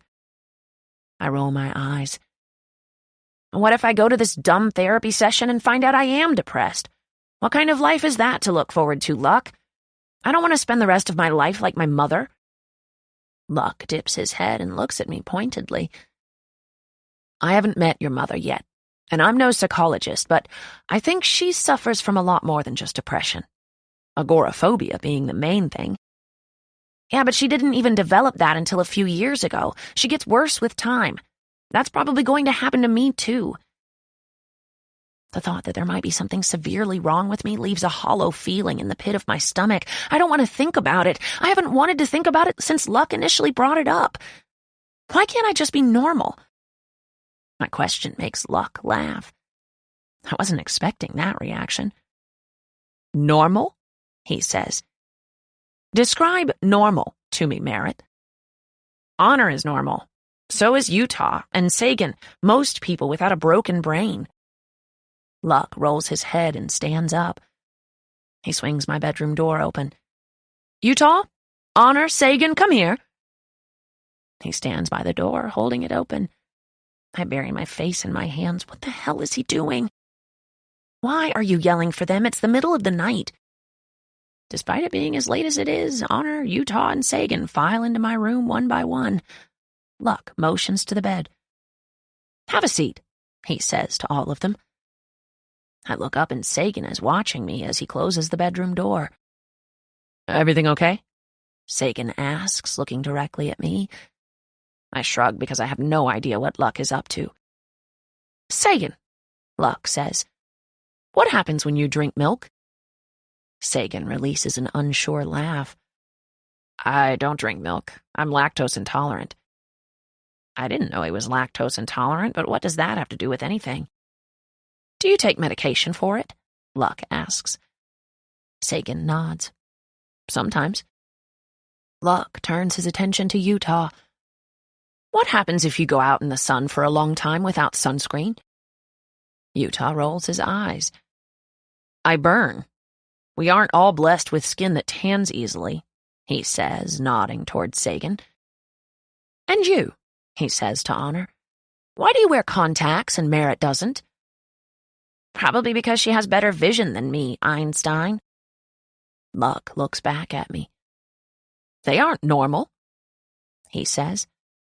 Having depression is no more out of your control than Sagan's intolerance to milk, or Utah's pale skin, or Honor's bad vision. It's nothing to be embarrassed about. But it's not something you can ignore or correct on your own. And it doesn't make you abnormal. It makes you just as normal as these idiots, he says, waving toward everyone else. I can feel my cheeks flush from a combination of the embarrassment and unwanted attention I'm getting right now, but I also can't stop from smiling because I really do appreciate my idiot step-uncle. I'm kind of glad he showed up when he did. I also have athlete's foot, Sagan says. I look up at him and he crinkles his nose. It's really bad, especially in the summer. I laugh and Honor says, Hey, speaking of things wrong with us, remember when Dad was diagnosed with Tourette's? No way, Luck says. Not the cussing kind, Utah clarifies. That's mostly embellished on TV. He used to have these tics all the time and he'd make these noises with his throat. The doctor said they were brought on by stress, so he took medication for it for a couple of years. I'm not sure if he still does. See? Luck says excitedly. Your whole family suffers from all kinds of things. You shouldn't feel so special, Merit. We're all a degree of fucked up. I laugh, but I don't even know what to say. It feels nice to have their encouragement, no matter how strange it is. Merit, Honor says. She looks at me with a hint of guilt in her expression. I'm really sorry. I feel like I should have... She shrugs and looks down. Seen the signs, I guess? I shake my head. Honor, I'm the one who tried to kill myself, and I didn't even know I was depressed. Luck leans his head back against the wall. Merit's right. he says. A lot of people who suffer from depression don't even know they have it. It's a gradual change, or at least it was for me. I used to feel like I was on top of the world. Then one day I noticed that it felt like I was no longer on top of the world. I was just floating around inside of it. And then eventually it felt like the world was on top of me. I soak in what Luck just said because it's like he summed up my entire past year in just a few sentences. I open my mouth to say something, but my voice is cut off by the sudden sound of my father's voice coming from the hallway. Merit, you better not have... As soon as the door swings open, my father clamps his mouth shut. I'm assuming he heard voices and thought something more sinister was going on. He looks around at all of us, and it's obvious he wasn't prepared for this sight. It's been a long time since Honor, Utah, and I hung out in the same room. He hesitates, nods a little, and then smiles before closing my bedroom door. We all start to laugh, but he swings it open again and says, I'm glad you're all spending time together, but it's late. Go to bed. It's a weekend, Utah groans. My father raises an eyebrow at Utah, and that one look is enough to lift everyone off the bed. Sagan is the last to leave my room. Right before he closes the door, he smiles and says, You were really easy to like today, Merit. I sigh and lie back on my bed. What a night. What a week. I turn off my lamp again and try for a second time tonight to shut off my thoughts. I'm finally almost asleep when I hear a soft knock on my door. It's pitch black in my room, but when the door cracks open, the light breaks through. Sagan peeks his head through the door. You asleep yet? He whispers. I sit up and reach over to the lamp. Nope. My hands are already shaking at all the possibilities of why he's back. He closes the door and takes his seat on the bed next to me. He isn't wearing a shirt now, only a pair of black sweatpants. I sit up but keep the covers pulled up to my stomach. After everyone left my room earlier, I took off my pajama bottoms. Now I'm only wearing a t-shirt. Put us together and we could make a whole naked person. I had something else to say, but I didn't want to say it in front of all of them, he says. What is it? You said something the other night about how you felt like an asshole after hearing my story. I nod. I did. And I still do. He shakes his head. It bothers me that you think that. You shouldn't compare your stress to mine. We all have different baselines. I stare at him blankly. What's that? He reaches to me and takes my hand, pulling it to his lap.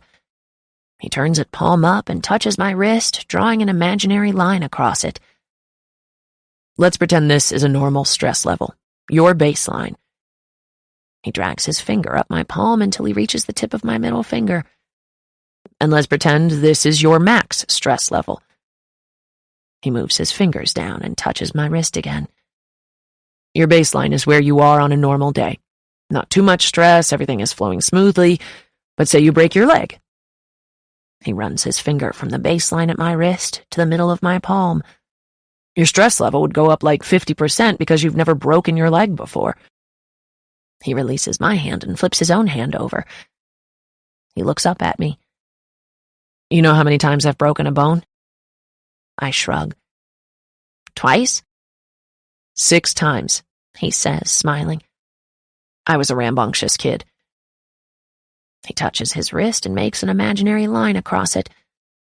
So if I were to break my leg, it would be stressful, but I've been through it before, so it would only raise my stress level to like 10%, not 50%. He pauses. You understand what I'm saying? I'm honestly not sure what point he's trying to make. Are you saying you're tougher than me? He laughs. No, Merit, that was only an example. What I'm saying is, the same 2 things could happen to 2 people, but that doesn't mean they would experience the exact same stress over it. We all have different levels of stress that we're accustomed to. You probably felt the same amount of stress over your family situation as I sometimes do about mine, even though they're on completely different levels. But that doesn't make you weaker. It doesn't make you an asshole. We're just 2 different people with 2 different sets of experiences. He takes my hand again, but it's not to prove a point. He just threads his fingers through mine and holds my hand. It annoys me when people try to convince other people that their anger or stress isn't warranted if someone else in the world is worse off than them. It's bullshit. Your emotions and reactions are valid, Merit. Don't let anyone tell you any different. You're the only one who feels them. He squeezes my hand, and I'm not sure at which point during this conversation I fell for him, but it happened. I may look like I'm casually sitting on a bed next to him, but metaphorically I've melted at his feet. Between Luck and Sagan, the last couple of hours have been eye-opening. I don't even attempt to respond to all he just said to me. Instead, I rest my head on his shoulder as he wraps his arm around me. I think about what he said earlier when he told me I was really easy to like today. I find some comfort in that because in the past 24 hours, he's probably seen the most authentic side of me he's ever seen. I close my eyes and readjust myself against him. You're easy to like every day, I whisper, right before I finally fall asleep. Chapter 17. Even though it's Saturday, a day I finally don't have to pretend to wake up and go to school, I still wake up earlier than I want to. Sagan fell asleep in my room last night, so as soon as I open my eyes, I roll over to wake him up so my father won't catch him in here. But he's not here anymore. On the pillow where he slept last night is a drawing. I smile and pick it up. On the back, Sagan has written, "I don't even know what this is, but I drew it while I watched you sleep. I thought you might like it." I don't know what it is either, but I love it. It might even be my new favorite. I tack it to the wall. I pull on some jeans and a tank top and then head to the kitchen, but I come to a halt when I look in Sagan's room. It's a mess. The drawers are open, his wall hangings are gone.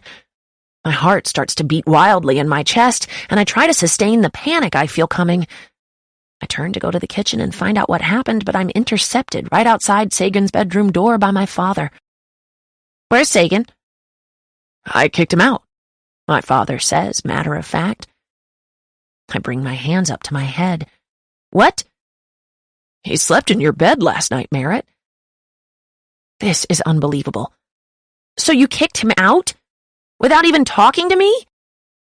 I spin around and look at the guest room again, hoping I'm dreaming. Almost everything is gone. "Do you not have a heart?"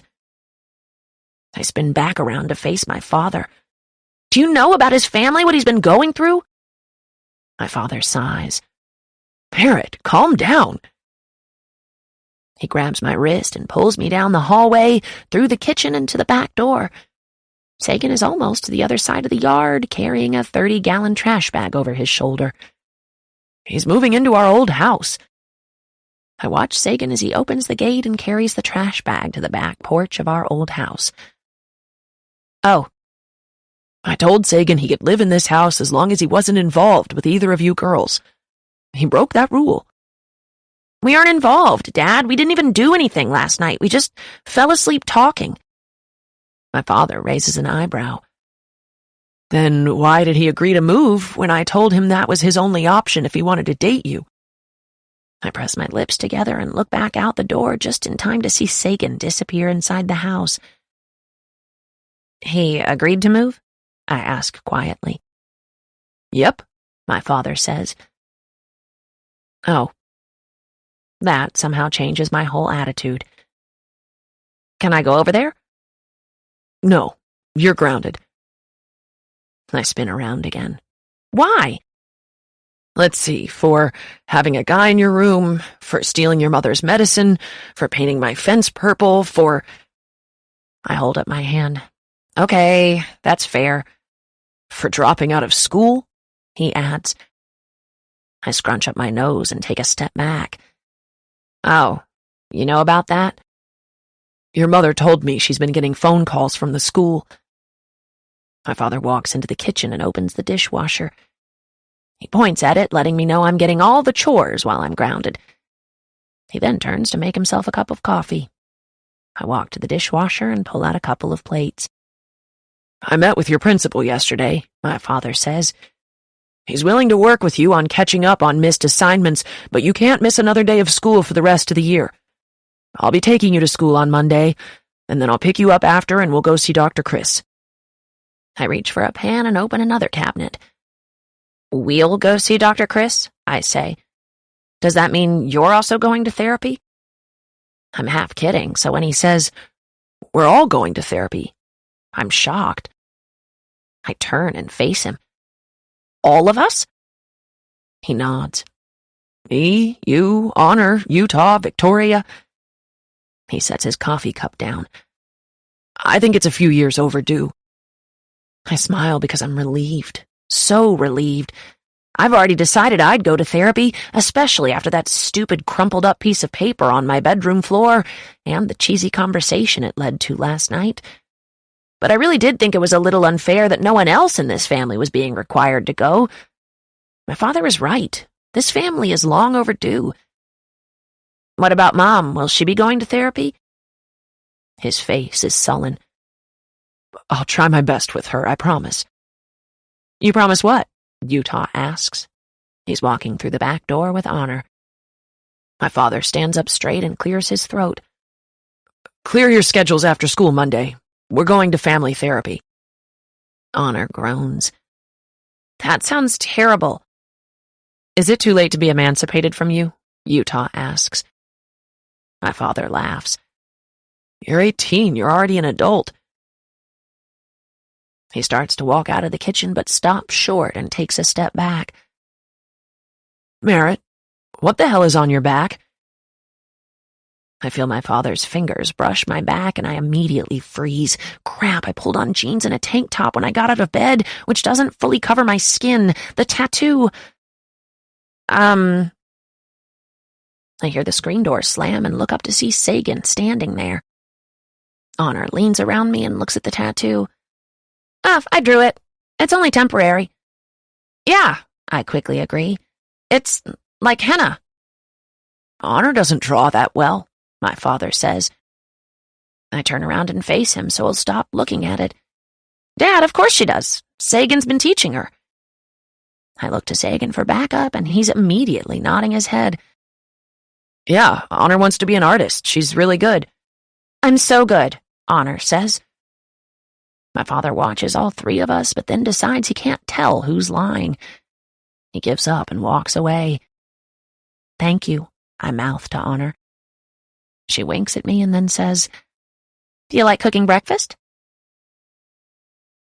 We're almost finished with the eggs when Victoria walks out of her bedroom. "What's going on?" She's looking at us suspiciously. Honor takes over the eggs while I start with the rest of the stuff. "Giving you a break," Honor says. "Is this a trick?" Victoria asks. "No trick." I pour water into the pancake batter. "Just making you breakfast." Victoria doesn't stop with her suspicion. She walks slowly to an already made pot of coffee and pours herself a cup, never taking her eyes off us. "The eggs should be cooked last." I smile. "We're learning. It's our first time." Victoria takes a seat at the bar. "I'm enjoying this too much to stop watching." I'm still stirring the pancake batter when I decide to lay things out in the open for Victoria. "Listen," I tell her. "I'm Moby's big sister, and sometimes big sisters do things like sneak donuts to their little brother. I'm not going to stop doing that because that's mine and Moby's thing, but..." I look up at her. "I'll cut it down to like once a week, if that's okay with you." Victoria looks at me like I've been possessed. Then she nods. "I would appreciate that, Merit. Thank you." And just like that, we come to an understanding that's been long overdue. I turn around and pour the first pancake into the pan just as Sagan walks in from another trip to the old house. He stops in his tracks and takes in the scene. Me and Honor cooking breakfast, Victoria standing by with a smile on her face. He soaks it up and then walks over to Honor and kisses her on her cheek. "Good morning, beautiful." When he reaches me, he wraps his arms around me from behind in a much more intimate gesture than how he just said hello to Honor. He kisses the back of my head and then rests his chin on my shoulder as he looks down at the pancake I'm trying to make. "You win beauty pageants, bowling tournaments, track meets. And now I find out you're a chef? I think I might keep you, Merit. If I let you, I deadpan. I would absolutely let him. Sagan, look, Moby says, barreling into the kitchen. Sagan picks him up and sets him down on the bar. Moby hands him a drawing. Oh, wow, Sagan says, folding it in half. He immediately shoves it in his pocket. What is it? Victoria asks. Sagan shakes his head, obviously hiding something. Nothing at all. I drew all the dead bodies the king shoved inside the mountain, Moby says excitedly. Victoria looks at Sagan. Sagan just laughs and pulls Moby off the bar. Maybe we should practice drawing plants before we move on to dead bodies. Utah intercepts Sagan and Moby, and he grabs Moby and plops him into a chair at the table. Are you excited about today, Moby? Yes. How excited? So excited, Moby giggles. How excited? The most excited. Honor leans over me and looks down at the 2 pancakes I've managed to burn. We're going to need some practice. I think I just ruined the eggs. Half an hour later, almost everything is done, and I'm working on the last pancake when Luck walks into the kitchen. He's wearing his regulation Starbucks shirt, but he's paired it with his green kilt. I hear Utah laugh from the table. Are you trying to get fired? Luck grabs a cup from the cabinet. If they don't let me wear my kilt to work, I'll sue for religious discrimination. I take the last pancake out and flip it onto the plate. Honor has just finished putting the rest of the food on the kitchen table when I set the pancakes down and take a seat between Sagan and Moby. Moby takes a bite of pancake and, with a mouthful, says, Are you gay, Utah? We all immediately look at Moby. Utah spatters laughter. Victoria clears her throat and says, Where did you hear that word, Moby? Moby shrugs. I heard it like 10 years ago. Somebody said Utah is gay. Is that like a bastard? Utah laughs and says, Being gay just means a guy might like to marry another guy instead of a girl. Victoria adds, Or a girl might marry a girl. Luck nods. And some people like guys and girls. I like Legos, Moby says. You can't marry a Lego, Victoria says to him. Moby's face drops in disappointment. Why not? My father points his fork at Moby. It's not a living thing, son. So it has to be alive? Moby asks my father. Like the puppies you showed me last night? My father immediately shakes his head. You have to stick with your own species. You have to marry a human. Moby pouts. That's not fair. I want to marry the puppies. I laugh. You're learning early that life isn't fair. Took me 17 years. Victoria forks another pancake onto her plate. This is really good, girls. It is, my father agrees. Everyone else kind of mutters the same with mouthfuls of food, but we're all distracted by a sudden banging on the front door. I look out the window and see a cop car in our driveway. Oh no. My dad scans all of us. None of us look him in the eye. Why do you all look guilty? None of us speak. In fact, we all fork bites of food into our mouths at the same time, making us look even more suspicious. My father shakes his head and scoots back from the table. No one else gets up when he opens the door. We all just listen quietly. Morning, Barnaby, the officer says. Morning. What's the problem? Well, after we buried Pastor Brian's dog at the church last night, his grave was tampered with, as was Pastor Brian's. Seems that someone moved the dog. Is that right? The officer sighs sharply. Cut the shit, Barnaby. Did you dig up the dog again after we already arrested you for it? My father laughs and says, Of course not. I came straight home and went to bed. The officer begins to speak again, but my father cuts him off. With all due respect, you're wasting your time. The dog is dead, and it sounds to me like she's right where Pastor Brian would want her to be. Don't you guys have more important things to focus on? The officer once again tries to get a word in, but my father says, Do you have a warrant? Well, no, we just came to speak with you about— Good. You spoke to me about it. I'd like to get back to my breakfast now. Have a great day, crime fighter. Our father slams the door. I watch as he makes his way back to the table. It's hard to tell if he's angry or not. He scoots his chair forward and picks up his fork. He stabs at a couple of pieces of pancake and then looks up at all of us. You're all a bunch of heathens. Chapter 18. What should we name them? Moby asks. He's sitting with me in the backyard. Dad didn't say if I was grounded from the backyard or not. I don't know, why don't you name one of them and I'll name the other one? Okay, Moby says excitedly. He holds up the one in his hands and says, I'm naming this one Dick. I laugh. I'm not sure your mom will go for that. He frowns. Why not? She named me Moby. I want to name my puppy Dick so we can be brothers. As long as you use that argument, I tell him. Sagan walks out the back door of his new house and heads toward us. He sits down in the grass next to me. I hold up the nameless puppy. We get to name this one. Got any suggestions? Sagan doesn't even hesitate. Tuck Borney. We could call him Tuck. I smile. You bury me. I lift the puppy up to my face and kiss his nose. I like that. Tuck Borney.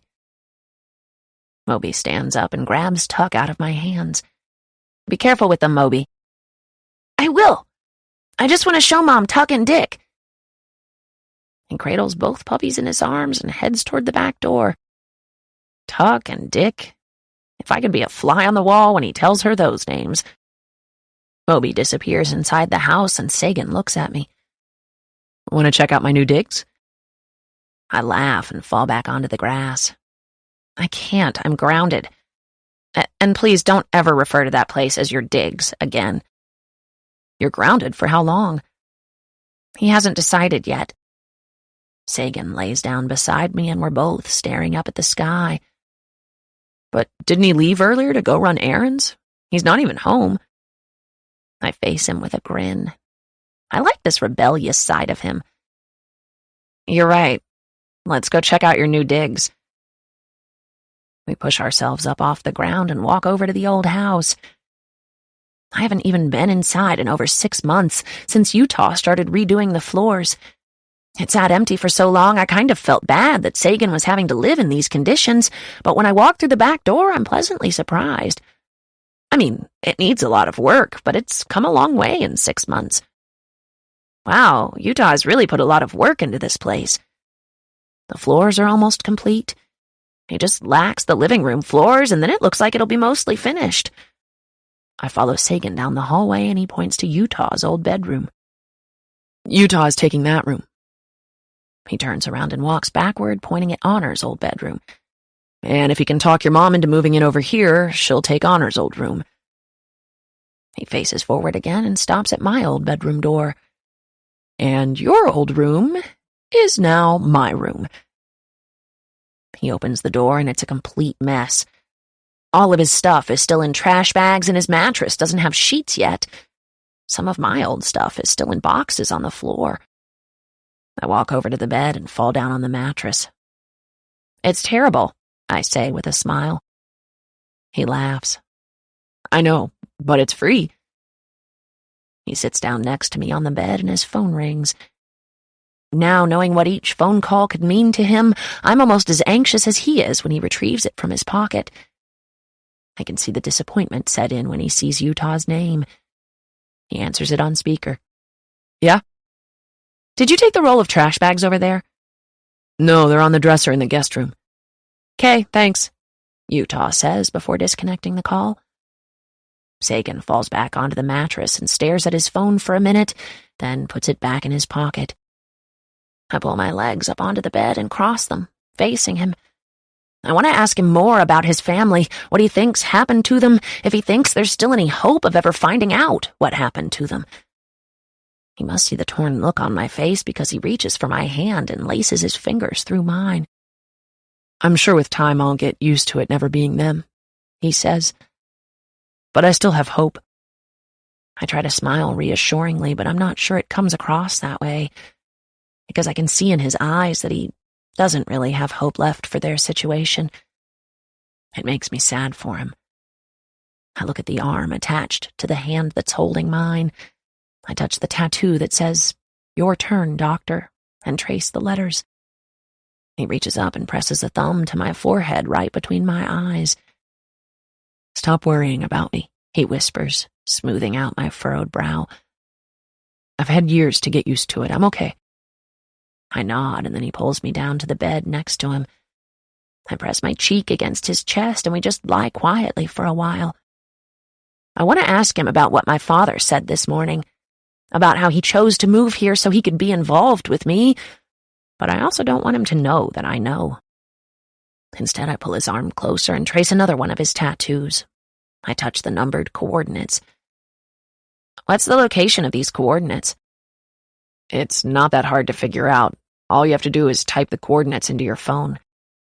Why didn't I think of that? I reach for my phone and roll onto my back.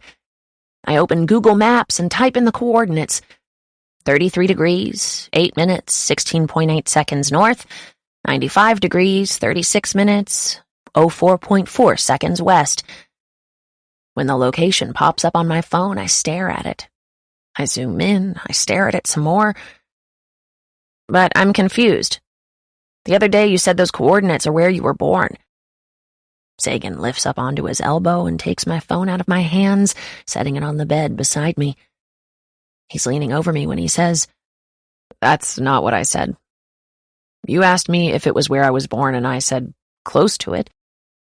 You said you were born in Kansas. Those coordinates lead to our town square where you kissed me, in Texas. That's nowhere close to where you were born."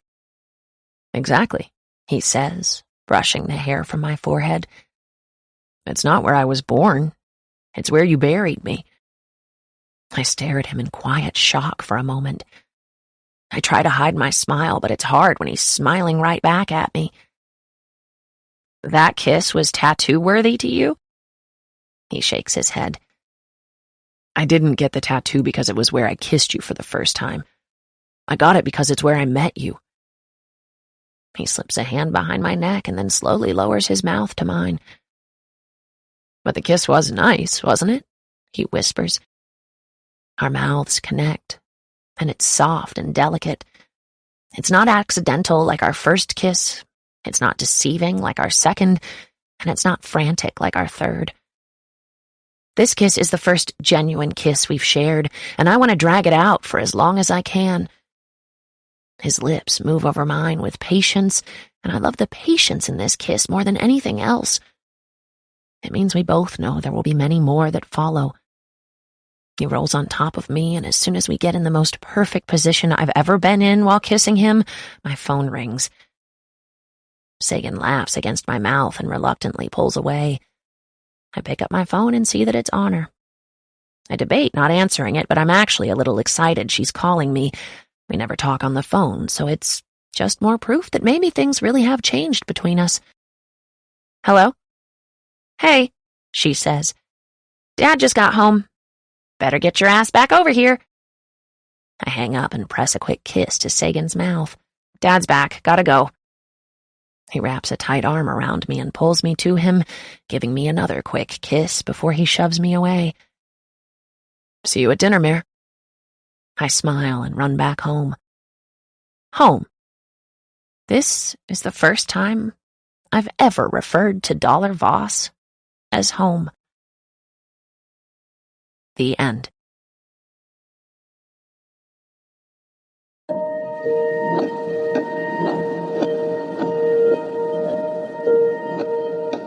Without Merit, a novel, was written by Colleen Hoover and read by Candace Thaxton. Editing and post-production by Common Mode, Paul Fowley, Technical Director. This has been a presentation of Simon & Schuster Audio.